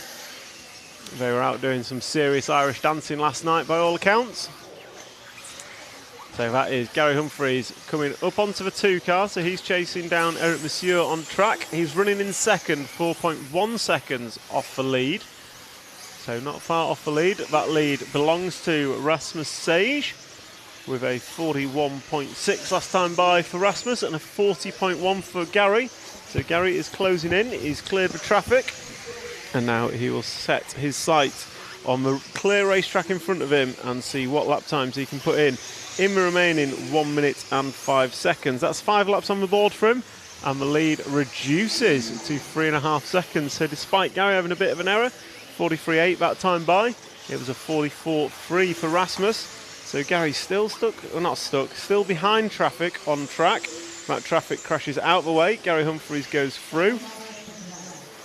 So with 45 on the clock, these guys predicted to go 8 laps for Gary and Rasmus, and Domantas and Jessica also going on 8 lap runs. So let's see Rasmus coming round now and crossing the line. It was a 40.8 for Rasmus. Great lap from Rasmus. Hot lap of his race. Gary Humphries goes through, and it's a 43.4. So he's going to fall down the order. Domantas going to move up to the 2 spot. So he had a slow opening lap with a 49.5, but now sits half a second in front of Gary Humphries, and then Jessica Dudon is just 1/10 behind that. Scratch that. As Jessica goes by the line, that's going to put the three of them separated by a second. As the master clock goes, these guys are going to finish this lap and have one more. So it's this lap and one more for our drivers. And there's a whole gaggle of cars on the roof. One of those is a 4 car of Jan Disler. We saw him earlier have a dire 51-second lap, not what anyone wants to be doing. So Gary Humphries will cross the line and go down the straight for the 8th and final time. That time by for Gary was a 43.2. And Demantas going to have a bad lap with a 46. So that's going to pump Gary back up to the 2 spot. See what Jessica does as she comes by a 41.3. So Rasmus Sage's lead is 4.5 seconds. Although Rasmus not being across the line. So could be on a slow lap. So Rasmus Sage, Jessica Dudon and Gary Humphries is your 1, 2 and 3. Gary's over. Going to get away without needing a marshal. That looks to be the 2 car at the front on track now. But as we come into finishing times, drivers, Gary getting caught up. Just not patient, 1 corner to go. You sit behind, that's going to cost him with a 44.5 last lap. He closes out with 8 laps in 5.44. But it's Jessica Dudon who's going to come home the winner. Just waiting for her to cross the line. There she goes with a 41.8. She closes out with an 8-lap run in 5 minutes and 38 seconds. So finishing order is going to be Jessica Dudon, Gary Humphries, Jan Disler, Demantas, Remo Kosk, Eric Mazur, Russell Brown, Ricard Kalnins, Millie Brown and Rasmus Sage unfortunately does not finish. So that's a wrap of group number 1. Group 2 will be up next, so group 2 will follow here at the wonderful RC Rakvera facility. So the marshals come out and sweep. The music plays, the cars come into the pit. We'll go to a quick VT whilst we get Heat 2 loaded up next.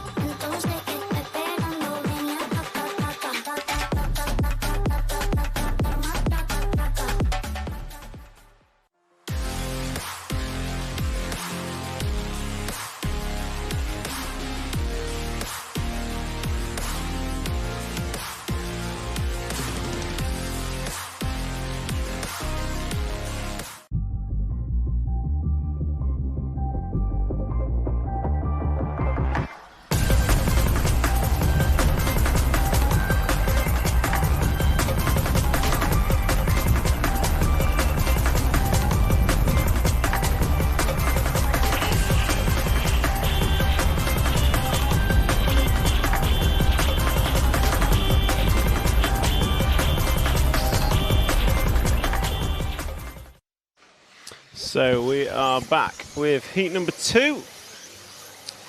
And these guys are just on their warm-up. I'm just having a quick scout through the results. Let's see who's got what. So I reckon we have 3 confirmed A finalists already. So with 4 rounds of qualifying, best 2 to count. I'm going to suggest Yoa Figueiredo with a 0 and a 2. He is in, and he's a front row starter, so great first 2 rounds from Yoa. Noah Ben Mohammed with a 0. He needs 1 more good score. Pekko Ivanen's got a 2. Needs something to go with it. Adrian Parenti has a 3. Needs something to go with that. Davide Ongaro with a 3 and a 4 is in. He will make the main. Birkin Killick with a 4 and 11. Probably wants 1 more to go with it. Daniel Parente 5 and a 6 I would suggest is in. Robert Bataille has got a 5, needs to pair something with it. Mattia Polito has a 6, will want something else. Burak Killick and Julius Siklodi have 7s apiece. Hugo Tavnen and Juan Carlos Canas have 8s apiece. So 3 places in our A main already gone. Of 12 places that will be determined by qualifying. Then we have a last chance qualifier for the 13th and final place in every final, which is great news. and will deliver some fantastic racing. Good morning to you, Martin Owen, on the live stream. Hope you're well. And welcome to the eBuggy stream from RC Rakvere, Estonia. So we have the master clock start for group number 2. Our drivers: Alexis Marat, Robin Shah, Lucas Nordens, William White, Danelis Stanlius, Silvio Pietraboni, Ovi Marcus Kazmagi, Christian Rolis, Sami Palin, Juha Salman, Holger Enoch, Rene Levetso. Those are your drivers, and we have William White on screen. Drivers who still need 2 scores. I think Ronnefolk needs 2. Ruffalo's been quick but not got a score. Marcus needs 2 from 2. Una would need 2 from 2. There's a lot of quick drivers that are going to need 2 from 2 if they want to make the main.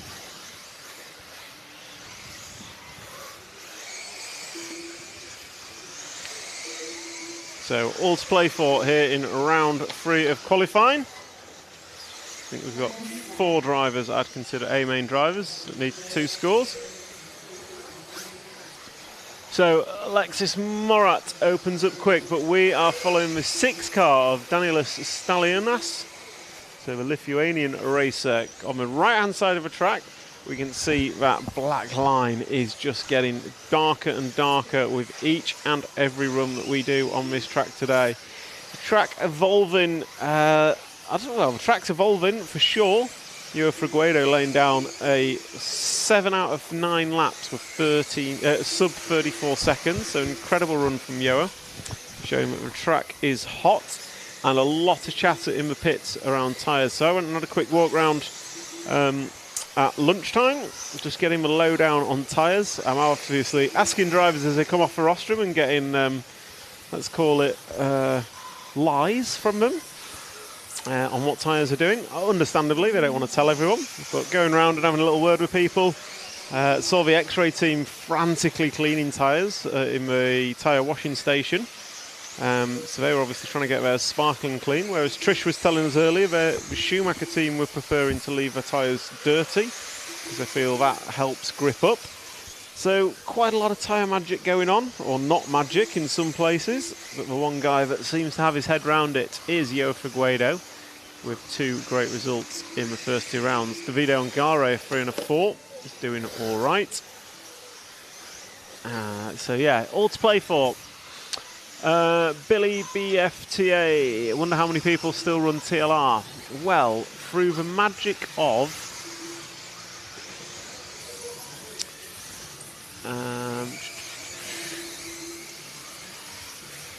no, I'm looking for something.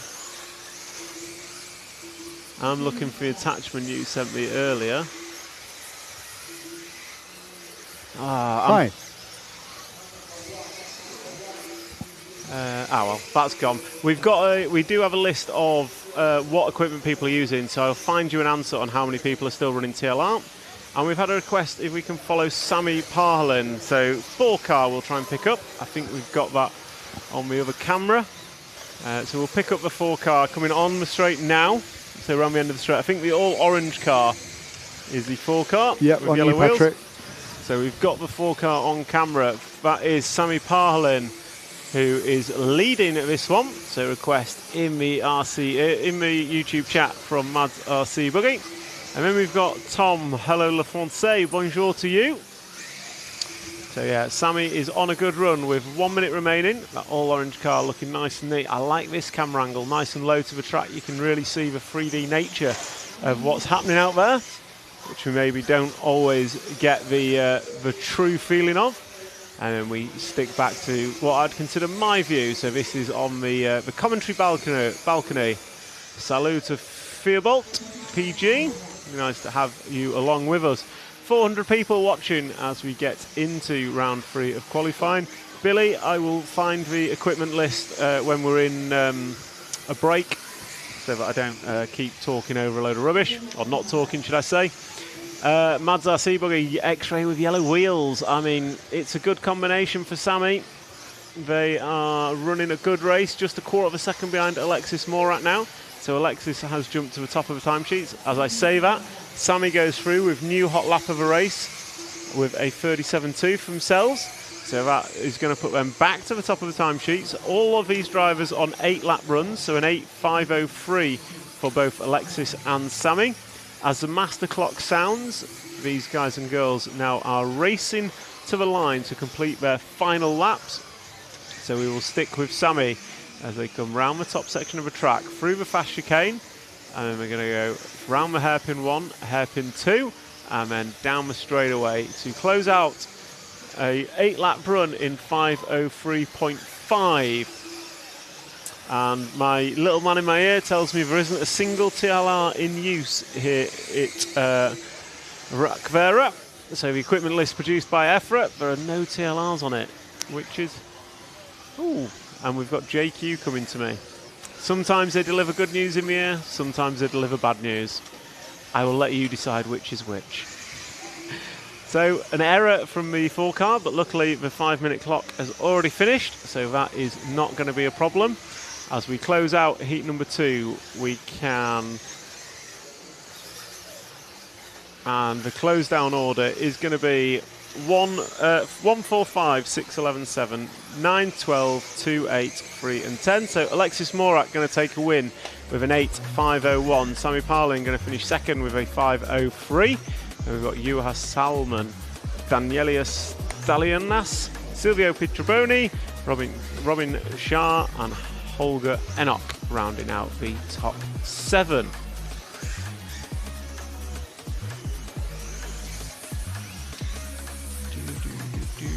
Ah.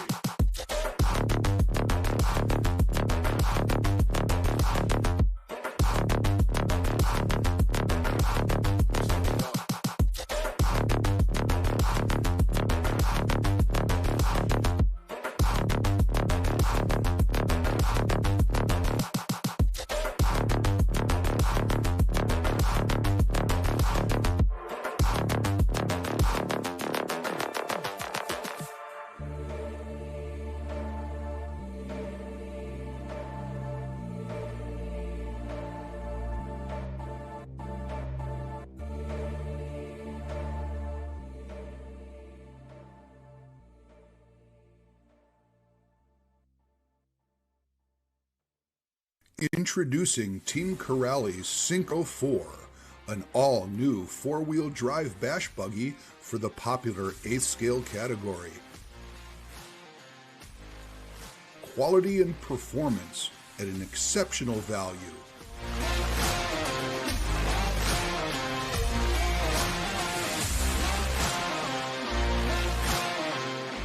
Synchro 4, your ultimate off-road companion. So welcome back as group number 3 out on the warm-up. So some questions in the chat. Billy, yeah, no TLRs running. I was curious as well, but luckily EFRA pulled together all the figures for us. Mads RC Buggy, I'm wondering why I don't see more info. Which brand of the drivers use? There's no secret or advantage to it, so the RCTV stream just highlights the drivers that are using equipment of RCTV supporters. So in a way that where stream costs money to make, we ask companies for support, and one of the advantages of their support is where equipment is used, they get to show it and shout about it. The way you see the RCTV logo, we have that information, but the manufacturers are not supportive of putting it out there. So yeah, but EFRA will publish, or EFRA normally publish the breakdown of everything that's used, I believe. Matt might correct me if I'm wrong. Yeah, so EFRA will publish their breakdown post-event, which is always good to see. So coming into the last few seconds of warm-up, your drivers for group number 3, Roger Manels, Yimi Lamus at Christian Kezmagi, Kai Jamser, Sebastian Schneider, Ott Nugi, Lucas Bjorn Hidfeld, Sven Rudig, Kaspara Stalionas, Juho Koskivu, Sebastian Valt, and Stefan Valt. Those are your drivers. We will pick up with, looks to be, the 8 car. Yeah, the green number 8 of Stefan Valt. Stefan has been rapid in this one. Absolutely rapid. Big shout out to Adam Humphreys on the Facebook. Adam unfortunately can't be here this weekend. I think that's posted by Dad Gary. So yeah, shame Adam's not here, as he would have been having a whale of a time on a track this good. If anyone wants to drop any comments in the chat or got any questions for us, get them dropped in and I will do what I can. Just like yesterday, there's a bit of French chat in there, so I'm going to speak to my good friend Google and find out what's actually been said. And then after I've done that, I've got a man with a plan just come and joined me in the commentary booth, so we'll get him set up.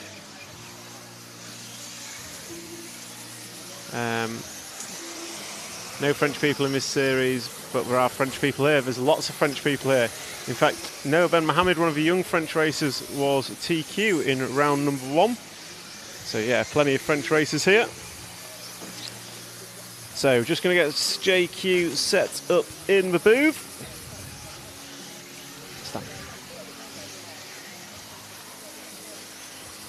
So JQ's just joining us in the booth. If you've got any questions for JQ, then let us know in the next 30 seconds. And we will just jump over and have a quick word with him whilst Heat 3 is underway.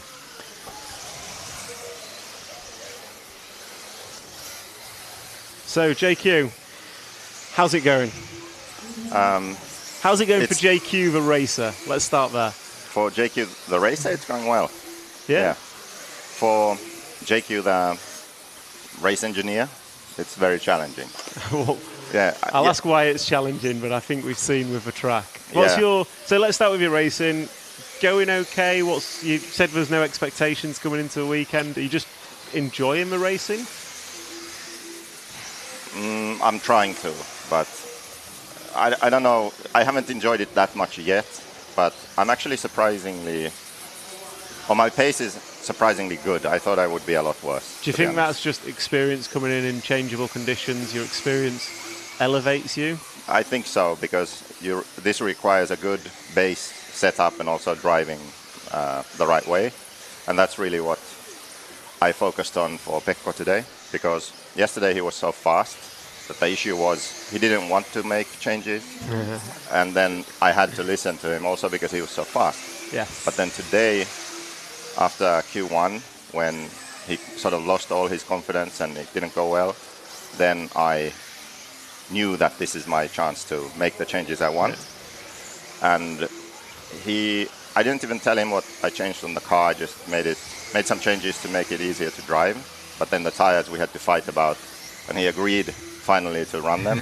And even driving-wise, the triple, I forbid him to do the triple, basically. Okay. I said he has to do the one double, just in front of us here. Okay. Yeah, because when you lose your confidence, you need a good, solid run. Yes. Yeah. So the triple is something where a small mistake bites you. Double, he can do all day. Long. Yeah.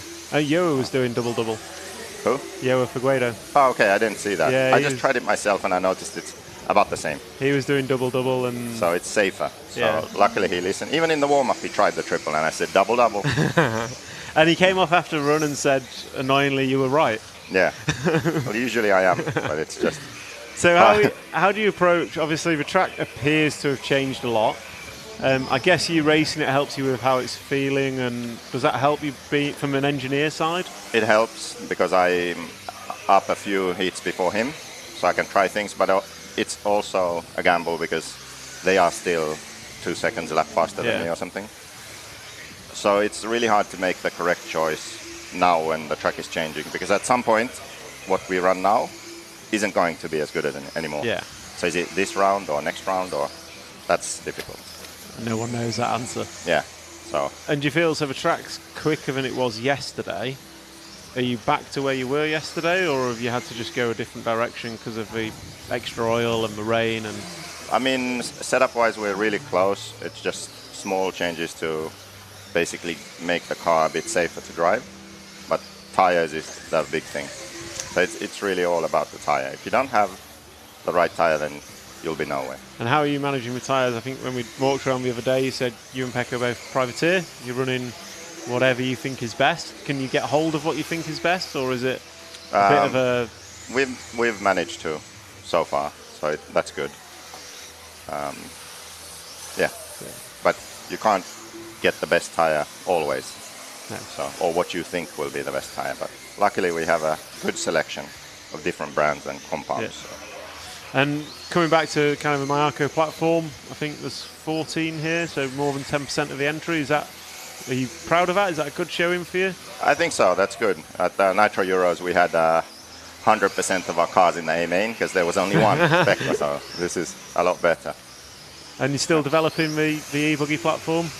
Yeah, we have the new saddle layout, which will be standard next year, and the LCG suspension. Actually, that's something that I'm happy about because we prepared for high grip, and the LCG is really good on high grip. And now conditions are low grip, everyone's sliding around, but we still got the car to be competitive and good, so that's a good sign. And do you think the grip's going to keep rising as we go through the day, assuming no more rain? If the sun starts shining, then yes. Yeah. And that I hope so, because then I think Pekka will be comparatively stronger than he is now. Okay, yeah. Which is, it would be really good for us if the grip went up. Yeah.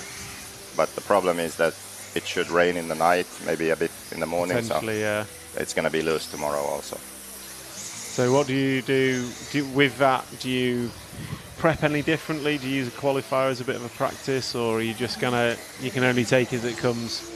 Well, because the track changes so quickly, we just have to be prepared. We have all the different tires ready. The car stays pretty much the same. You're changing diff oils as you go? We changed yesterday, but we're sticking with the same now. Okay. So the changes to the car, if it now got high grip, would be really small. Okay. Or maybe we wouldn't even need to change anything now. Maybe just diff oils. So it's mainly tyres that are the big driving factor, I guess. Yeah, tyres. And do you feel lost on tyres? Because I was speaking to, we had J-Ro up here earlier, and some other people we asked didn't want to come up because they're too stressed running around talking tyres. Are you feeling lost in it, or are you quite confident you know what to do when you know what the condition is? Now we are pretty confident because I've tried different tyres, and also in Q1 we actually came in and changed tyres. So we had immediate feedback on that. So we know what to do now, I would say. Yeah, excellent. If it starts drying more, we know what tyre to run. If it rains a bit or stays like this. Actually, staying like this is the worst. Then we know the least, because we don't know when the track will transition to the next phase. Yeah. But I think we saw that in Q1, like when the top 3 heats ran, it was almost in that transition zone. But that's the hardest. What worked in heat 8 wouldn't have worked in heat 10 almost. Yeah, but if it's sunny and it's sunny for an hour, we know what to do. If it stays cloudy and rains a bit, and then is like it was in the morning, we know what to do. So. Okay. Any more to add? No, that's about it. Perfect. Well, thank you for your time, JQ. We'll let you get off and go and set a TQ run, hopefully. Hopefully, yeah. He needs one more you, good one. Not Pekka. Me? You, yeah. I don't even know what I have. I just know that Pekka needs another solid run. He does, Put him in the main. I think there's 3 people that I would say are in the main. And then you've got a handful of people with 1 score. Yeah. And then you've got a few people that need 2 from 2, which is not a happy place to be. So just a top 10 run in Q3 for Pekka, and then Q4 we can even try something if we can think of something that we'd like to test. Yeah. That would be a good situation to be in. Perfect. Well, good luck for the rest of the day. I'm sure we'll catch up with you again later. Thank you. Okay. Good luck. Thank you.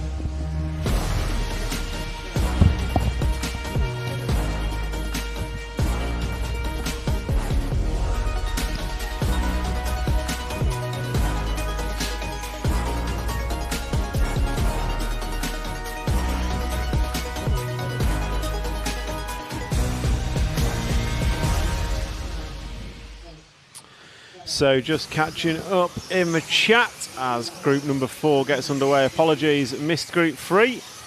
We were just having a quick chat with JQ in the booth, but Stefan Valt took the fastest time of everyone with a 9-lap run and 5:32 in this round. So that's a TQ time for this round. Heil, sorry I missed your chat. We will catch Lucas Heidfeld next time, that I promise. And the French chat, yes, there's lots of French drivers here actually. We've got 2 French in this one, and a load of French all the way through the field. And they're also doing very well this weekend. Not just Noah, but Noah is extremely impressive. So, group number 4, we are following Mick Butler in the Schumacher machine. We also have Maxi Block, Ik Tom Pat, Mika Kaitmo, Joseph Barafet, Marcus Heine, Yannick Farn, Thomas Stuck, Cedric Dauby, Evalds Boutans, Julien Bergenton and Jürgen Perrault. Those are your drivers. And we are following the Schumacher machine, yellow body, yellow and red body with yellow wheels and a black wing. Just chatting to JQ, he mandated that Pecco did the double-double in his last qualifying run, just to have an easy option, not try and push it too hard. So JQ trying to get insight into his own racing journey, but he's more interested in Pecco's and Marco's, which is understandable as a race engineer. And just checking in the chat, good luck to Team Estonia in Finland, hoping for a splendid afternoon. I think we all are. And hello Dirty Culture Clothing, hello to you. We are set for a wonderful afternoon. The sun is coming down. You can just see the whole video starting to brighten up as the sun is out. So Julien Bergenton is your leader in the 1 car, followed by Mick Butler. Maxi Block in the 4, Joseph Barafet in the 7. So we'll try and pick up the 7 car. He should be on the right-hand side of the track somewhere. So we'll try and pick up the 7 as he comes round. I think it's the all-pink machine. The all-pink machine coming down the straight is the 7, Spanish driver of Joseph Barafet. He is running well in this one, and I don't think we've seen much of him so far on camera. And then question in the chat, do we have any car shows? Yes, we do. We have 7 car show chassis rocking around this event. So yeah, 7 car shows in the event. And so car 7, the pink machine, just come off the triple jump, and right hand side of the track, staying nicely on the groove. That right hand side of the track is really grooving up, and I think as the sun beats down on it, it's only going to get better. So from what I can gather, as the heat and using the disaster for Joseph, just having a bit of an error, but the heat from the sun and also just driving on the track just starts to dry out the racing line and dry out the whole wider track. It starts to bring out the oil, and that's the kind of black surface you see across the full width of the track. So Julien Bergenton is your leader, car number 1. So Julien is leading, looking at going 8 laps in 5:00. So not quite on to that 9-lap run that Stefan did in the race prior. With 1 minute and 20 to go. Question from Alfie Chu. Are there any Infinity here? I don't believe there are. Nope, there's no one declared using Infinity. Unfortunately, Bruno Coelho's not here. I believe he's karting somewhere. So, which will be interesting to see, because my view on life is if you're quick at RC and you can get over the fear of crashing, you'll be quick at karting as well. Let's see if we can follow car number 4 for a bit. So he's round the end of the straight somewhere. So the 4 car is yellow wheels with blue and orange and yellow body shell on the left-hand side of the track. So we'll pick up Maxi Block at the request of Mads RC Buggy. He says it should be the car show. Let's see. It is. Maxi Block is running a car show. And we are now following that car as he comes through the doubles double, we'll call it. And a lot of love on the RC chat for Kyoshos. So we'll follow him with 30 seconds remaining. We'll follow him through the close down. Julien Bergenton is going to go on to 9-lap pace. So he's looking at 9 in a 5:36. Maxi Block's looking at 8 in 5:12, running in second. And we've got Joseph Barafet running in 3rd. Mick Butler runs 4th. Eek Tom Pat in 5. Mika Kitemo running in the 6th spot. Shedrick Dowby 7. Marcus Heine 8. Thomas Stuck 9. Yannick Fan 10. Jürgen Pirolt 11. And Evalds Boutans runs in the 12th spot. And this is the master clock has sounded, so these guys are just racing down their clock as it comes through Maxi Block. That's going to close out his run with an 8 lap in 5:11. Oh, I'm not sure about the yellow wheels, so Mads RC Buggy, yellow wheels perfection. There's a lot of comments to say about yellow wheels. Perfection is not one I would normally use, I'm not going to lie. I think every time I've done an RC pole, white wheels are better.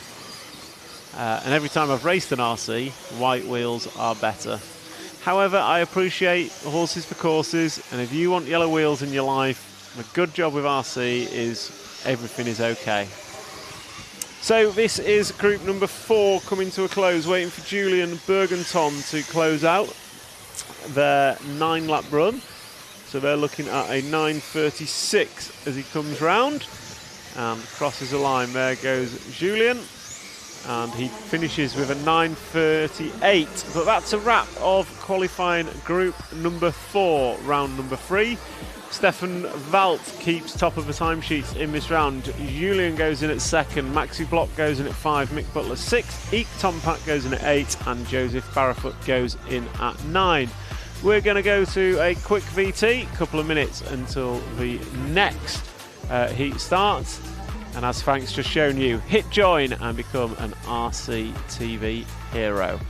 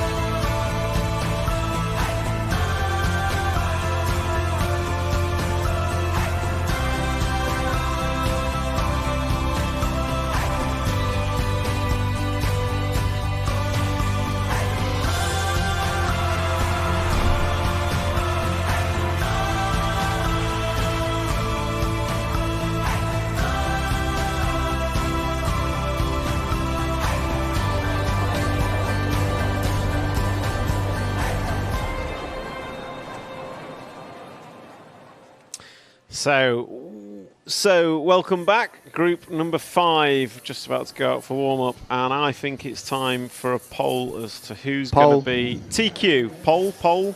We like polls. Polls.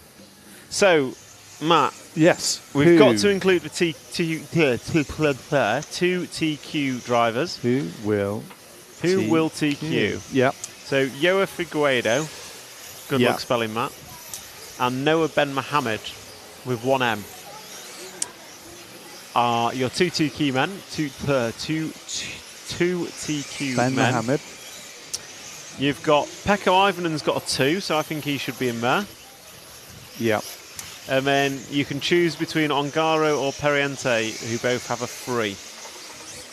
I'm going to go with experience, I'm afraid. So Periente it is. So let's put the question to our RC legends in the YouTube chat. Who do you think will TQ?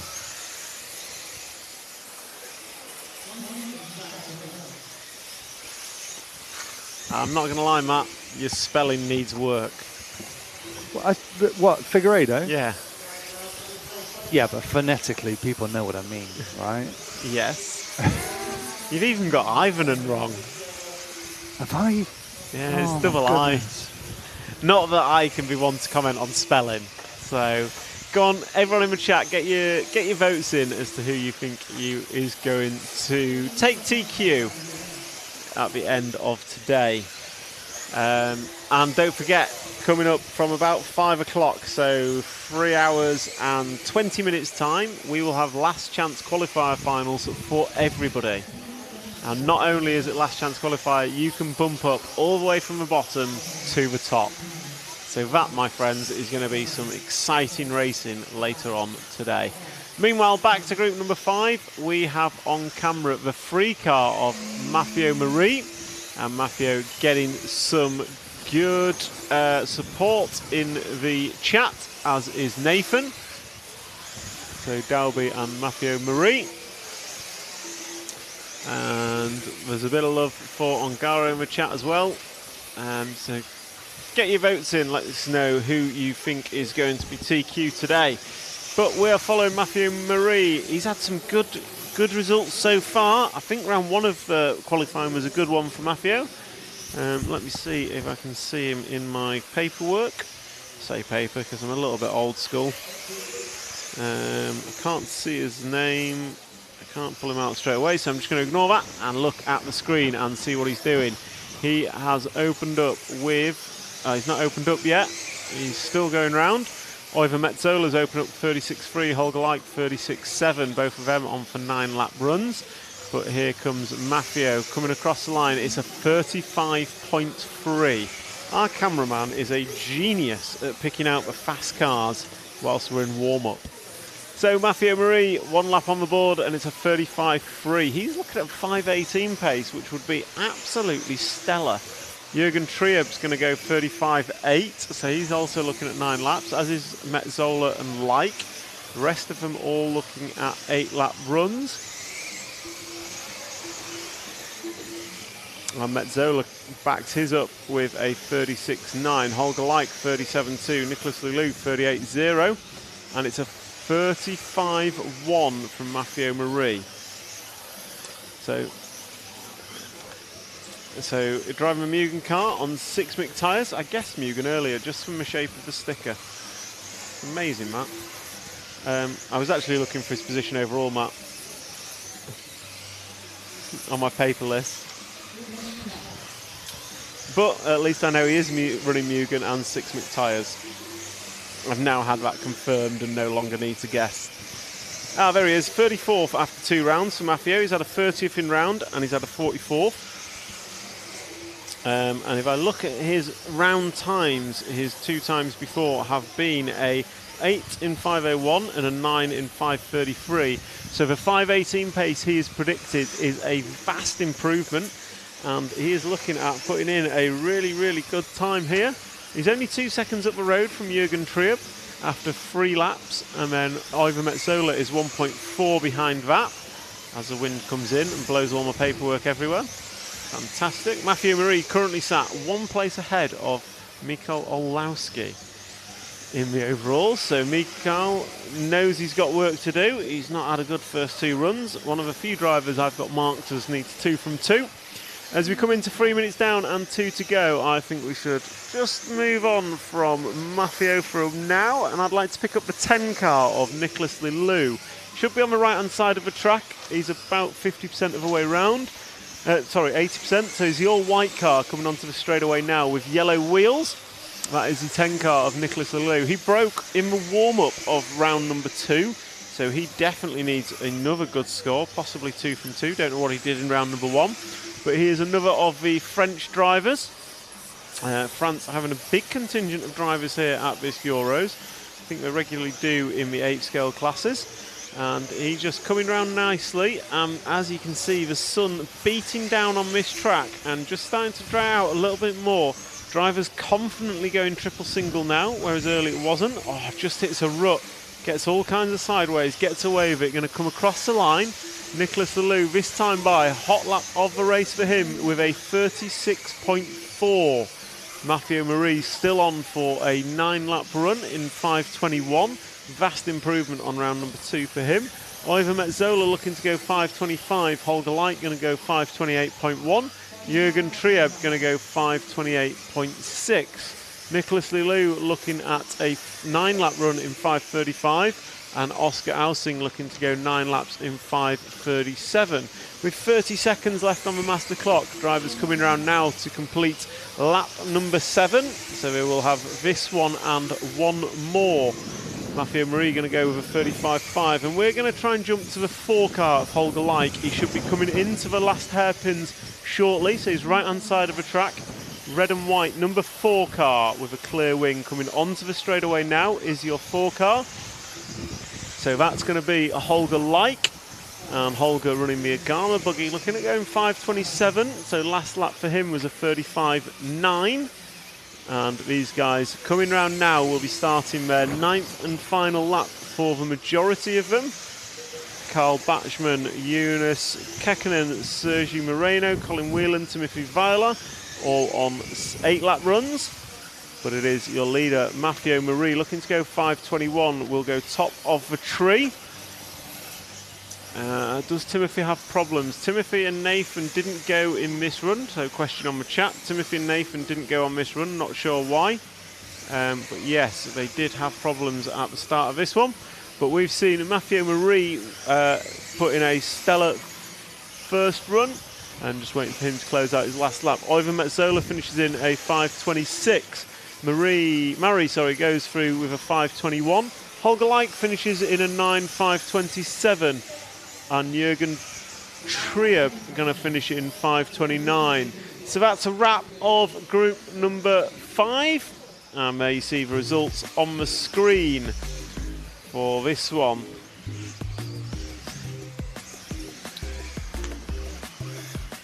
So that is the final results for group number 5. Group number 6 is going to come up next, and Mathieu Marie setting the time. So Mathieu Marie setting the time to chase of a 9 laps in 5:21. As we move into the second half of the heats, we're going to go for a quick intermission, and we'll be back in 2 minutes.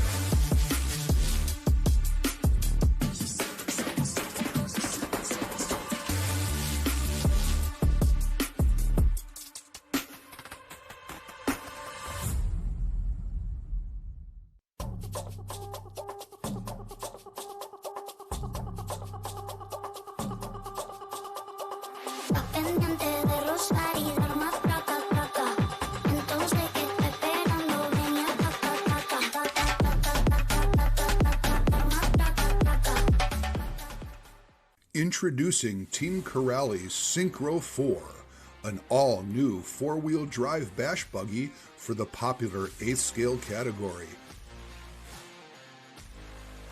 Quality and performance at an exceptional value.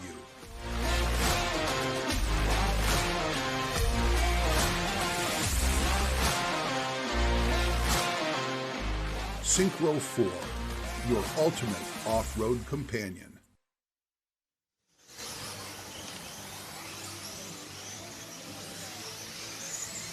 So we are back as group number 6 is warming up, and Matt's shouting in my ear, "You're muted." I mean, it's helpful because I'd have kept going, but Matt's loving his lips. When are we doing the production office walkthrough, Matt? Or can we get your camera up on live stream? My just camera, picture in picture. What, the production camera. Just to show you the production office. Maybe at some point. Because I don't think people quite appreciate just how easy you have it this week. Whereas me and Will are like sat outside in the dust, in the sun, cooking. You're sat in your air-conned production unit, feet up, 57 TV screens. You've got Hugo there waving a big palm leaf to cool you down when the aircon's just not working right. Sipping your pina colada. I cannot complain. Nick must be... Nick, you can't show Nick because he'll expect it as standard. He'll never know. Nick will be turning up with a rider next. So, Group 6, 30 seconds of warm-up left. Your drivers, Marcus Uberlet, René Savoya, Eric River, Paul Lepart, Alex Valls, Stanislas Matthias Hafmeyer, Florian Durden, Nafel Burkwell, Daniel Robbins, Alan Hideko, Tommy Meyer, and Morgan Monsieur.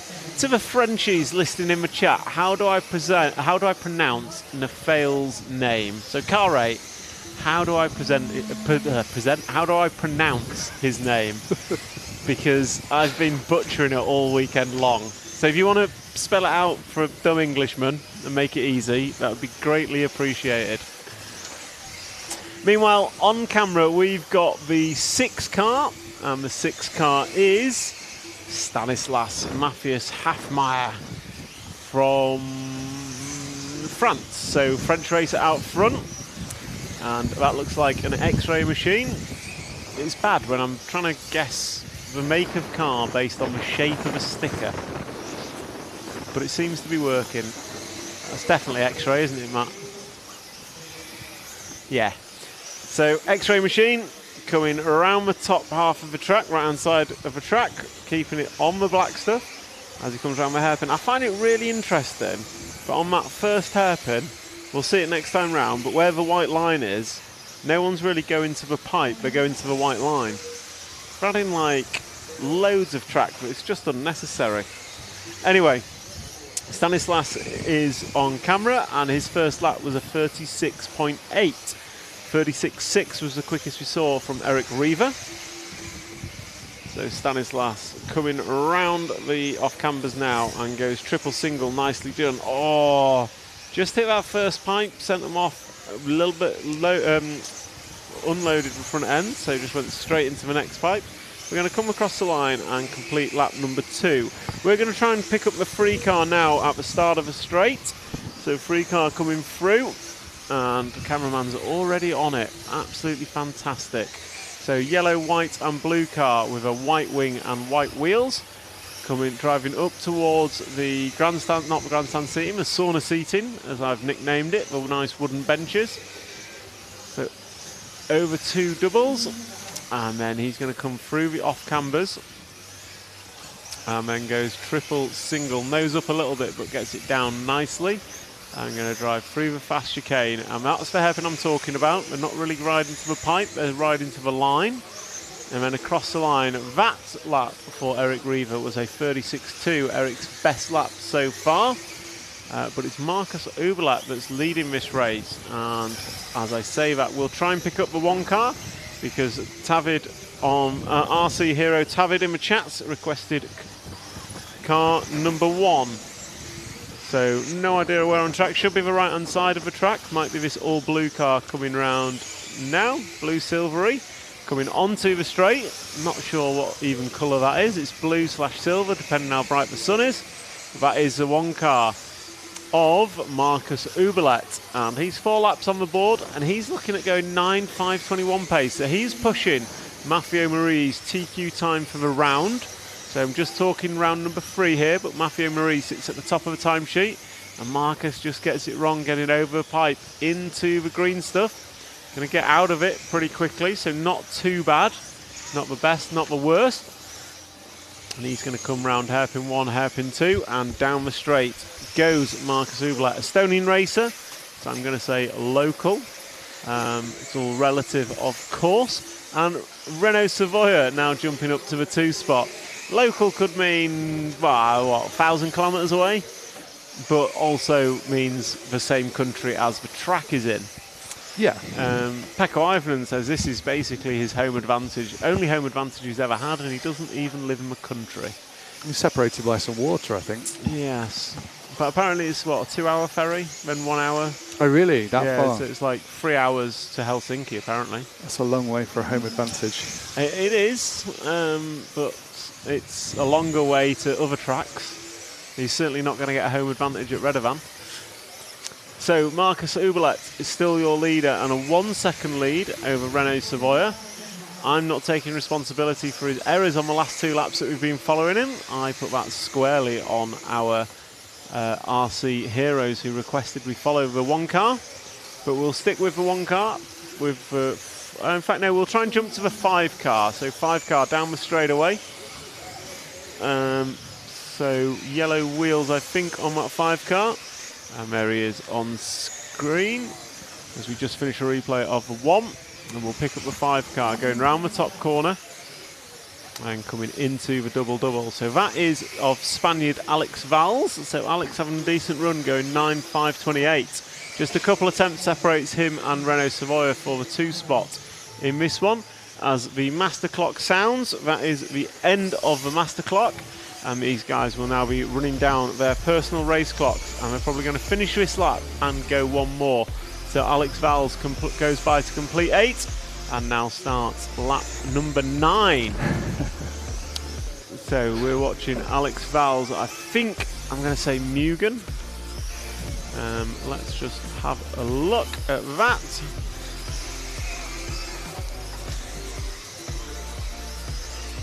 Yes, Mugen. So yeah, Alex Valls running with Mugen and Hobbywing with Pro Circuit tyres. Okay, guys, I'm on. You can so stop now. Coming to a wrap of this one, they're all coming round to finish, complete their final lap. Alex Valls goes through and finishes out with a 36.0, and he goes 5:28.1. There's Matt in his little production office. There we go. Welcome. So those of you who think I'm joking when I say Matt's sat in an aircon office with 500 screens. I know what about 3 of these buttons do. And all of them mute me. Cameras for days. Cameras for days. Look at that. As a production office. There's Tristan. And then just behind Matt, you'll see an air conditioning unit. This, we like this. This is very nice. And his jumper, because it gets a little bit cold. Not going to need that. Me and Will are out here in the dirt, sweating in the sun. Look at that guy. So yeah, this is a production unit we talk of when I'm giving Matt a ribbon. Yeah, it's lovely down here. You would love it. Looking at I would love it. You're not wrong, but I also like to see the track. So unfortunately, Marcus Hulbert closed with a 40.3. So Renault Savoia experience rising to the top, going to take that one. From Alex Valls finishing second, Marcus Hulbert third. So as we move into group number 7, I'm just going to go for a quick intermission. We've got about 1:30 and we're back for the warm-up of group number 7.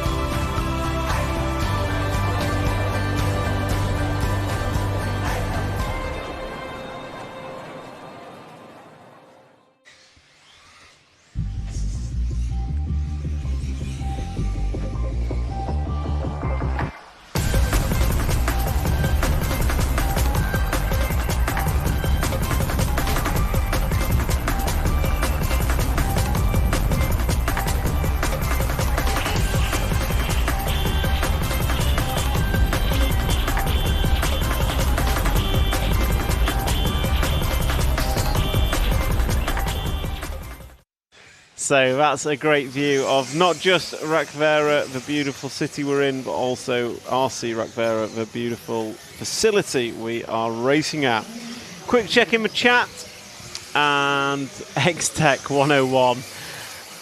Hate is a very strong word, but Matt, what's your view on this comment? I do understand why why France hate England. England butchered the French names like the French guillotine their politicians. Well, that requires some to have listened in history lessons. I think I need some pronunciation lessons is what I'm taking from that. Yeah. Yeah. I'm doing my best, but I hope I'm entertaining. So Daniel Liu, morning from California, 4 a.m. and checking in. Nice to have you on board. Letek, can't believe someone from across the pond has been here more times than I have. I'm just 100 kilometres away. Yeah, It's not far for those in Helsinki in Finland, I believe. Quite a few have made the journey. So group number 7, we are following the 2 car of Karl-Erik Walter, son of track owner, I believe.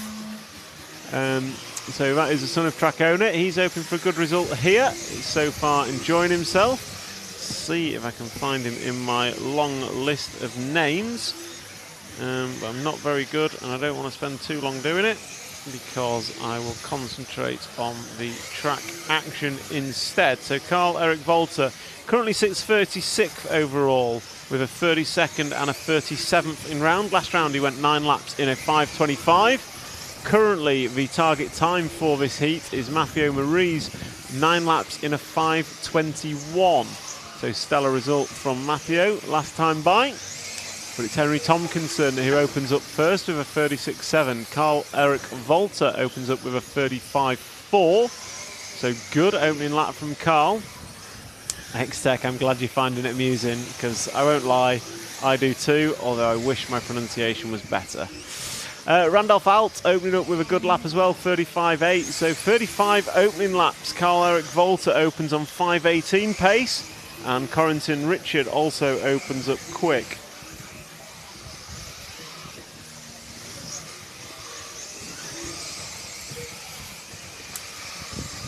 So Karl-Erik Walter, 2 laps on the board, a 35.1 second time round. He's looking at going 5:17 pace, which is fantastic for him. Corentin Richard looking at going 5:23 pace, and Randall Alf 24 pace.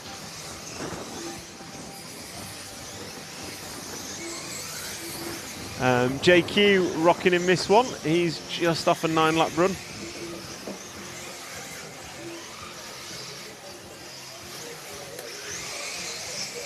So Karl-Erik Walter coming down the straight, and that time by was a 35.3. So he's fast and he's consistent in this one. We'll jump to a different car. We'll try and pick up Rainer Resser in the 5 car. So he should be coming around onto the straight now. So I think we've got him on Hugo's camera. So that is the all-pink machine. I want to say a Garma, but quite a few cars have laid down shocks now. But luckily, through the power of... he doesn't even tell me what chassis. He's not declared his chassis on the stats, so I don't know what car he's running. But that is a 5 car of Rainer Resser.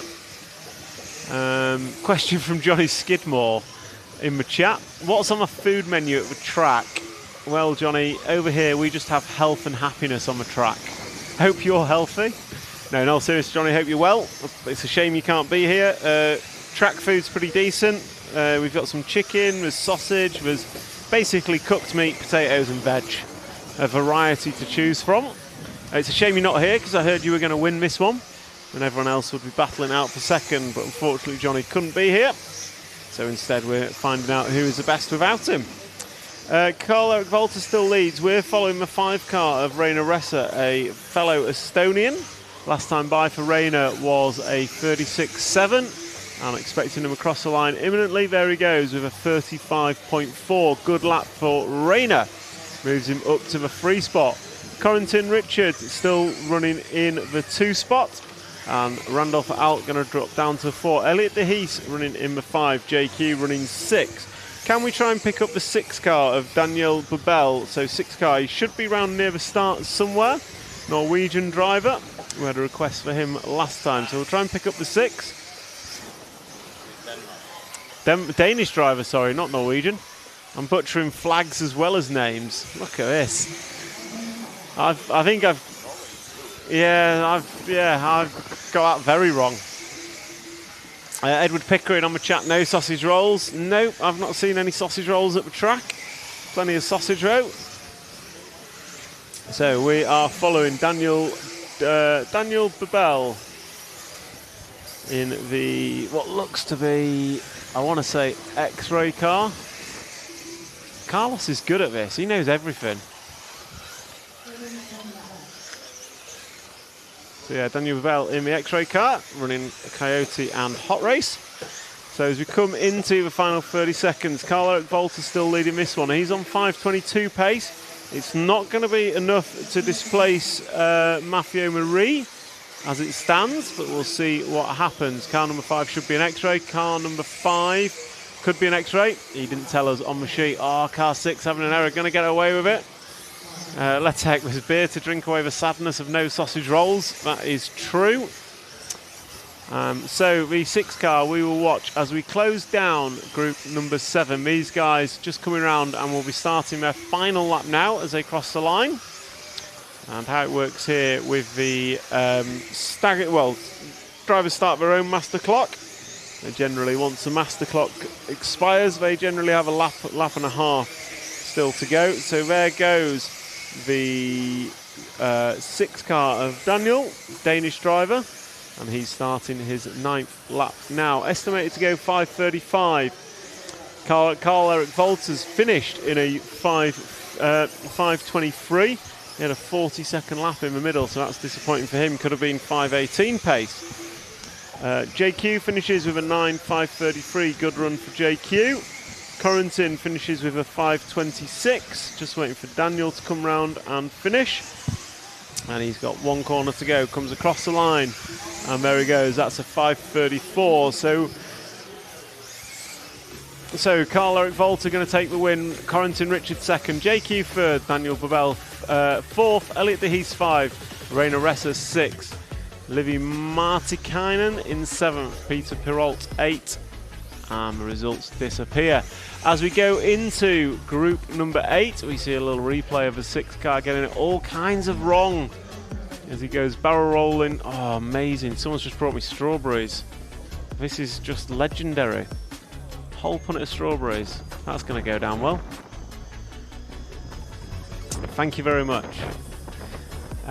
So Matt, you bet you don't get fresh fruit in your little air-conditioned box, do you? No, and they've finished all my sweets as well. Oh, disaster.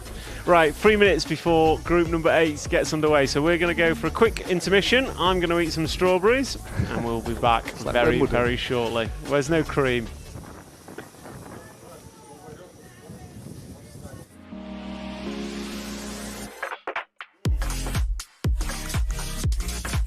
I want an ice lolly.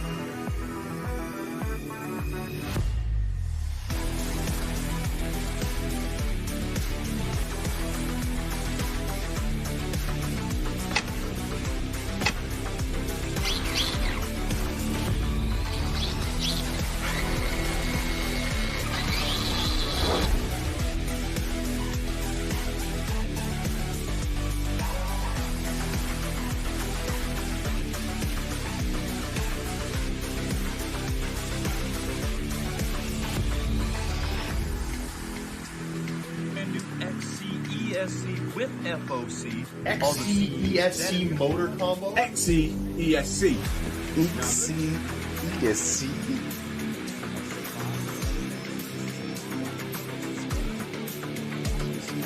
ESC here. So this.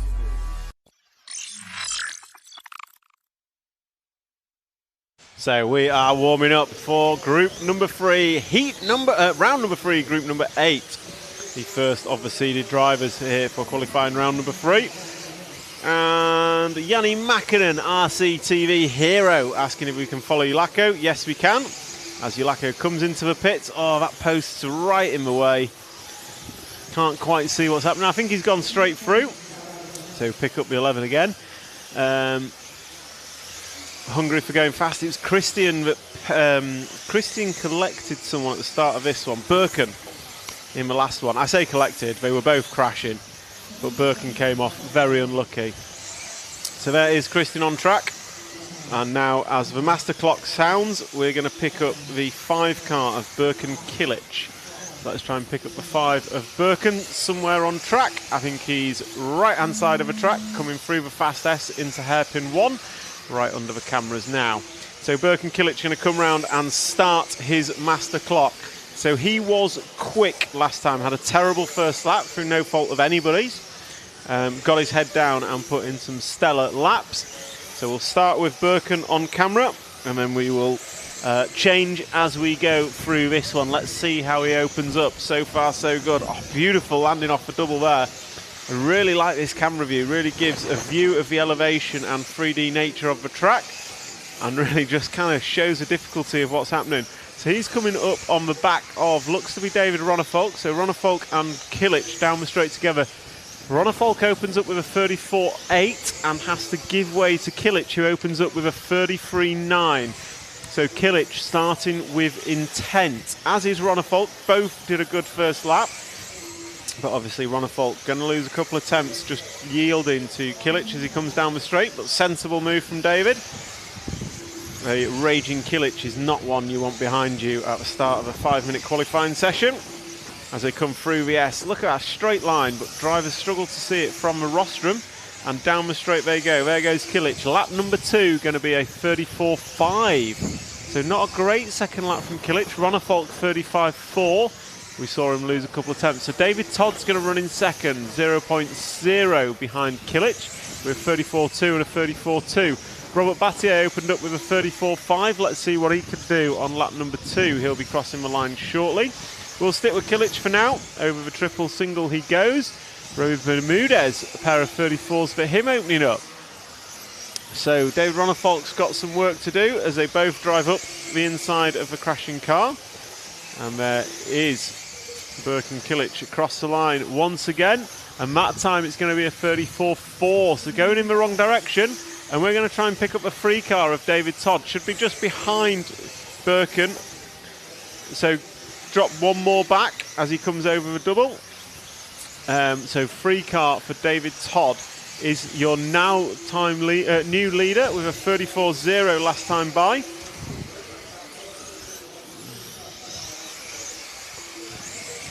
So car 3 on camera, white, blue and pink car down the straightaway. And he comes into turn number 1. He's going to go triple. And David Todd is leading.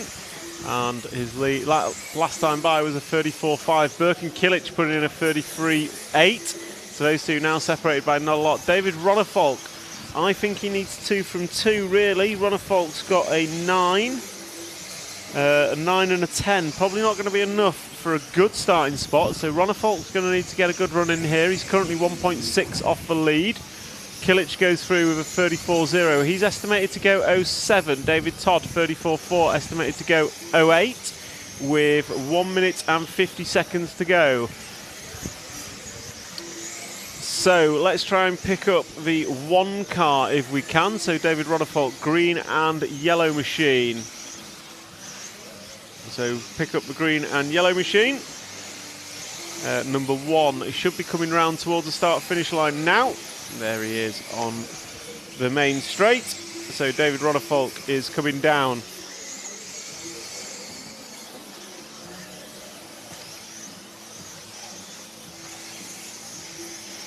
So David Ronnefolk around the top of the track, green and yellow. So green and yellow car dropping off the hill. And then going to come round the berms with 1 minute and 5 to go. Ronnefolk, he's currently 2.8 off the lead. And his fast lap is a 34.0. 33.8 for Birkin Kilic, 33.9 for David Todd. Kilic goes through with a 33.8. Ronnefolk goes through with a 34.2. David Todd, 34.3. So 3 seconds separating the top 3. Roby Bermudez 1 second behind that. Then Robert Bataille run 5th. Eric Like 6. Bartosz Zaluski 7. Ulyss Ciclodi 8. Clement Bowden 9. Christian Ulacco 10. Jerome Sartel 11. And Marcel Triab runs in the 12.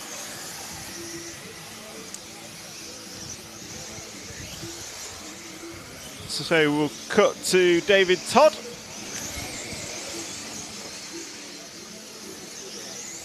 So David Todd running around in second on camera now. He's just starting his 5th and final lap, and he's closed within 0.6 of Birkin Kilic. So Birkin Kilic is our leader. He's about halfway around this lap. So David Todd dropping off the double, nicely done. Red-blue car, and Kilic bouncing off the pipe. So Kilic just closing out his lap. It was only 0.6 between him and Todd. Let's see what it is as they come across the line. There goes Kilic across the line. He closes with a 34.6. Could David Todd take this? He'll be coming to the line now. David Todd crosses the line, and he does. 33.9 for David Todd. Going to take out heat number 8. David Ronnefolt going to finish it in the 3 spot. So I'm just going to run down and grab an interview with some drivers, and we'll be back with you shortly.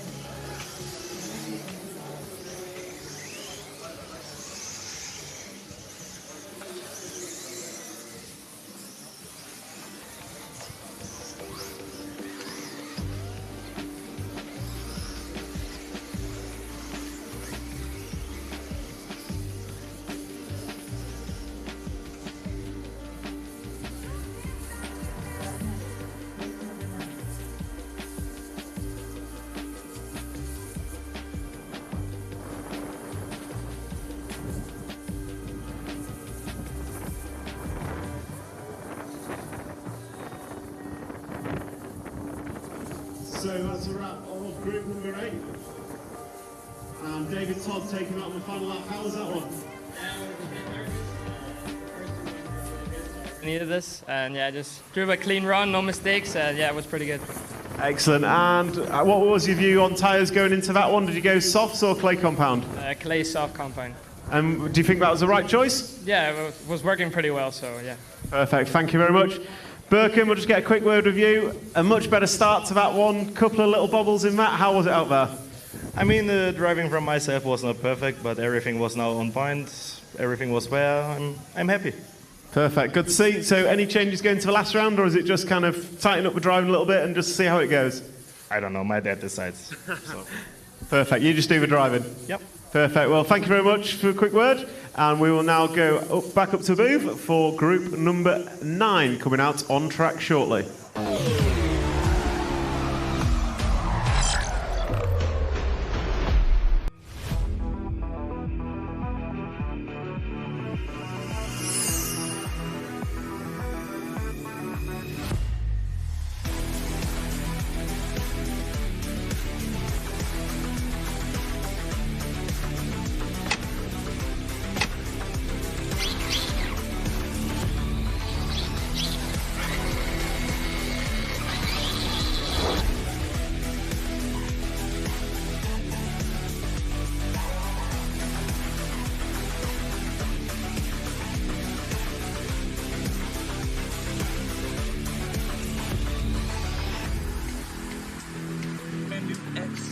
ESC with FOC. XC-ESC motor combo? XC-ESC.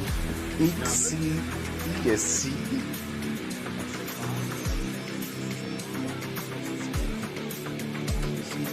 ESC here. So this...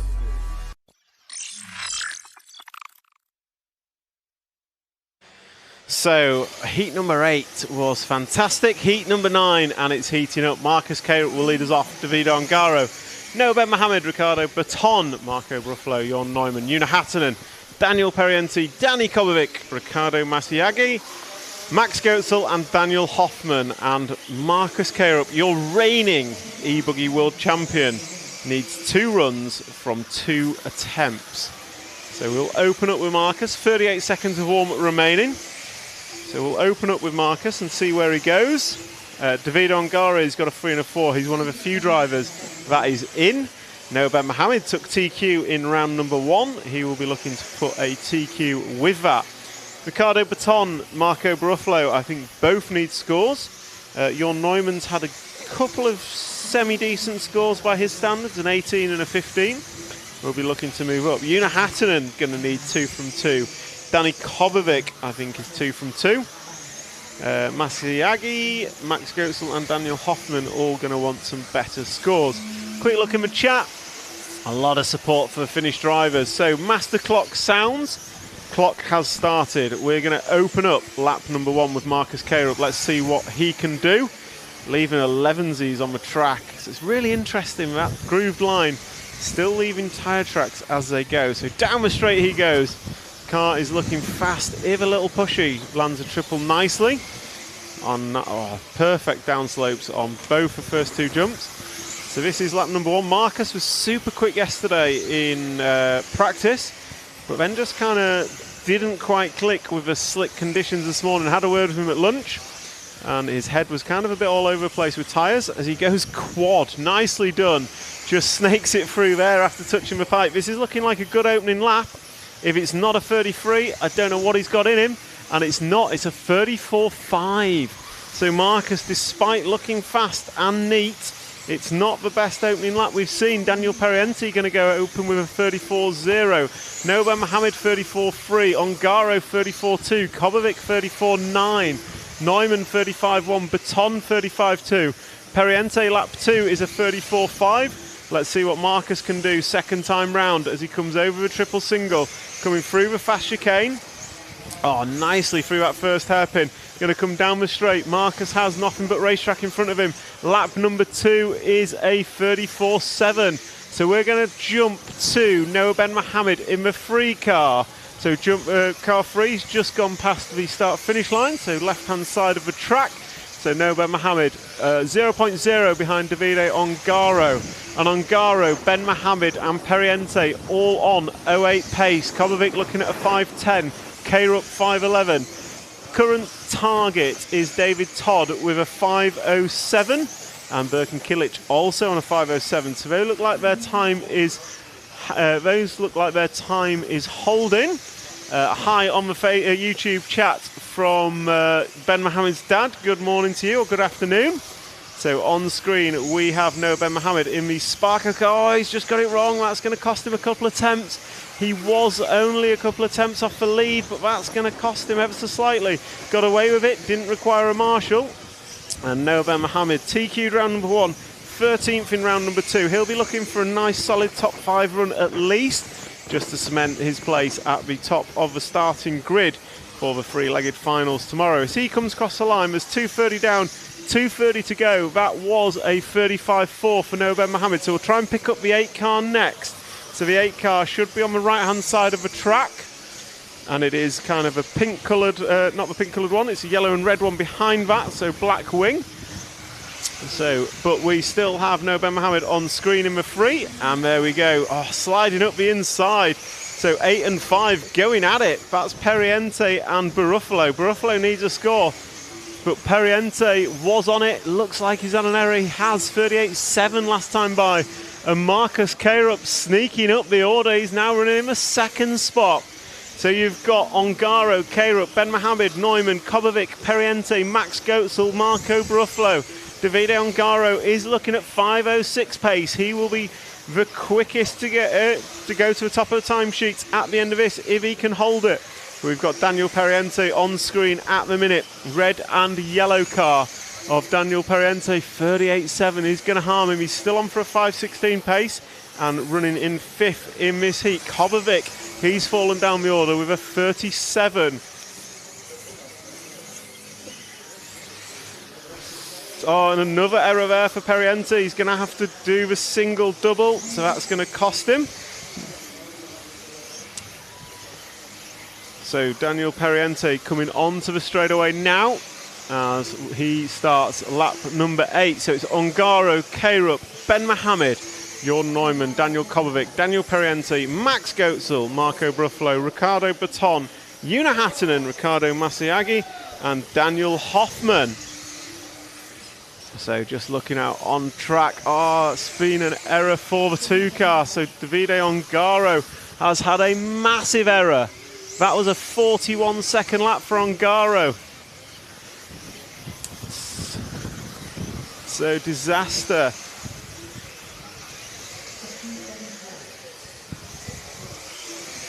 So Davide Ongaro just pulling over, letting Kobovic through, despite the fact Ongaro is still running in front of him on track. Or that might be Ben Mohammed actually. But yeah, that's terrible luck for Ongaro on for fastest time. And we'll try and flick to Marcus Karup if we can in the one. He is leading this one as he comes over the back double. So Marcus Karup is on his final lap. He's looking at 09 pace. It's only good enough for 4th overall. But we'll see what that does as he's on his final lap. It was a 34.1 last time by. His fastest lap is a 34.17. So Marcus Karup coming across the line now and closes out on a 5.09 to go third. Just pipping David Ronnefalt. That could be important. They both needed a score. So Karup going to take the win from Noah Ben Mohammed and Jorn Neumann. So just going to nip down to the track and we'll grab an interview with Ongaro and Karup.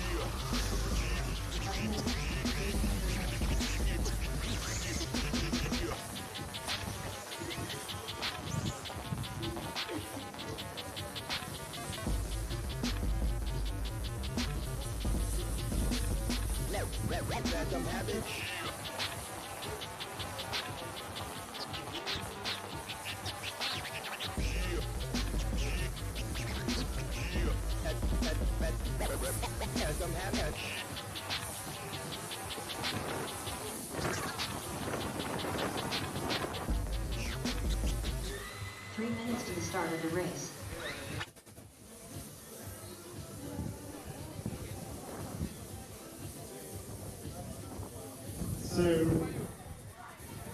So round number 2, heat number 9 done and dusted. Davide, you were on it. What happened? I mean, someone took me out, so that's it, simple. I mean, car was good, tire was good. We find a great balance of the car. So let's try in the last one, hopefully to do well. That's it. You're one of a few drivers with 2 good scores going into that, so it's not the end of the world, but I understand the frustration. No. Yeah, I mean, for sure to do well now was a bit easier in the last one. So it's what it is. We need to do try to do a good one in the last. So that's it. Okay, well, thank you. Good luck. Quick word with Marcus. Marcus, maybe not the quickest your car's been, but consistent throughout. You ended top of the heat and sitting 3rd overall going into the last heat. How does that make you feel? I mean, it was pretty good. Still some stuff on the setup to find. Tire was pretty good now. We tried a different compound, clay tires. So we're going to whip in the next one, I think. Did you listen to me about tires or did you ignore me? Unfortunately, I listened to you, yeah. Oh, so you're saying it worked? You did good, yeah. Excellent. Well, good luck for round number 4. I think you need it. Cheers, Marcus. So that's a wrap of heat number 9. Heat 10 out on track. Let's nip back up to Booth and find out who's going to TQ round number 3.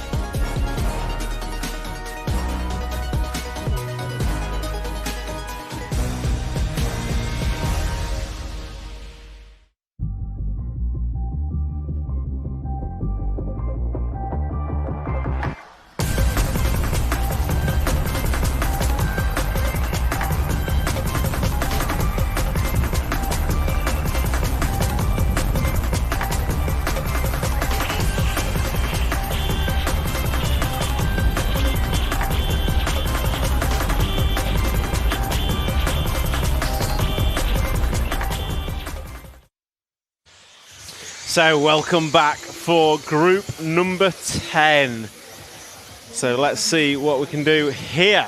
They have a target time of, we've got David Todd's 5:07.6 sitting top of a tree. That is the fastest time we've seen. and we'll see what we get. We've had 33 seconds. We had a whole host of 33-second laps from Joa Figueiredo. So we're going to start with Burak Kilic for warm-up, or are we, as they come out the pit lane. So we'll stick on Kilic.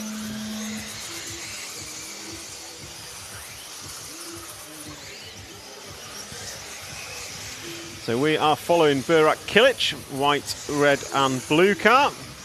Brother Birkin doing extremely well, laid down a 5:07, currently sitting second in round. And he will come across and start his race clock now. Mikel Orlowski in this one is going to need a good run. He's one of the few drivers that absolutely needs a good run, as did Danny Kobovic. I don't think Danny Kobovic got what he needed, and I don't know if Una Hattinen has either.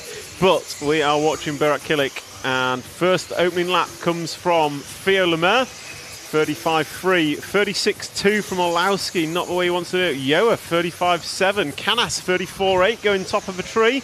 Let's see what Kilic can do. So Burak Kilic comes across the line and he opens up quick with a 34.6. So it's Kilic, Trevisan and Canas all opening up in the 34s. 5.11, 5.12 pace respectively. They're not touching the 5.07, but let's see what happens, because these guys are building into their runs. Cars seem to get quicker through the run as they settle in, and the track very different every time they touch the surface. So Burak Kilic is going to be right-hand side of the track, coming through the fast chicane. He's going to come round hairpin 1, hairpin 2. Let's see what he can do. Second time round for Joa Figueiredo was a 35.0. It's a 34.6 for Burak Kilic. So he is laying it down. So Burak Kilic still leading this one. So the 5 car coming into the double now, double 1 and double 2. And then drops down very nicely. So Burak Kilic after 2 is leading 0.2 of a second in front of Adrian Periente, and then 0.0 back to Andrea Trevisan. So we'll close out this lap with Burak Kilic, and then we'll jump to the 8 car. So there we go, Kilic across the line with a 34.2. Now let's pick up Andrea Trevisan. He's rocking round with the white and orange car, white wing on the back section. Oh, he's going to get it all kinds of wrong, but saves it just about. It's going to cost him a couple of tenths of a second, but better than needing a marshal as he comes over a triple single, rolls it through, right-hand side of the track, through that straight chicane, not so straight from the rostrum. So this is Andrea Trevisan coming across the line. That time by, it's going to be a 34.8, despite that sideways action. Meanwhile, Kilic done a 33.7. So Burak Kilic laying it down. He is looking at 5.08 pace, so he's getting close. So Burak Kilic 5.08 is looking good.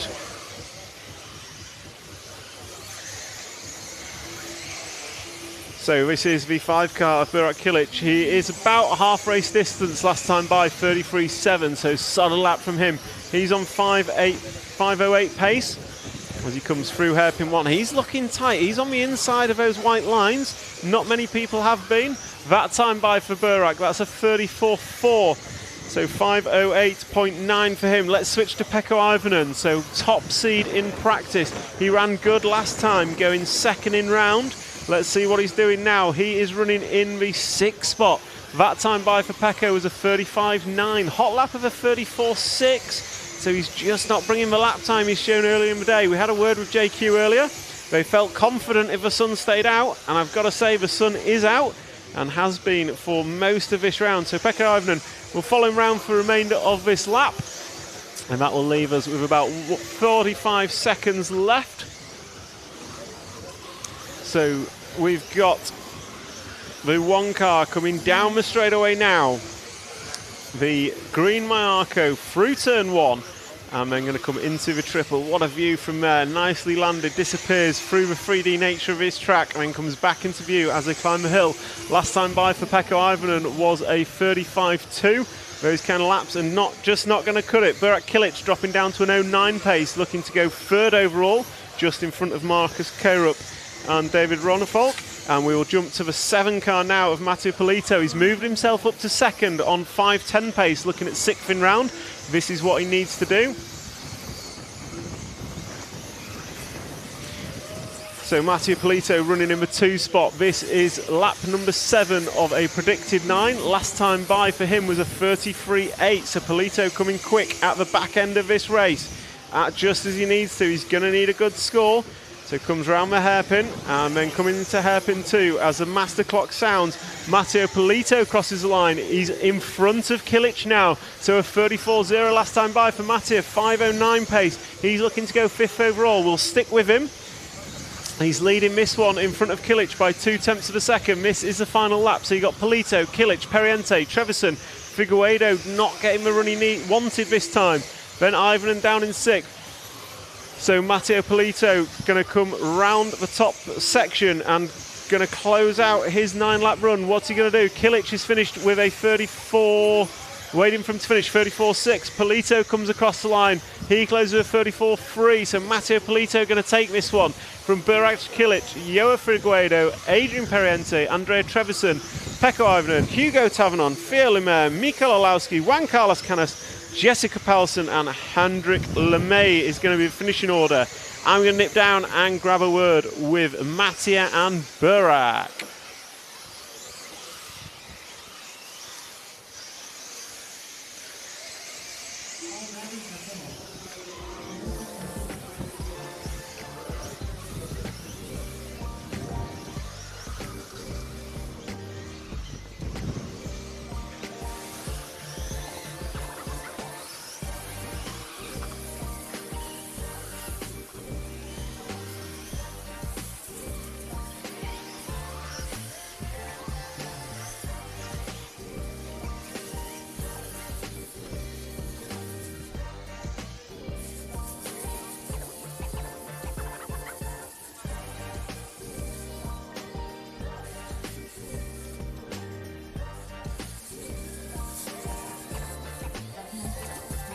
So round number 3 qualifying done and dusted, and heat 10 went the way of Mattia Polito. Mattia, how was it out there for you? Well, it was better than the other qualify. So now we have grip. Now we need to change the car for more grip. So we see the next one. Do you feel it needs big changes or just small sort of changes to get it where it needs to be? I don't know, small changes. Okay, you went 5th in round. Are you happy with that, or do you think there's more to come? What? You went 5th place in round. Are you happy with that, or can we do more? Yeah, I'm happy, but I want more. Perfect. Well, good luck for the next one. Quick word with Burak. Burak, it started well and then just seemed to get a little bit scrappy through the middle. How was your car? My car, tires, electronics was good to drive. I just made some small bubbles, but everything was good now, and I'm happy. Is the track getting more difficult as the grip comes up? Is it kind of throwing you off a bit, or is it for everyone, or is it just the fact of the pace that we're trying to run at here? I think it's difficult to have every run the perfect setup, so we just try to improve every run, but overall it was good. Perfect. Well, good luck for the next round. Thank you very much. So that's a wrap of round 3 of qualifying. Round number 4 of qualifying starting now. So we'll get back up to Bruve and give you full coverage of the remaining round of qualifying here at RC Rakvere.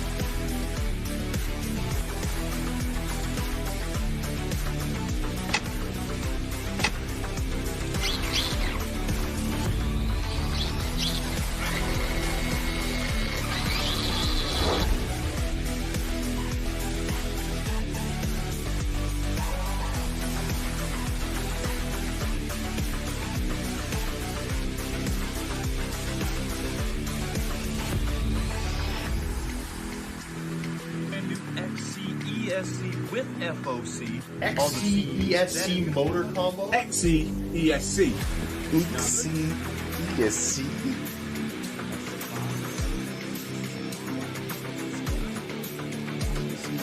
ESC here. So this.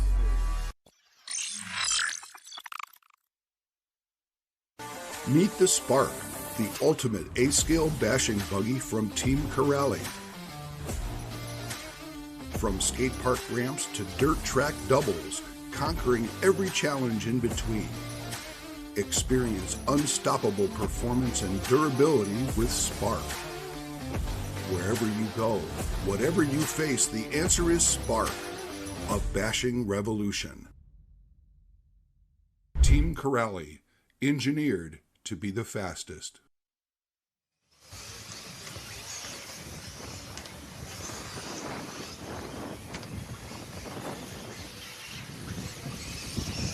So welcome back to heat number 1, round number 4 of qualifying. These guys are out on their warm-up, and I've just been given a printout of the results. So Michael Orlowski, a former European champion of this class, is going to need to bump up. Currently sat 36th with a 30 and a 31. So look at the top. Yo Figueiredo's got a 0 and a 2. He's in. Burak Kilic has got a 4 and a 2. He's in. Davide Ongaro a 3 and a 4, and a very unhappy round number 3. He's in. Adrian Periente 7 and a 3. He's in. Mattia Polito the 4th in round. I thought he was 5th, but he got 4th in the end. He is in. So good run from Mattia. Much needed. So that puts him in the A main. Noah Ben Mohammed 0 and 11. He'll want to move up the grid. He needs what, a top 7 score will put him up dramatically. Burak with a 7 and a 6. I reckon he's in. A lot can happen there. And then we've got David Ronnefolk with a 9 and a 5. David Todd a 15 and a 0. Pekko Ivanen with a 2 and a 13. Marcus Karup 3 and a 14 are your direct qualifiers. Then you got Remy Bermudez, Hugo Tavernon, Robert Bataille's got a 5. Canas has an 8. Theo Lemaire has a 9. So I think your main is fairly set. So the guys that can jump in are Remy Bermudez, Hugo Tavernon, Robert Bataille, Juan Carlos Canas, and Theo Lemaire. Battier.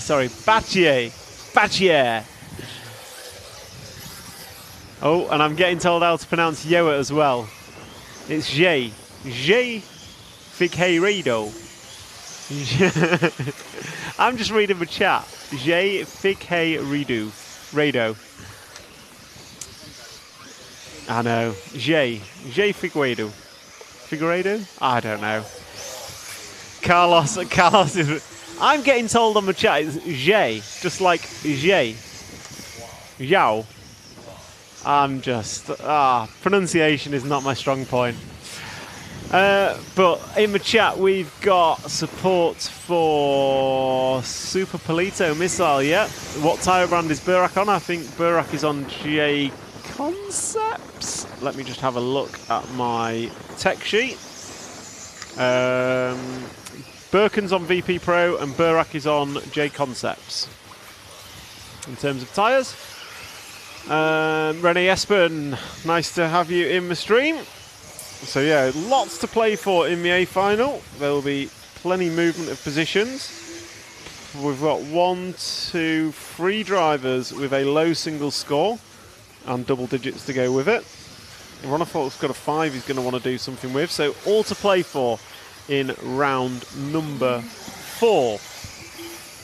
And round number 4 is underway. We are following the 5 car of Rasmus Sage. So that is the Estonian racer. He runs in 5th. So it's Jessica Dudon, who just comes across the line now. In the 3 car is the leader. Jan Disler runs in 2nd. Gary Humphreys, 1/3 of the Irish boy band. And slightly worse than Westlife. Eric Monsieur runs in the 4th spot. Rasmus Sage runs in the 5. And we've got Rickard's Kalnins, Demantas Eskerskis, Russell Brown, Millie Brown and Remo Koss. So we'll pick up the 3 car, the leader of Jessica Dudon. So Jessica goes double, single, single. Nicely done. And let's just have, it isn't more like wow, so J wow with a soft J. I'm getting a proper, if you can say JConcepts, you can say Zhao. Zhu wow. Oh man, this is an education for me every time. I love it. So what have we got? Jessica Dudon still leads. Last time by for Jessica was a 42.5. And she is looking at 8 laps in 5 minutes 33. The front 3 separated by 1.5 seconds. So Jessica, Jan Disler and Gary Humphreys before 1 and 3 cars. So Jessica rocking round in the 3. Oh, we're back on the 5 car, sorry. So 5 car of Rasmus Sage. So coming round the top section. And he's going to drive towards the rostrum, towards race control now. And hairpin round 1 and 2. Going to come down the straight in the 5 car. That's Rasmus. And he runs in the 4th position. Looking at going 8 laps in 5:41. So we've got 4 predicted 8 lap runs. And the gap at the front between the 4 and 1 cars is Jan Disler and Gary Humphreys. Just half a second between them. As the 5 car takes a tumble, lands on its wheels, and carries on to fight another day. So Jan Disler and Gary Humphreys, your 1 and 2, separated by less than half a second as we went past the line last time by. Jan Disler looking to go 8 in 5:28. Gary Humphreys looking to go 8 in 5:29. Then Jessica looking at going 5:36.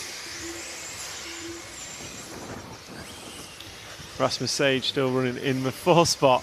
Team Apex Page and JP Sweek, 2 RC heroes in the chat, having a good laugh at my lack of pronunciation skills. And we've just picked up Gary Humphreys in the 1 car. One of the Irish contingent here, so he crosses the line and starts his 8th and final lap. So we'll close this heat out with Gary Humphreys as he jumps into the green grass. And then gets it wrong on the double. He's going to be on his roof. Yep, so he's going to need to wait for Marshall. Marshall comes. There it is. Joao Friguedo, I think that was. Giving me opportunity to use my newfound pronunciation skills. So there goes Gary Humphreys coming around the off-camber corners. And then he's going to come into double 1 and 2. Double rather than triple single. And he's got just a couple more corners to go to close out round number 4 for himself. And he's looking at 5:28. Let's see what it is as he crosses the line. Drops down to a 5:35. Losing a whole bunch of time with a 47.9 lap time there. So disaster for Gary. Jan Disler closes out with a 40.9 to go top of the tree on a 5:28.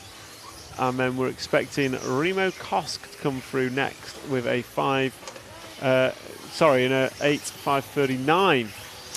Demantas going to finish in an 8:5:44, so good result for him. So full closing order is going to be Jan Disler, Gary Humphreys, Demantas Ezerskis, Eric Monsieur, Jessica Dudon, Rasmus Sage, Rickard Kalnins, Russell Brown and Millie Brown, just waiting for Remo Koss to finish. So Remo Kosk on his 7th lap.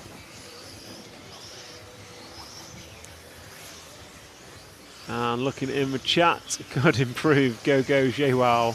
Joao. It's not Joe then. Joe Figueredo. Figueredo. Oh man, so bad at pronunciation. I love it. So we're just waiting for Remo Kosk still. He's rocking round. He's on his final lap now, lap number 8. I think he must have been a late starter. And he has been called finished. So that's a wrap of qualifying round number 4, heat number 1. See results there on screen. Next up, we'll go for a quick intermission.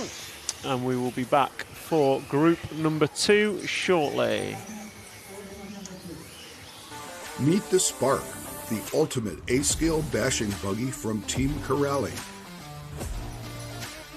From skate park ramps to dirt track doubles, conquering every challenge in between. Experience unstoppable performance and durability with Spark. Wherever you go, whatever you face, the answer is Spark, a bashing revolution. Team Corrali, engineered to be the fastest.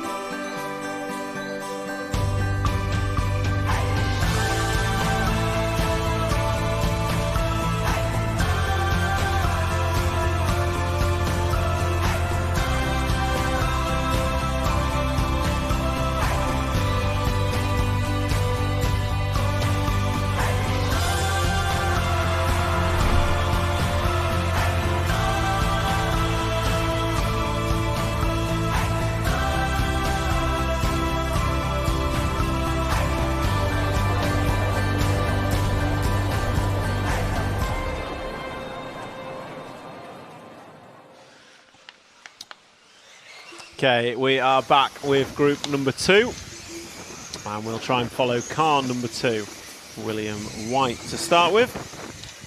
So group 2, your drivers, William White, Daniela Stalionas, Silvio Pietrobroni, Christianis Rolles, Robin Shah, Rene Levesso, Lucas Norden, Zoe Marcus Casemagi, Sami Paulin, Alexis Marat even, Holger Enoch, and Juha Salmon.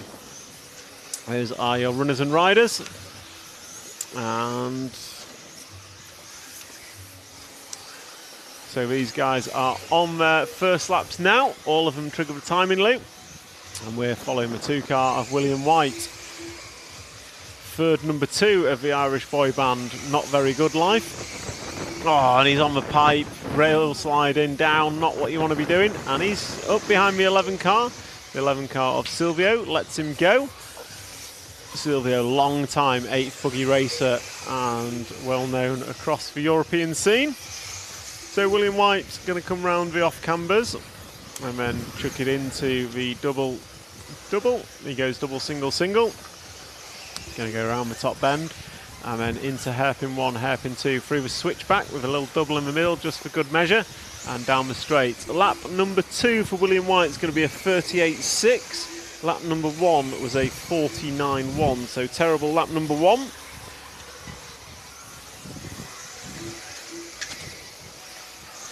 So William White, still our leader, comes into the double jumps and just pushes wide, not too wide, not too bad. And then, yeah. So here we go with car 1 of Alexis Morat. He is our leader. So the all white car.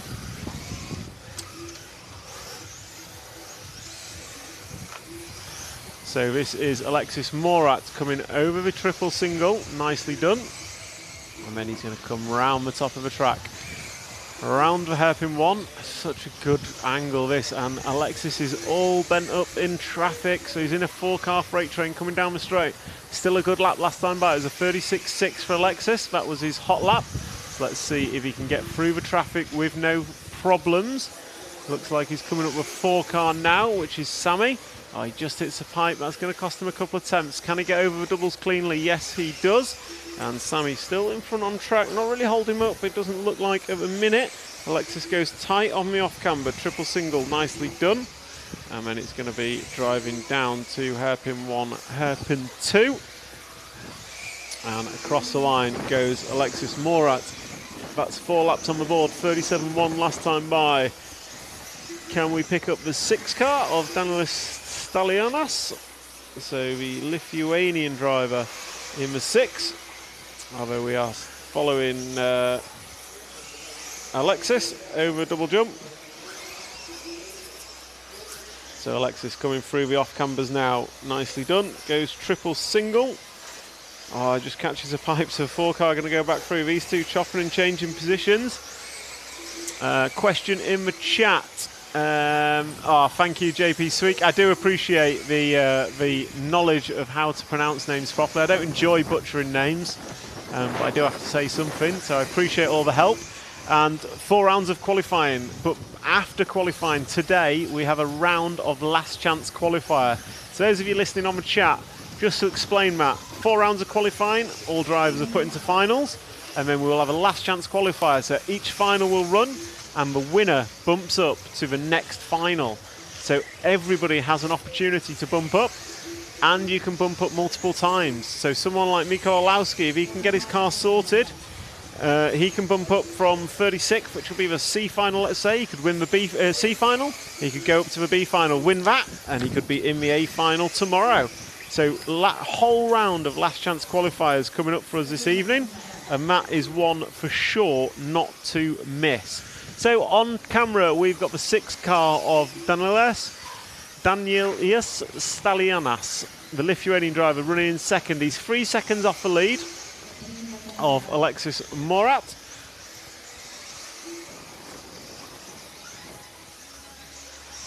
So 6-car coming off the second double, lands on top, nicely down, and he's going to come round.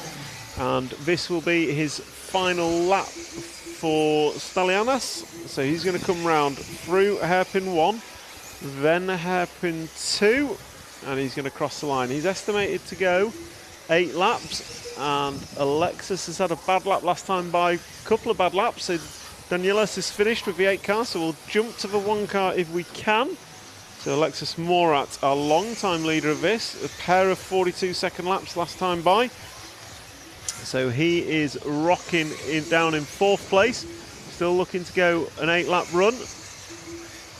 And finishing now, Sami Parlin going to finish in 8.506, just 1.1 second off the lead.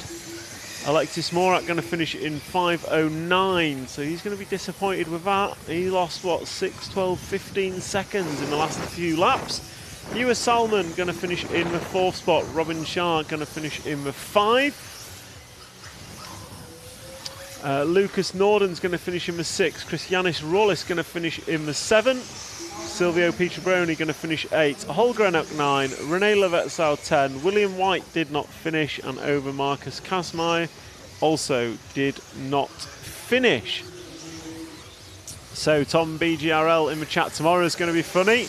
Today's going to be great as well. So the last chance qualifiers will run after round 4 of qualifying. So they will be kicking off in about 1.5 hours, and they are going to be fantastic. So we've got a couple of minutes till the start of round number 3. We're going to take a quick intermission, and we'll be back very shortly.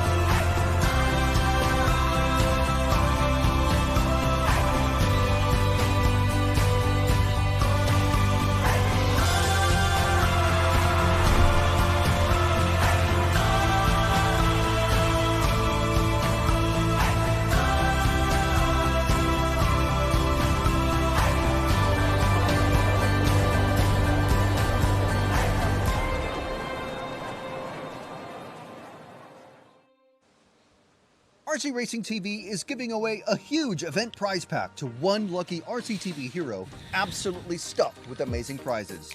You could get yourself a pair of exclusive RCTV kit bags from Race Stars, an EFRA t-shirt signed by every driver in the A Final, a Prospect Team Savox Servo, the latest Invisible Speed 2 book signed by JQ, 36 Mood swag, and more. And to be in with a chance, all you have to do is be an RCTV hero by joining the channel. Hero channel members get to watch tons of exclusive RC content, get discounts on the RC Racing TV store, and if you're hero level and above, you even get a free sticker sheet. Plus, you might even win the awesome EFRA eBuggy Euros Hero Event Pack. This exclusive offer closes midnight on Monday, so become an RCTV hero and join the channel today.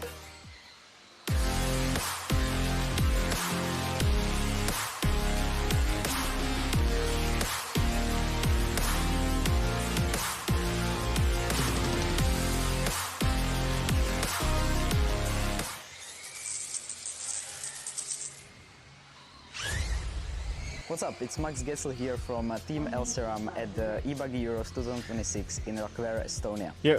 We are bringing here the new nitride for 8-scale cars, which is gonna basically bring the new features we are having in the 10-scale speedos, and let's say it's a new flagship for the 8-scale.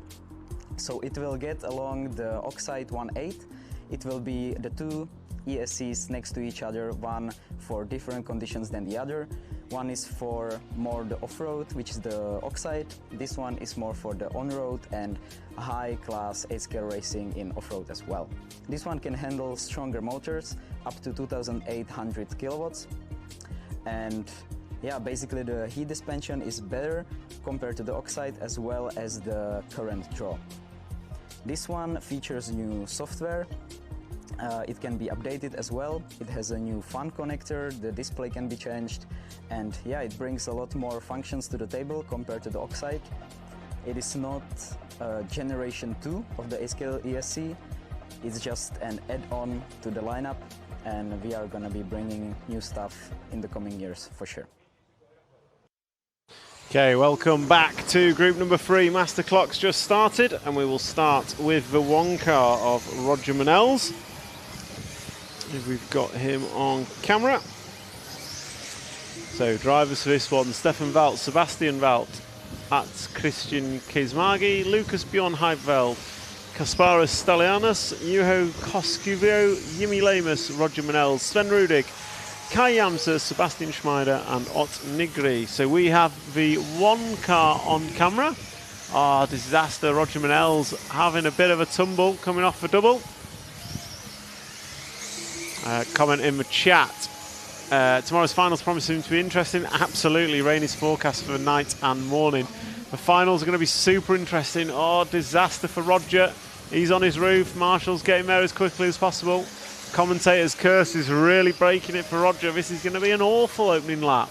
So Roger Manel is going to come across the line and trigger a 30.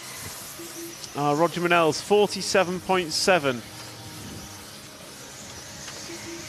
So Roger Manel's poor opening lap. So let's see, can we cut to the 8 car? Have we got the 8 car lined up, Matt?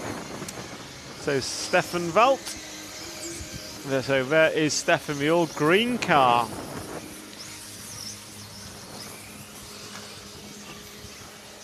So 8 car of Stefan Walt. He's been absolutely rapid in this heat every time so far. And he's opened up with a 35.7, followed by a 37.7, and then follows that up with a 37.2. So he's looking to go faster than he did in round number 3.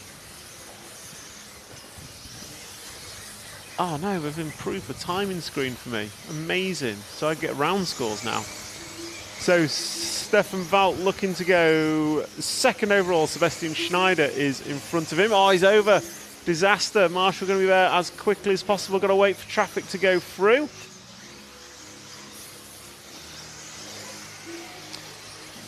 So Sebastian Schneider's lead is going to increase as Stefan Walt just having an error and will pick up the 7 car. Commentator's curse is doing a number on everyone today. So we cut to the number 7 of Lucas Bjorn Heidveld. So he was requested last time this heat was on. And there he is. So he's just letting the 2-car go. So that is the 2-car of Yimi Lamus. We'll stick with the 7 for request in the chat. Quick look at the chat. Oh, great, this is perfect. Talking about France being very hot. I've heard France is having a bit of a heat wave. Estonia is perfect. It's like nice, warm, not too hot, and a little bit of cloud cover every so often to cool it down. And we are following car number 7 for Namai Husrik on the YouTube chat. And we've also got Go Stefan in the chat, Stefan Vald. So he had a bad error, but he's back to the front. So that means Sebastian Schneider also had an error. But we're following the 7 of Lucas Bjorn Heidfeld for the request in the chat. I apologise, I know I'm butchering that name. But I've got to say my Danish is not great. Despite having some good Danish friends, they've not taught me how to pronounce names. So there goes Lucas through the back section over a double and double. And then we're going to fall down.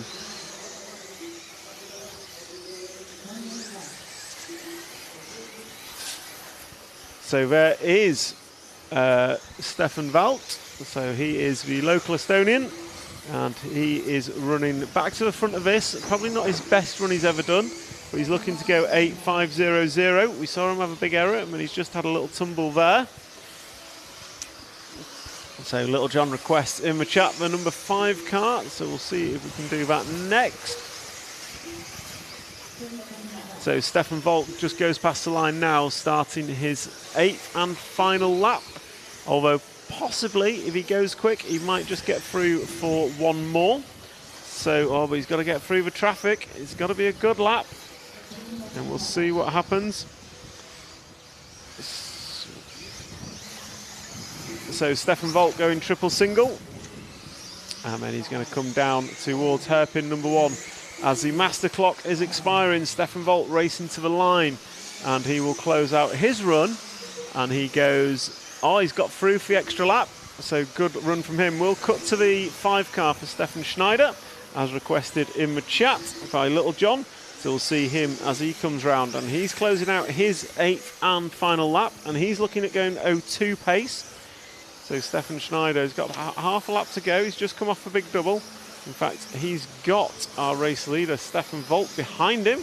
So these two looking to close out their runs. One of them on an 8-lap run, Stefan on a 9-lap run as they come round together, and they're going to cross the line and close out this heat. Stefan Volt going to take the win with 9 laps in 5.35. Stefan Schneider going to finish in an 8.501. That's Christian going to finish 8.506. Yumi going to finish in a 5.09. Kai going to finish 5.14. Sven Rudig 8.520. Kasparis going to go 8.522. Lucas 5.24. Roger Manel's 5.28. Yuho 8 in a 5.31. That's a wrap of group number 3. Coming up next, group number 4. After a quick intermission, we'll just go to VT and be back shortly.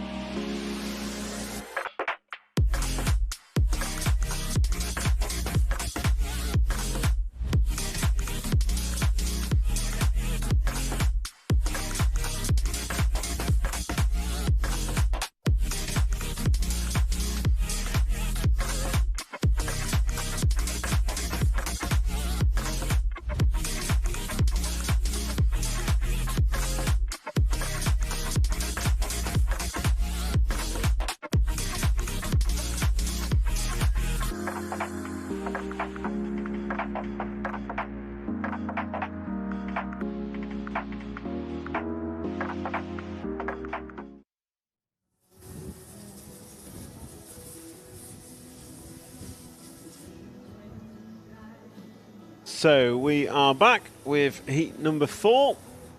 And just want to give a big thanks to our sponsors for enabling us to bring this live stream to you all weekend long here from RC Rakvera. So sponsors JConcepts, Team Corrali, Elsaram, S-Works, Hobbywing, Hot Race Tyres, XC, ESC and X-Ray. Big thank you to all the supporters who enable us to bring you RC racing live around the world. And a big thank you to all the RC TV heroes joining us online. Big thank you to you guys. And as a special thank you, any RC TV heroes, by Monday night, you get entered into a free prize draw for the eBuggy Euros prize package, including a Savox Servo, a signed Invisible Speed 2 book, and also an EFRA t-shirt signed by all the A finalists. If you want to sign up and become an RC TV hero, hit that join button and sign up on the YouTube stream. I had something else I was going to say, but it's gone from my mind. Oh, man. Did you eat all the strawberries? No, mate, the punnet is massive. Really? Yeah, it's a big punnet of strawberries and a big punnet of blueberries, and they're amazing. I'll arguably say the best strawberries I've ever eaten. But I don't have ice cream to go with them. I didn't get ice cream either. I Did you can only not? assume it's all gone. Either that or Will is punishing me. Well, you asked Will. That was your error. Yeah. So what I was going to say is one of 4 people can TQ it. So we need a new poll. The Okay. current poll says it's between Ongaro and Yoa. Oh, Jwow. Jwow. I'm not sure that's correct, but anyway. So, we need a new poll because the 30% that said Ongaro are wrong. So the takeout from in Ongaro's heat means he can no longer TQ. So our poll man will be Jwow. Do we know who took him out yet? No. We need to find out. If we review the footage, we might be able to see who was leaving the scene of the accident. Leaving the scene of the crime? Yeah. Or we could ask him. Oh, you could, yeah. I didn't want to ask him live. No, yeah. It's not going to Mic'd up to the whole track. So, anyway, poll. Yeah, who can TQ? Jwow. Who will? And you said I spelt Figueiredo wrong last time. It's JWOW, apparently. Yeah, but you need like an umlaut squiggle. Not when it's JWOW. Okay. That's how they're spelling it phonetically for me. Well, that's not right, is it? Anyway, Birkin can TQ.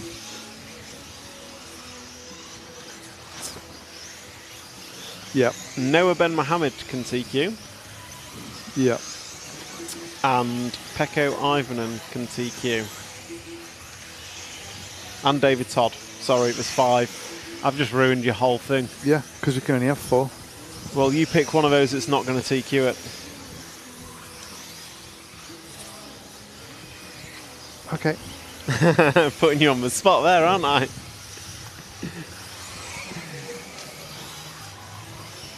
There you go. It's live. It's Poll live. is live. Who's it going to be? I'm going to go Birkin Kilic. Wow, he's on a roll after his Italian nationals win. Yeah, was it Birkin that won the Italian nationals? It was. Oh. And I've just been given a memo from our chief. So, plan. I don't know if I can announce this. I don't know if the team managers yet know. No yet? No? So the plan, after LCQs, can we just take a second to appreciate a whole round of LCQs? Yeah.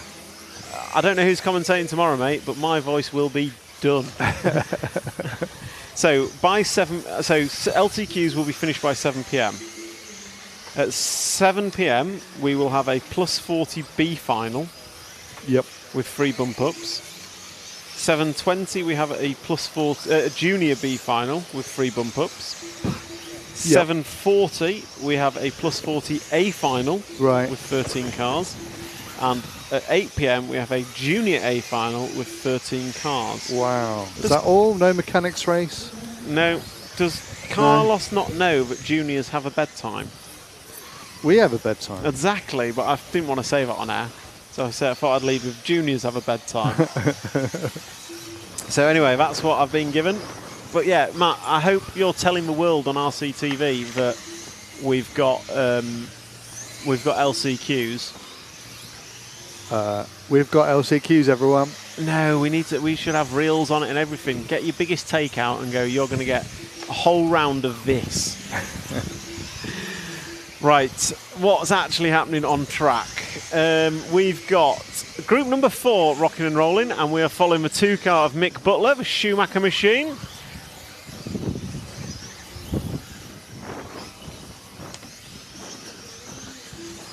So Mick Butler, the Schumacher, black, yellow and red, yellow wheels. He's rocking round, coming over the off-cambers. Oh, the 10 car trying to get out of the way, just parks in his way, and then Mick's on his roof. Absolute disaster. So Cedric Dalby. JP Sweek tells me that it's hard to type how a sound should be pronounced with text. But JWoww is not how it should sound, I don't think. We're having great fun. Matt, I think we should do a podcast called Pronunciation with Tom. Don't know how popular it'd be. I'd listen to it. So Julian Bergenton is leading in the 1 car. So there is the 1 car. Oh, and he's just got caught with the 11, and then Mick Butler's cleaned him out. Disaster. So it wasn't really Mick's fault, and then he's going to hit the pipe. Oh no, 1 car, Julian Bergenton. So he did have a 37.6 last time by. This time by, he's still getting held up by traffic. It's going to be a 44.6. Mick Butler had a 40.4. Marcus Heine now going to run it in the 2nd spot.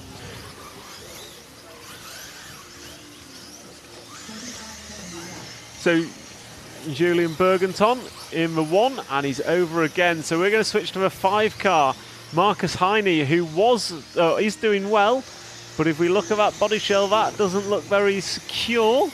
Hopefully the front will hold for the remainder of this qualifying round number 4 with 25 seconds on the master clock. He's driving past a load of carnage. So Bergenton, yep. 44.6 last time by, and this is looking like another bad lap for Julian.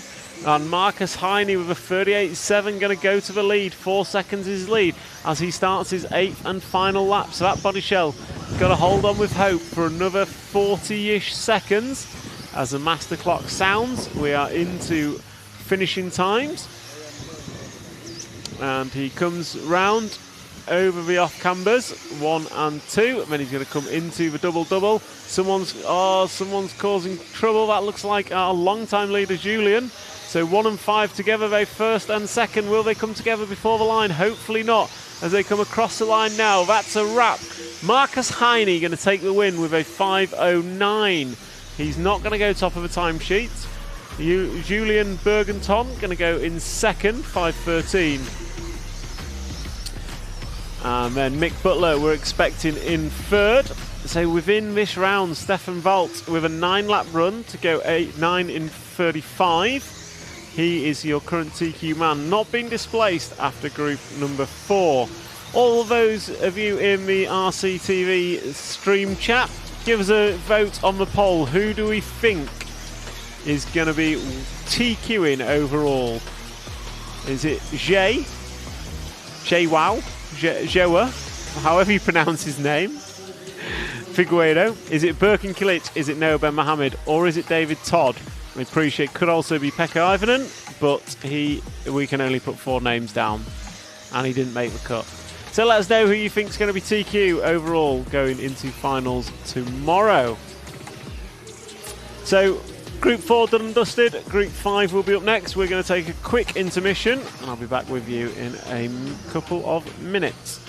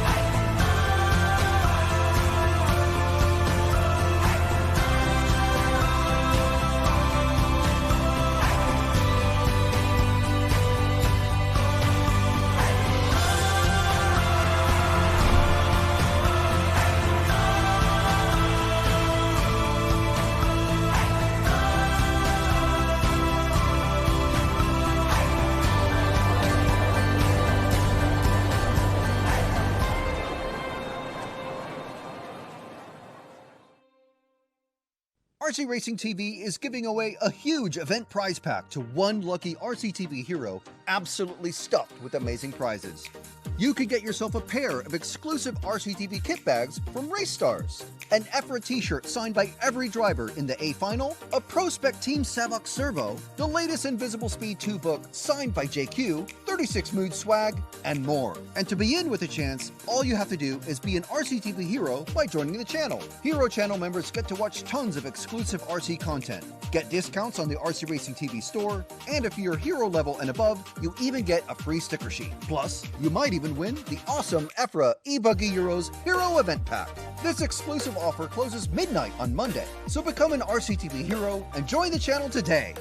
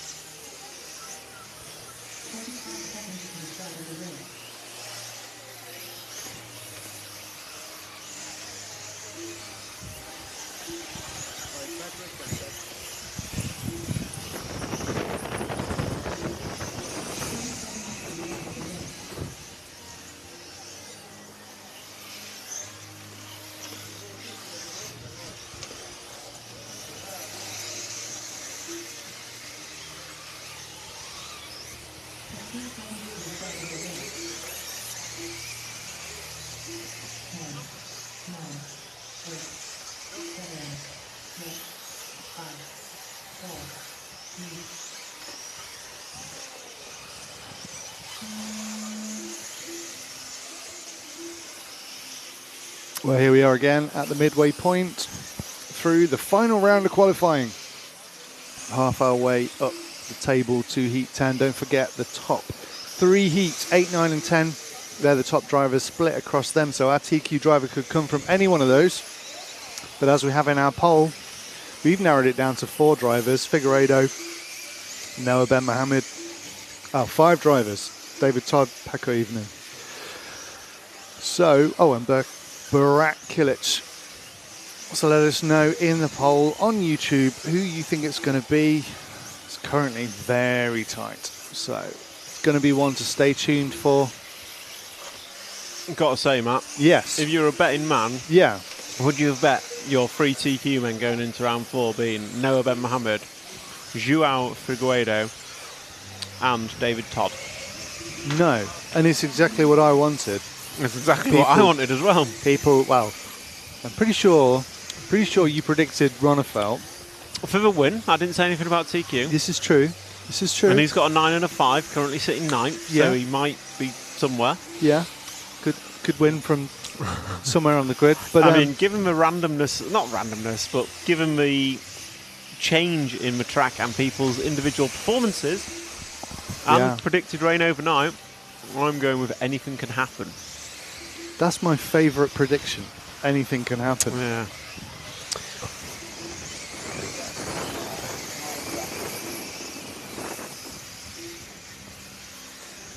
So, what have we got going on? Sorry about that slight intermission. I asked us for a single square of chocolate and I got like 3 bars worth. Thank you, Will. And as a sugarholic, I just had to eat it all.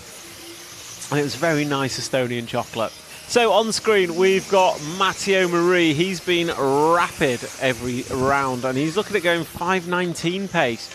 We've got a Yanni Mäkinen, a RC hero in the chat. He would like to follow car 1. So Matt, if we've got car 1 on screen, can we get him on?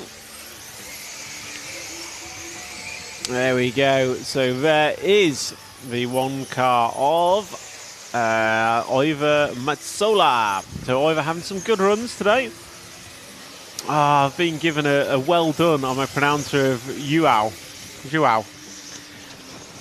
It's J-U-A-U is the phonetic spelling, Matt. So the 1 car coming past the 5 car, nicely done 5 car of Oscar. So your 1 car of Oiva Metsola, young, I want to say young finish race. I don't know if Oiva's young or old, but finish racer for sure, and well supported on the live stream today. And Oiva nicely done over that triple. 2 minutes remaining in this one. It is Maffeo Mari leading from Nathan Dowby, Holger Like, Jürgen Trieb, Sergi Moroni, Timothy Viala, Eunice Kekkonen, Oiva Metsola, Carl Bashman, Nicholas Lelou, Colin Whelan and Oscar Lucas. Ousting Colin Whelan being the 3rd of the Irish trio that make up the boy band Not Very Good Life. Like Westlife, just not as good. So the 1 car coming up on some traffic as Oiva comes into turn number 1. He'll be looking to work his way through the traffic of the 9 car and I think it's a 6 car. And then he's got all sorts of traffic as we come into the double-double.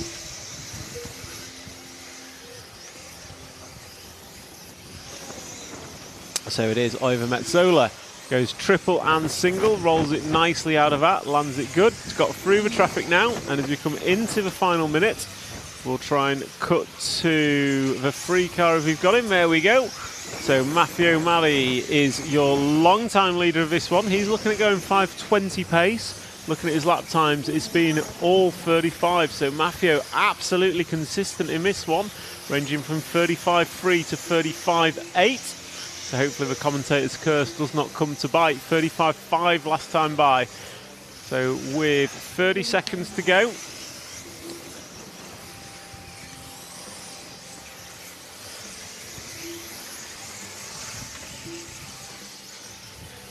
So 3 car coming off for double. So orange and blue with yellow wheels.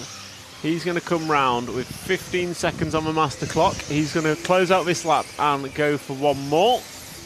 And we'll try for a request in the chat. We'll try and jump to the 9 car just to finish this one out. Once Matt's got him lined up as the master clock sounds out. And we will switch to the 9 car. There he is. And he's just come on. So I think he's actually just behind the 3 car. So those are the 2 we're following. Both Frenchmen. Maffeo Mari in the 3. And then we've got the 9 car of Timothy Viala, who I think DNS'd in the last one. Had a problem, did not start. But this is the final lap of qualifying for these guys and girls. And this is, he's over on the last lap of the last round of qualifying. That is absolutely the last thing you want to do. That frustration will hold going into finals tomorrow.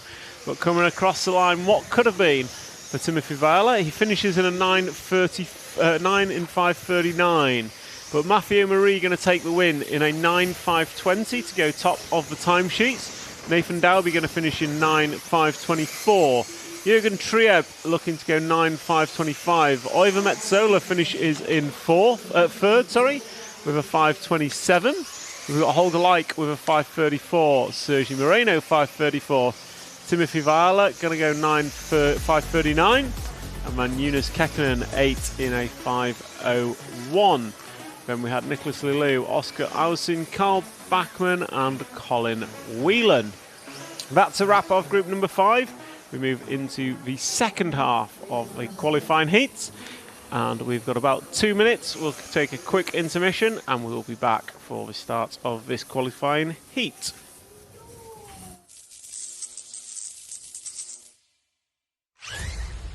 What's up? It's Max Gessel here from Team Elseram at the Buggy Euros 2026 in Rakvere, Estonia.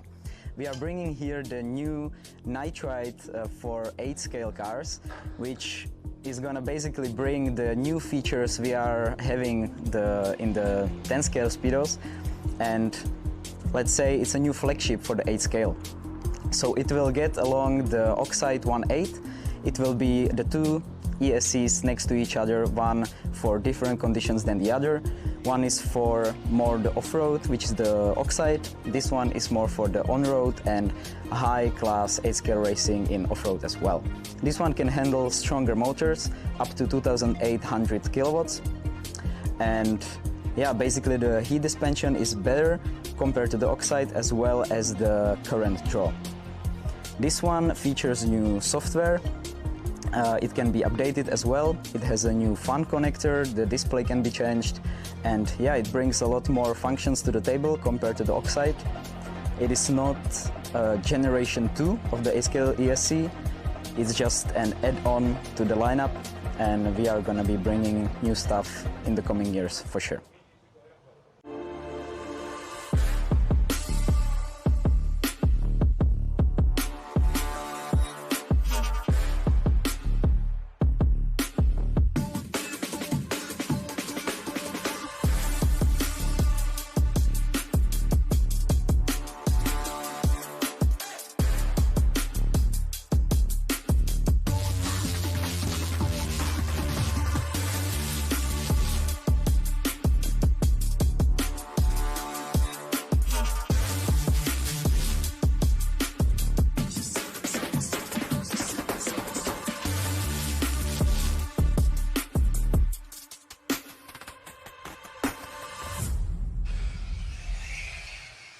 So, welcome back to group number 6. Marcus Uberlet, Renault Savoia, Eric Riva, Paul Lepart, Alex Valls, Stanislas Maffes-Hafmeyer, Florian Durandin, Michael Burkwell, Daniel Robbins, Alan Hideko, Tommy Mayer and Morgan Massieu.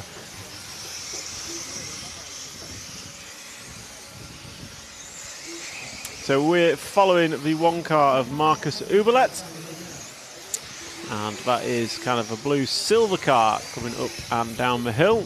Going to come into the double jumps. There's 1 and 2. These guys about another 30 seconds of warm up before their master clock starts.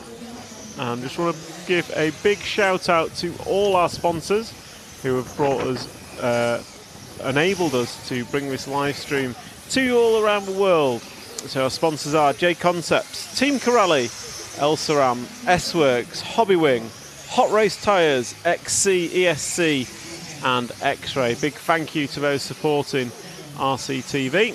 And a big thank you to all our RCTV heroes in the chat and who help us. Big thank you to all the RCTV heroes. And as a thank you, you are getting entered into a free prize draw that will enable you to win the EFRA Euro e-Buggy prize package, including a Savox Servo and an EFRA t-shirt signed by all A finalists. So looking back at the track, the clock is live, master clock is live, and drivers are starting their time as they cross the line. And just waiting for Nefail to cross the line in the 8. There he goes. So everyone has started their clock. And we'll see what we get. It's a 37.8 for Florian. We're watching the one car of Marcus. Marcus has been pretty quick around here. So expecting him to open up decent. And as he comes across the line, it's a 36.1 for Marcus. Good opening lap. And the target for these guys and girls is Matthew Marie's 9 lap in 5:20. Eric Riva open up with a 35.5. Renault Savoia 35.1, rolling back the years for the French team here. So it is 2, 3, 5 and 1 after 1 lap. 1 second-ish separates them, 9 tenths of a second after 1. So it is Savoia, Riva, Valls and Uberle.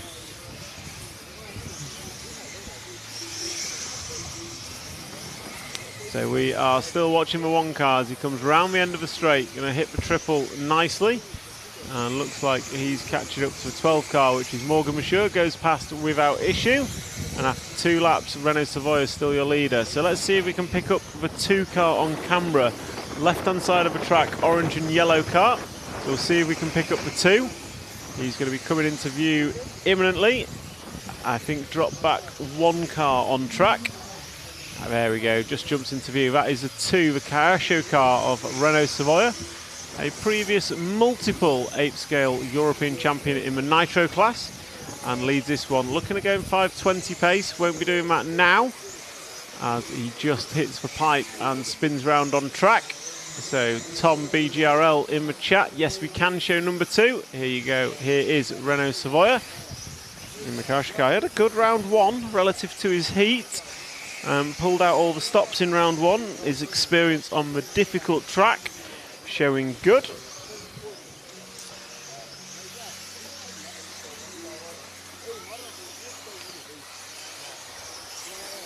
So Renault Savoia coming round the top section now. He's going to go through the fast chicane and round through hairpin 1, hairpin 2.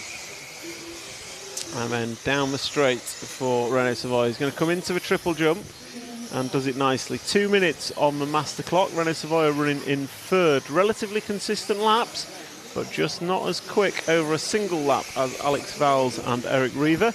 We'll see if we can jump to the free car of Eric Reaver.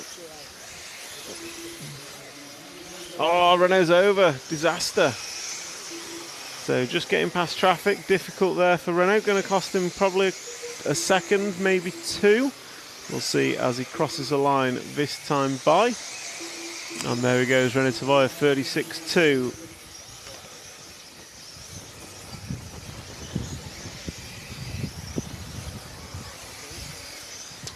So stick with Renault Savoia as he comes round into the back section. And with 1 minute and 10 seconds to go, we'll try and pick up the 5 car next. So the 5 car should be coming onto the straightaway in this pack. Yep, he's the front of these pack on the straightaway now. So blue and green car at the end of the straight is the 5.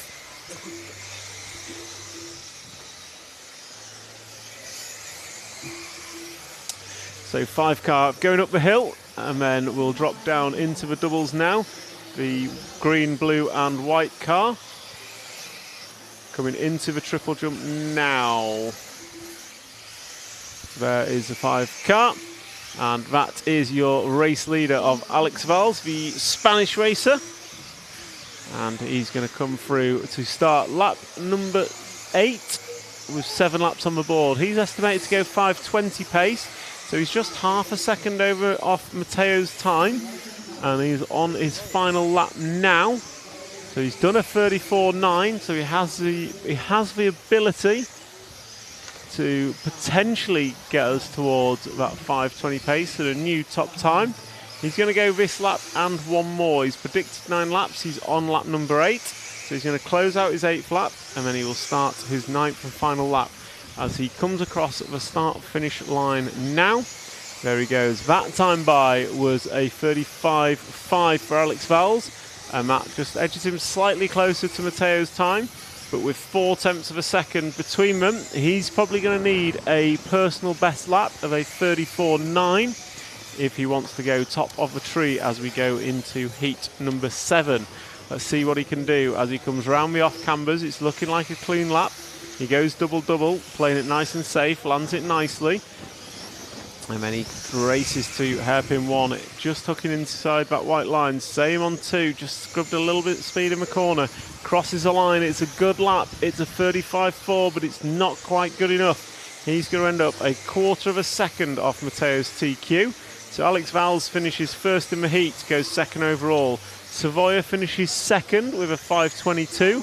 Marcus Ubele going to finish third with a 5:25. Then we had Eric Reaver, Daniel Robbins, Stanislas Matthias Hefmeyer, Nefael Boriquel, Tommy Muir, Florian Durandin, Alan Hoderko, Paul Lepart and Morgan Massieu.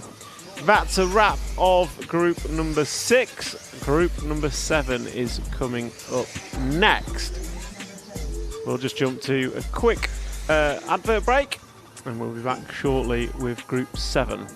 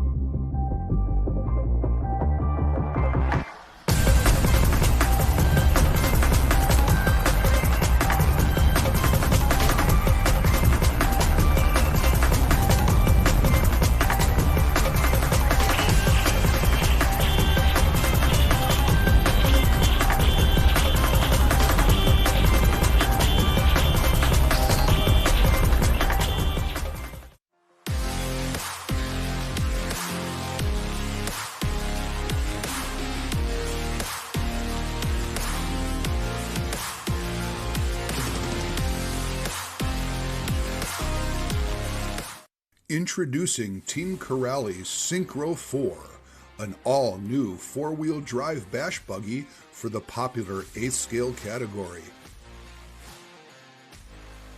Quality and performance at an exceptional value.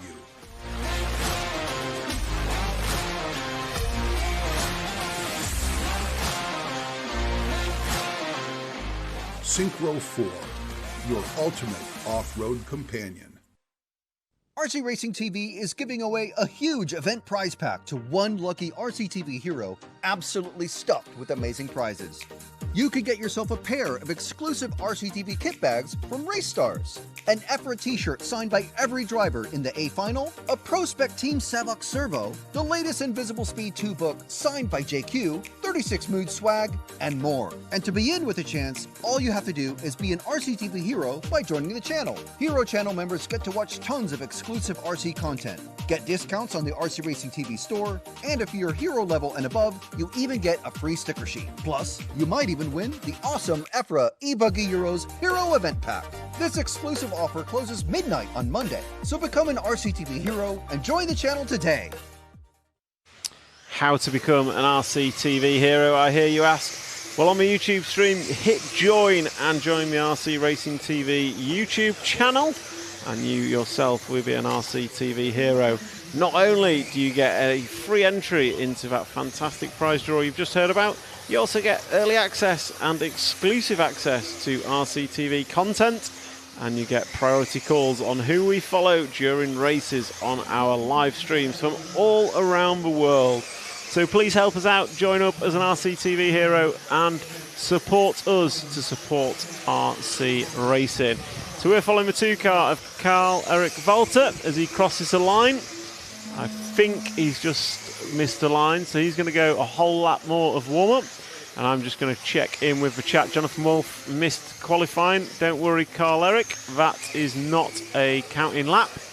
You are safe. So what's happening in qualifying? Round 1 went to EFRA Guido. No, that's a lie. Round 1 went to Noah Ben Mohammed. Round 2 went to EFRA Guido. And round number 3 went to David Todd. So all sorts can happen. Birkin Kilic has a 2 and a 4. He can also TQ. And Pekko Ivanen has a 2 and a 13. He can also TQ. You've got low single scores for Marcus Krupp with a 3. So he's going to need a run. Adrian Periente's got a 3. Davide Ongaro's got a 3 and a 4. So essentially what I'm saying is it's wide open and no one can predict it. But our TQ man will come from Joa, Birkin, Noah, David Todd or Pekko Ivanen. They're the 5 that can TQ it. And we want to hear your thoughts. Hit your vote in the poll on the RCTV chat. Unfortunately, we can only put 4 names on there, so Pekko did not make the cut. So we're following the 2 car of Carl-Eric Walter. Lap number 1 is 35.6 for him. Corentin Richard is going to go through with a 35.3. And we'll jump to the 10 car of Elliot De Hees. We've not seen much of Elliot this week so far, so there we go on camera for Elliot.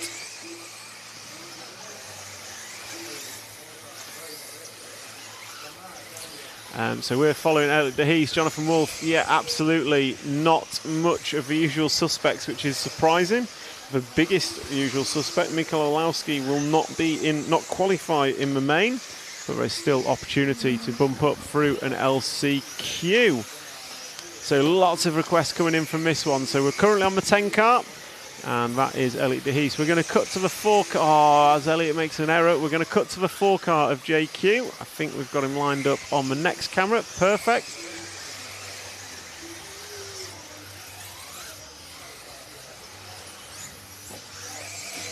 So we're watching JQ at the request of Hanzoyo on the RCTV chat. He's an RCTV hero, so he asks and we do, and then we'll be lining up the next one. So we've got JQ in with Mayarko. Keep asking him how his personal event's going, and he keeps talking about Pekko and Mayarko. So JQ very much in race engineer mode here this week. So there goes JQ coming off the triple into the double. And then he is driving away from the rostrum. Still see just the tyres leaving the mark on this oiled surface as they lay down the power. Super interesting to see. And all part of the track evolution that we're experiencing. So with 1 minute and 40 left on the master clock, running order, Karl-Erik Walter leads Corentin from Quagrain, Randolph Alt, Elliot De Hees, Daniel Bubel, Peter Pirol, Rainer Resser, Levi Martin-Kainen, Matthias Yasmin, Hugo Bryce and Henry Tomkinson. And Henry Tomkinson requested in the chat, so we'll switch to the 8 car if we can, please, Matt. And there we go, there is the 8 car of Henry. He's had a bad last lap, but here we go, coming round, and he'll be looking to close out lap number 5 in better fashion.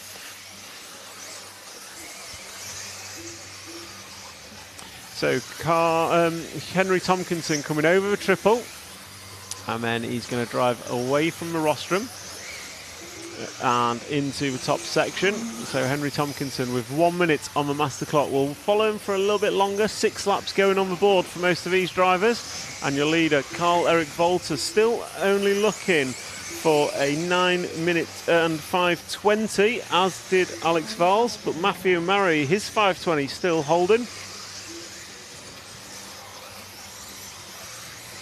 So Karl-Erik Walter just 7 tenths off TQ at the moment for the round. Let's see if he can do anything about it. But we're watching Henry Tomkinson as he comes over the double and up the straight.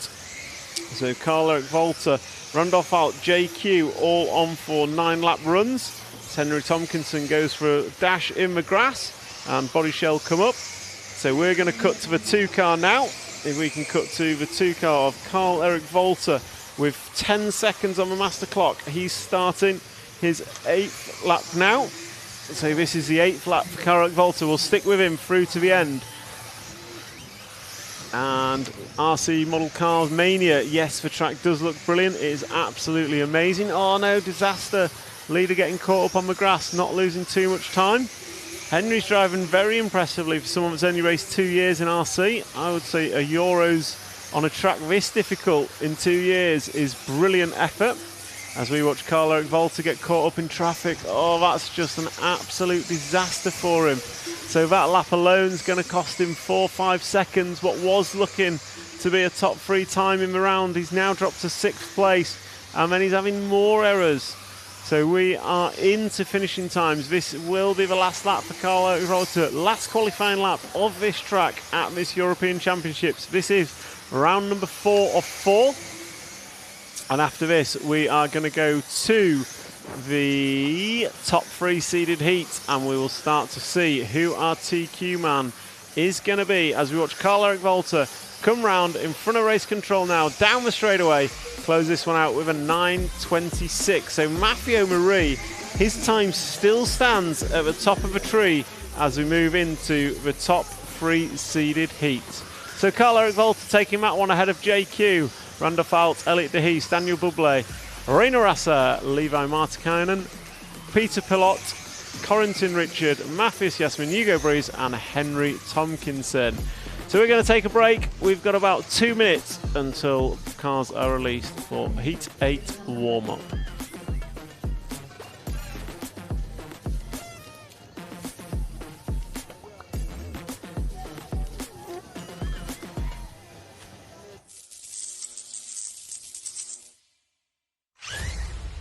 What's up, it's Max Gessel here from Team Elseram at the Buggy Euros 2026 in Rakvere, Estonia.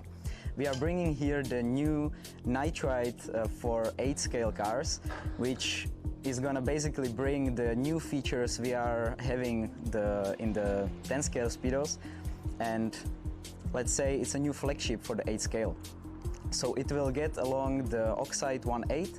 It will be the 2 ESCs next to each other, one for different conditions than the other. One is for more the off-road, which is the Oxide. This one is more for the on-road and high-class 8-scale racing in off-road as well. This one can handle stronger motors, up to 2,800 kilowatts. And yeah, basically the heat dispension is better compared to the Oxide as well as the current draw. This one features new software. It can be updated as well. It has a new fan connector, the display can be changed, and yeah, it brings a lot more functions to the table compared to the Oxide. It is not generation 2 of the A-Scale ESC, it's just an add-on to the lineup, and we are going to be bringing new stuff in the coming years for sure.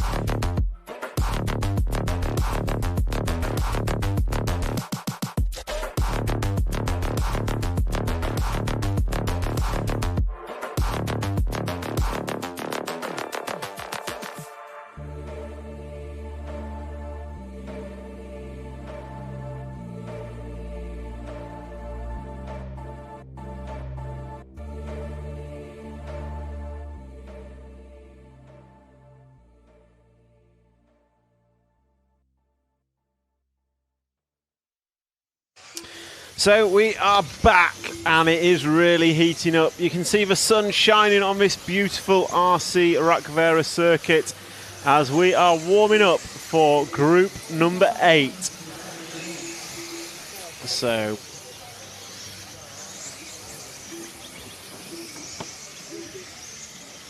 So we've got in shot one of our TQ potentials of Birkin Kilic, and we will be bringing you multi-camera coverage. We've got Birkin and David Todd should be on the other camera when we switch to it. As we've got 21 seconds, these guys in warm-up doing what they can. 2 of your potential TQ drivers are in this, in the form of Birkin Kilic and David Todd. Others in here, Robert Battier, he is not currently in the main. He's got a 5, so he'll be wanting a good result in this. The other drivers, Bermudez I don't think is in this one, Tavernon's not. So they're the 3 drivers we want to be watching in this. Robert Battier, David Todd and Birkin Kilic. So we'll open with Birkin, we'll see what he can do on lap 1. I think he started in front of David Todd, he has, so we'll take lap 1 with Birkin. He's already coming on traffic, that's not going to be a good start. We saw what happened in round 2, he caught traffic early and it caused him a nightmare. That's the 12 car of Jerome Sartel. Does the right thing, gets out of the way, good job Jerome. So Birkin Kilic, he is one of our potential TQ men. He's shown pace all qualifying, he's probably one of the few that has, and he's going to open up with a 34.4. Not quite as quick as Robert Battier. And what have we got? David Todd also opens up with a 34.4. Absolutely nothing to split them. We'll close out lap number 2 with Birkin, then we'll flick to David Todd and see how he is looking on this difficult RC Rakvere circuit. So Birkin Kilic is going to come round. He's got 2 corners to go on lap number 2. Let's see what he can do. Robert Battier's second lap is a 34.4. Ronnefolk puts a 33.9. Birkin Kilic 33.4. David Todd 33.9. So we'll flick to David Todd in the 3. Let's see how he is getting on. So David Todd, another of your potential TQ men. He TQ'd round number 3, so he's coming into this the quickest guy in round number 3. Let's see what he can do. I'm seeing the comments in the chat, but I'm going to stick with our potential TQ guys for this one. Let's see what they can all do. So Birkin Kilic going to cross the line. This time by it's going to be a 33.5. He's in the 33s and good. 33.9 for David Todd. So Kilic has pulled out a second already. Birkin Kilic on 5.03 pace. Could we see a 10-lap run here in this qualifying round? So we'll do another lap with David Todd. The white and pink car, blue, with a dash of blue, clear wing. The Irish Spaniard, or the Spaniard Irishman, coming over the off-camber, is going to go double-double, keeping it safe. Can he find a couple of tenths a lap that he needs to get to Birkin Kilic? Can he keep it clean? Drifts it nicely around that corner. And we're going to come across the line. Birkin Kilic 33.3, 33.7 for David Todd.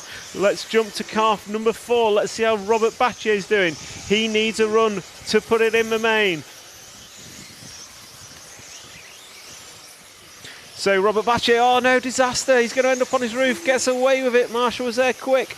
But that's not going to be good for Robert. It was a 33.8 last time by. He's already had a 36.9. So Robert Battier, he's got a 5. He needs at least a top 12 time, and I don't think he's doing it. That lap for Robert was a 36.0. So we're going to turn back our attention back to the front of this with Birkin-Kilic in the 5. So Birkin-Kilic, he does need to TQ around if he wants to TQ overall.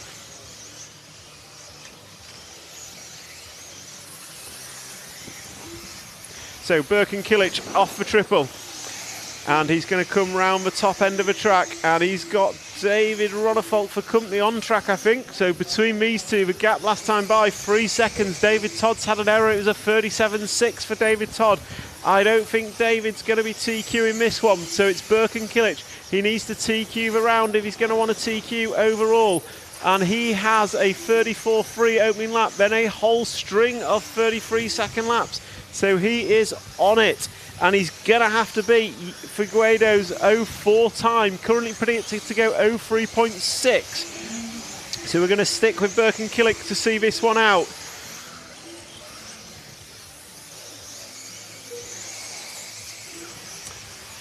So Birkin-Kilic coming over the triple jump. So 5 car with 45 seconds on the master clock. Birkin-Kilic has this one and one more. He's predicted to go 5:03.4. He's 1.3 seconds in front of Figueiredo's round 2 score. He's going to need to beat it and TQ the round if he wants to be overall TQ. So Birkin-Kilic, he's got about a quarter of this lap to go, and one more. He's off with 2 wheels, gets it down, nicely done. He's going to come across the line, and there he goes. So an opener of a 34.3, that was a 33.6. So Birkin-Kilic, he's throwing it all on the line. He's predicted to go 0.3.3. He's 1.5 seconds in front of Joe's time. And he's going to have to finish this one off neat and see what the other guys do in the next 2 heats. But Birkin-Kilic doing everything he can. Won the Italian Nationals just a couple of weeks ago, now showing his prowess at E-Buggy here in Estonia, coming towards 2 hairpins to go. There's 1. There's 2, going to come round, down the straight he goes. Birkin-Kilic closes out 34.2. Not the best lap, but an 0.3.9. He's quick enough. Will that hold? We'll run down and go and grab a word with him.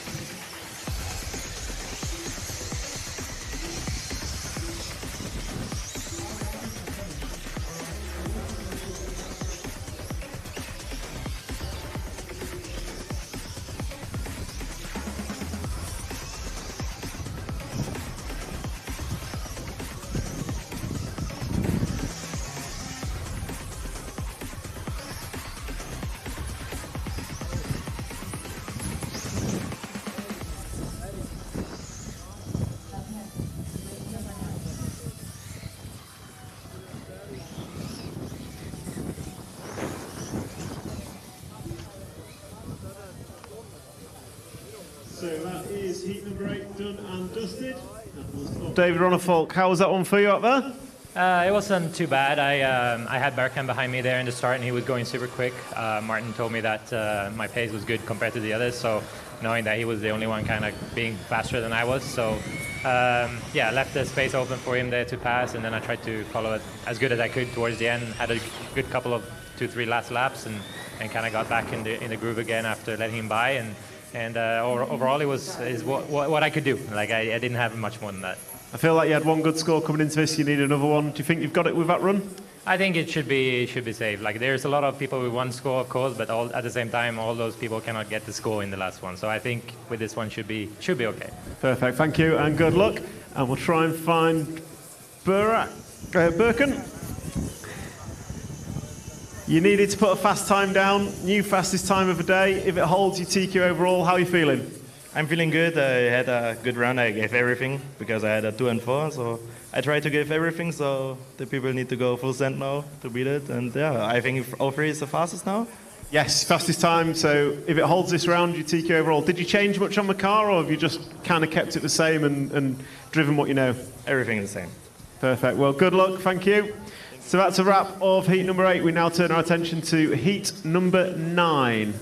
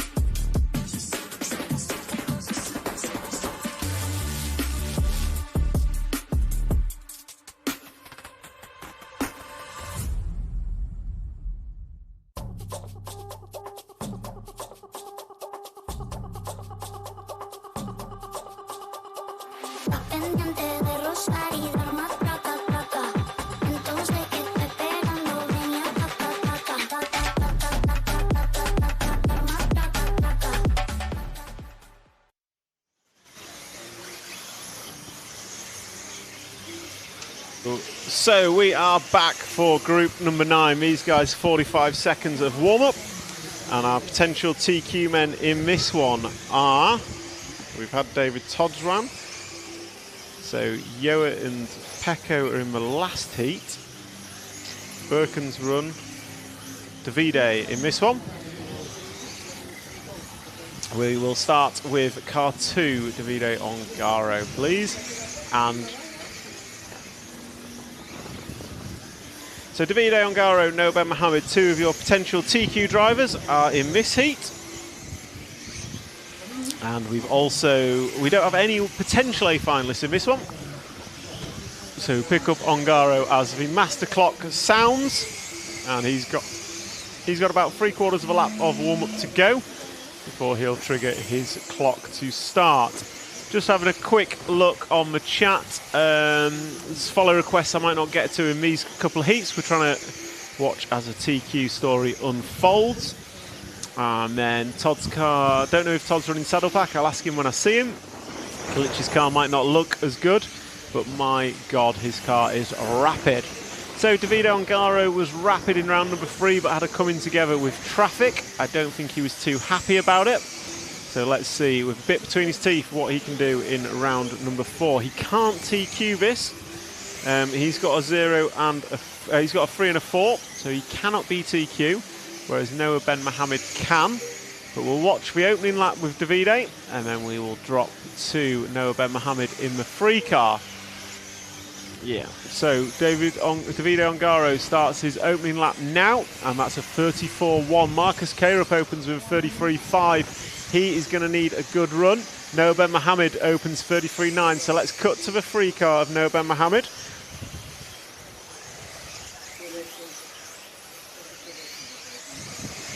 So Noah Ben Mohammed in the Sparco car. He was your round 1 TQ man. Maybe a bit of a surprise TQ, but he seemed really happy with his car. And let's see what he can do in this run, where he needs to go quickest overall if he wants to be TQ. And Birken Kilic has laid down the fastest time we've seen.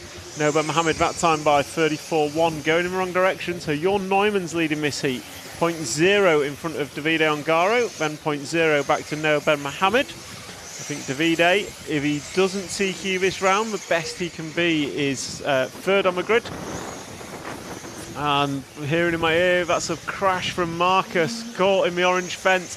And Marcus needs a run to move himself up the grid. Currently 12th overall with a 3 and a 14. I don't think he'll get bumped out the A final, but he definitely needs a run. So we're watching Noah Ben Mohammed, and I think he's behind Marcus on track now. So Noah Ben Mohammed. No, we'll stick with Noah. He's our potential TQ man. He's only 2 tenths off the lead of this heat. They're looking at 05 pace, but still early. 3 laps down and 6 to go. So Noah Ben Mohammed's got to speed up if he wants to do it. 33.9 is his best lap, and he's predicted 06, a quick 06 pace.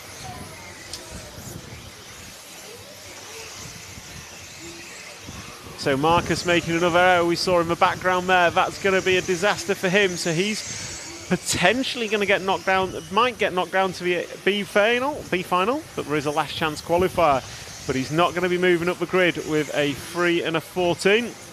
Okay, so we've got Noah Ben Mohammed, still your leader with 2 minutes to go. We'll jump to the 6 car, your Neumann, who leads this. Oh, is that bad timing or perfect timing? Disaster for your Neumann. We got to see what happened, but we don't want to see it. Your Neumann, the Coyote-powered WIRC car, unfortunately having an error. He was on for 05 pace. That would have put him second overall.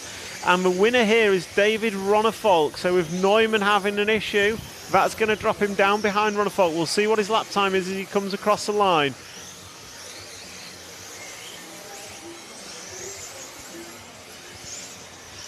So 6 car goes across the line, and that's going to put your Neumann down a massive amount. So he's fallen off the screen for me. It's a 33.8 for your Neumann. So we'll jump to Ongaro. So Davide Ongaro now leads this heat from Noah Ben Mohammed. 0.1 of a second between them. Critically, they are both going slower than David Ronnefolk. These points going to be crucial for moving him up the grid. This would put him into the 4th spot on the grid, which is a lot better for challenging for the win than his current 9th position overall. So Davide Ongaro on camera now down the straight with 7 laps on the board. That was a 33.7 last time by. He's dropping some fast laps, but not the fastest laps. No Ben Mohammed, he's got a 0 and 11, so he's doing well. He'll be improving on that. So let's...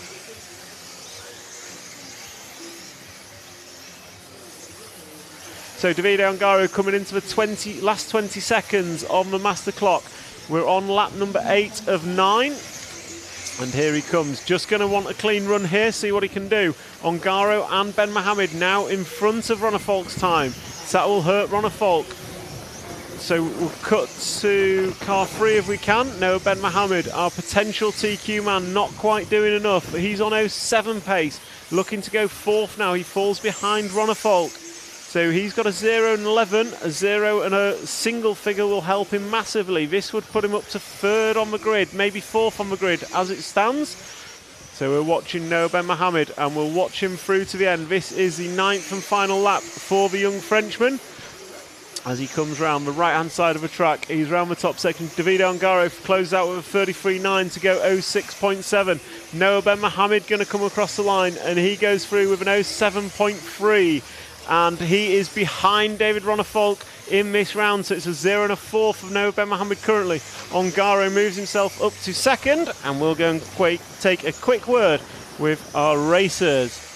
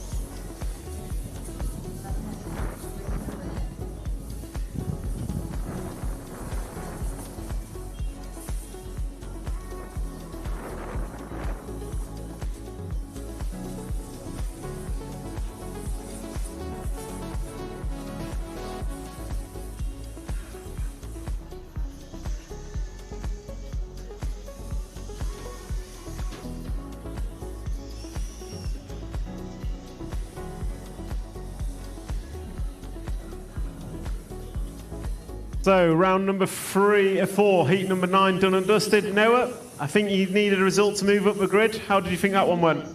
Yeah, the run was better. The first qualification I take the pole position was very good. And after the second and 3 and 2 mistakes. But the last one, 0 mistake, 5.07. It was great, and I will see what happened. I start maybe. So looking forward tomorrow, potentially rain again overnight. Do you think that will help you, considering how your car was this morning? I don't know. I will see tomorrow. Okay, perfect. Thank you very much. Good luck for finals.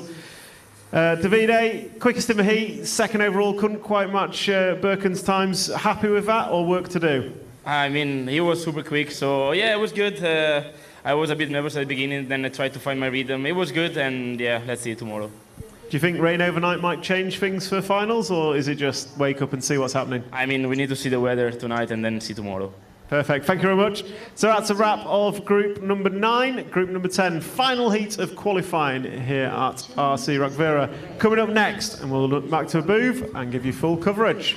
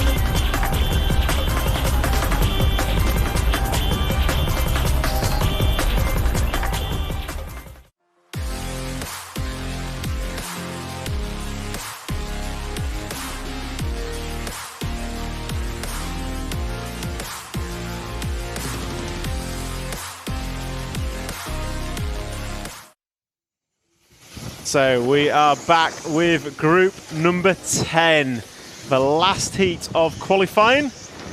And this one has an awful lot to play for. So TQ will be determined in this run. Birkin Kilic has already set his time as an 03.9 to beat.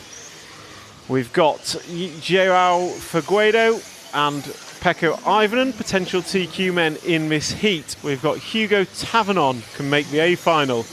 Pierre Lemaire, Juan Carlos Canas can all make the A final. Remy Bermudez, I think, has gone, and I don't think he's done a good run. So we are following Pecco Ivanen to begin with.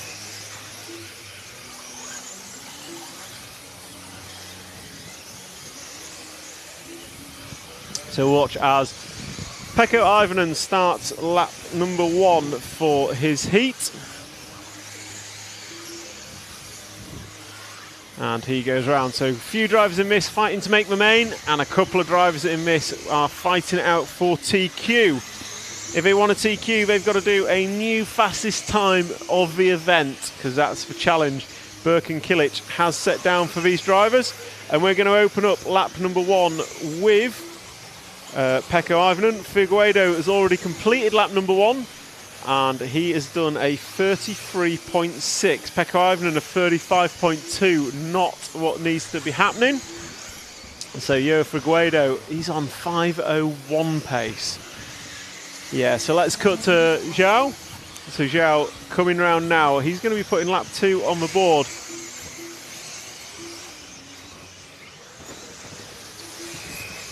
So Figueiredo crosses the line for lap number 2, and it's a 33.2.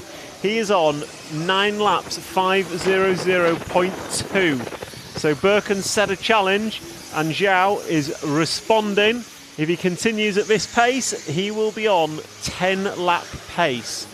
Can we see a 10-lap run here in the final round of qualifying? Oh, round there on 2 wheels. Nicely held it. Absolutely beautiful. So coming into the hairpin 1, hairpin 2, is that going to cost him a couple of attempts? Let's see as he crosses the line. That time by, it's a 33.5. So he's still on for TQ by a good couple of seconds. Meanwhile, we're going to cut to the 6 car for just a moment. Let's see if we can cut to the 6 car of Juan Carlos Canas. So he is battling to make the main. Someone most people would have expected to be in the final. We've not spoken about him much this weekend, and he is doing his best. He's got an 8, and he's going to need probably a 9 and 8. So he's going to need another 8 to go with it. He's currently looking at 8th overall in round. So that is probably going to be enough for him to be making the main, but he needs to keep it up. So we've got Juan Carlos Canas on screen. Joao Figueiredo, 33.3 last time by, looking at going 0.7 pace. So Canas coming round now. Down the straightaway he goes and crosses the line.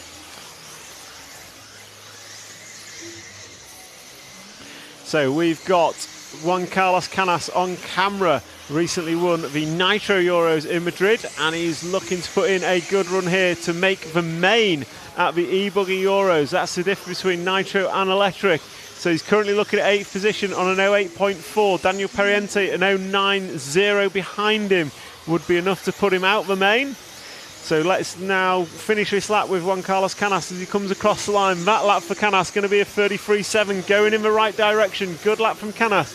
We're going to jump to Mattia Polito. He runs in 2nd position.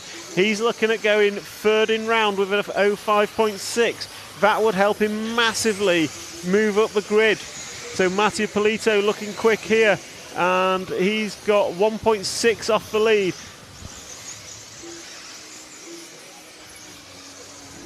So we have, Polito's over. The camera carried on thinking he'd go there, but he didn't. So that's a big error for Mattia Polito. That's going to cost him dearly. So we're going to jump to the 2 car of João Figueiredo as Mattia comes across the line. So Mattia across the line, and that lap for Mattia's put him right down the order of 38.8.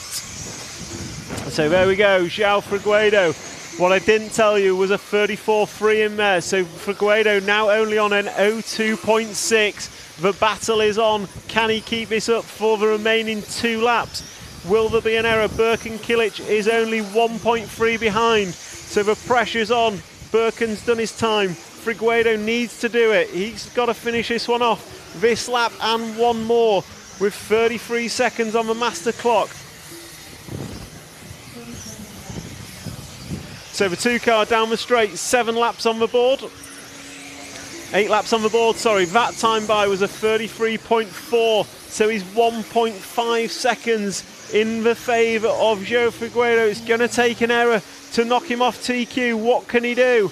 So he's coming over the double jump, drops down nicely, and then he's going to come through the off cambers.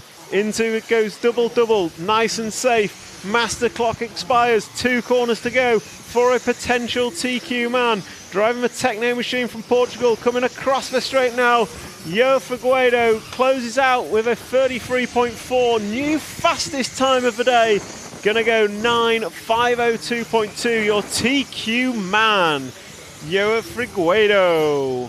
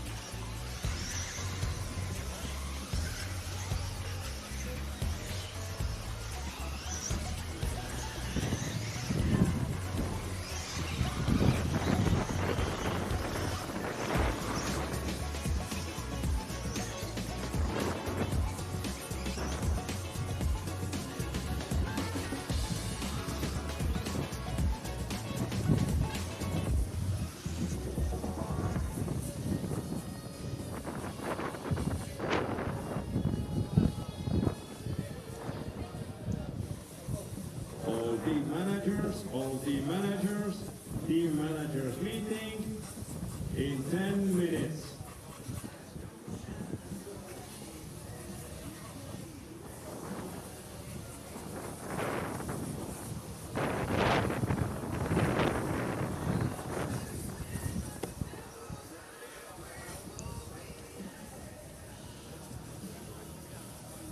So round number 4 done and dusted.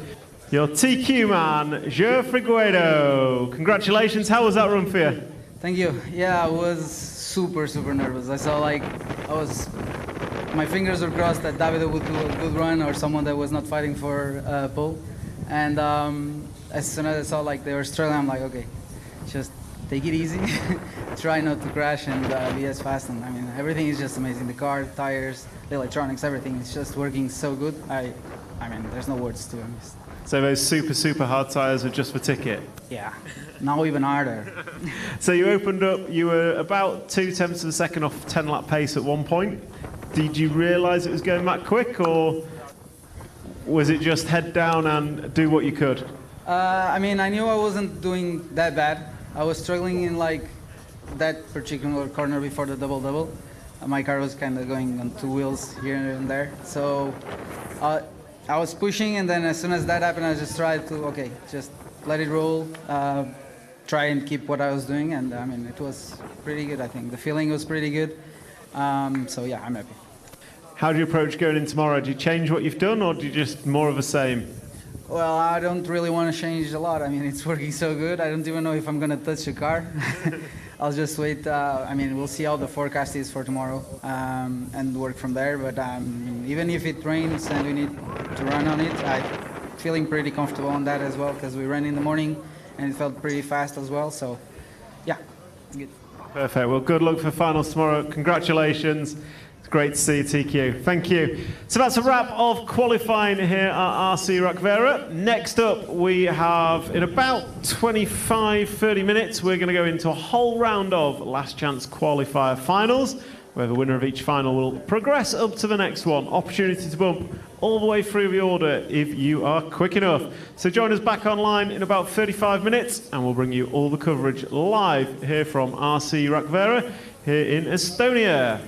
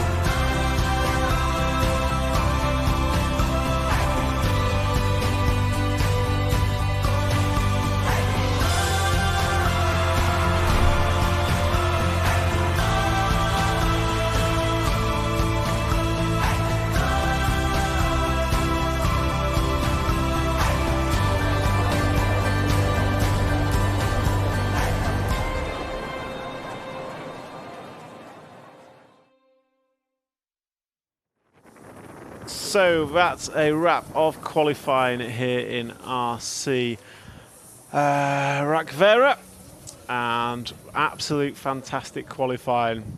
So just give a rundown of what happened at the end of that. So Figueiredo is going to be a TQ man with a pair of zeros. Birkin Kilic going to be lining up second. Noah Ben Mohammed in third. Davide Ongaro going to line up fourth. David Todd in 5. Burak Kilic, brilliant last run, third in round, to line up in 6th.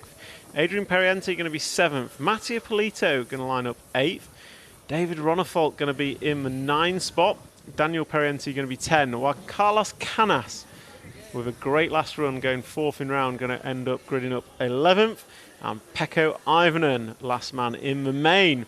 Marcus Karup, your reigning e-buggy world champion, lines up first in the B final with an opportunity for last chance qualifier to transfer into the A main.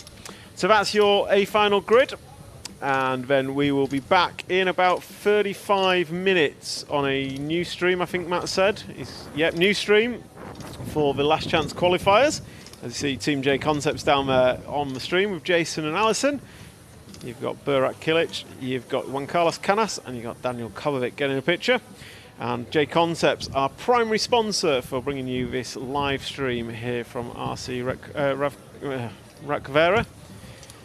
So, thank you to our sponsors, Team Corelli, Elsaram, S-Works, Hobbywing, Hot Race, XC, ESC, X-Ray. Don't forget to hit the like, subscribe, and join up as an RC TV hero. We'll be back in about 35 minutes on a new stream, bringing you a whole round of last chance qualifier finals. See you then, and thank you for tuning in.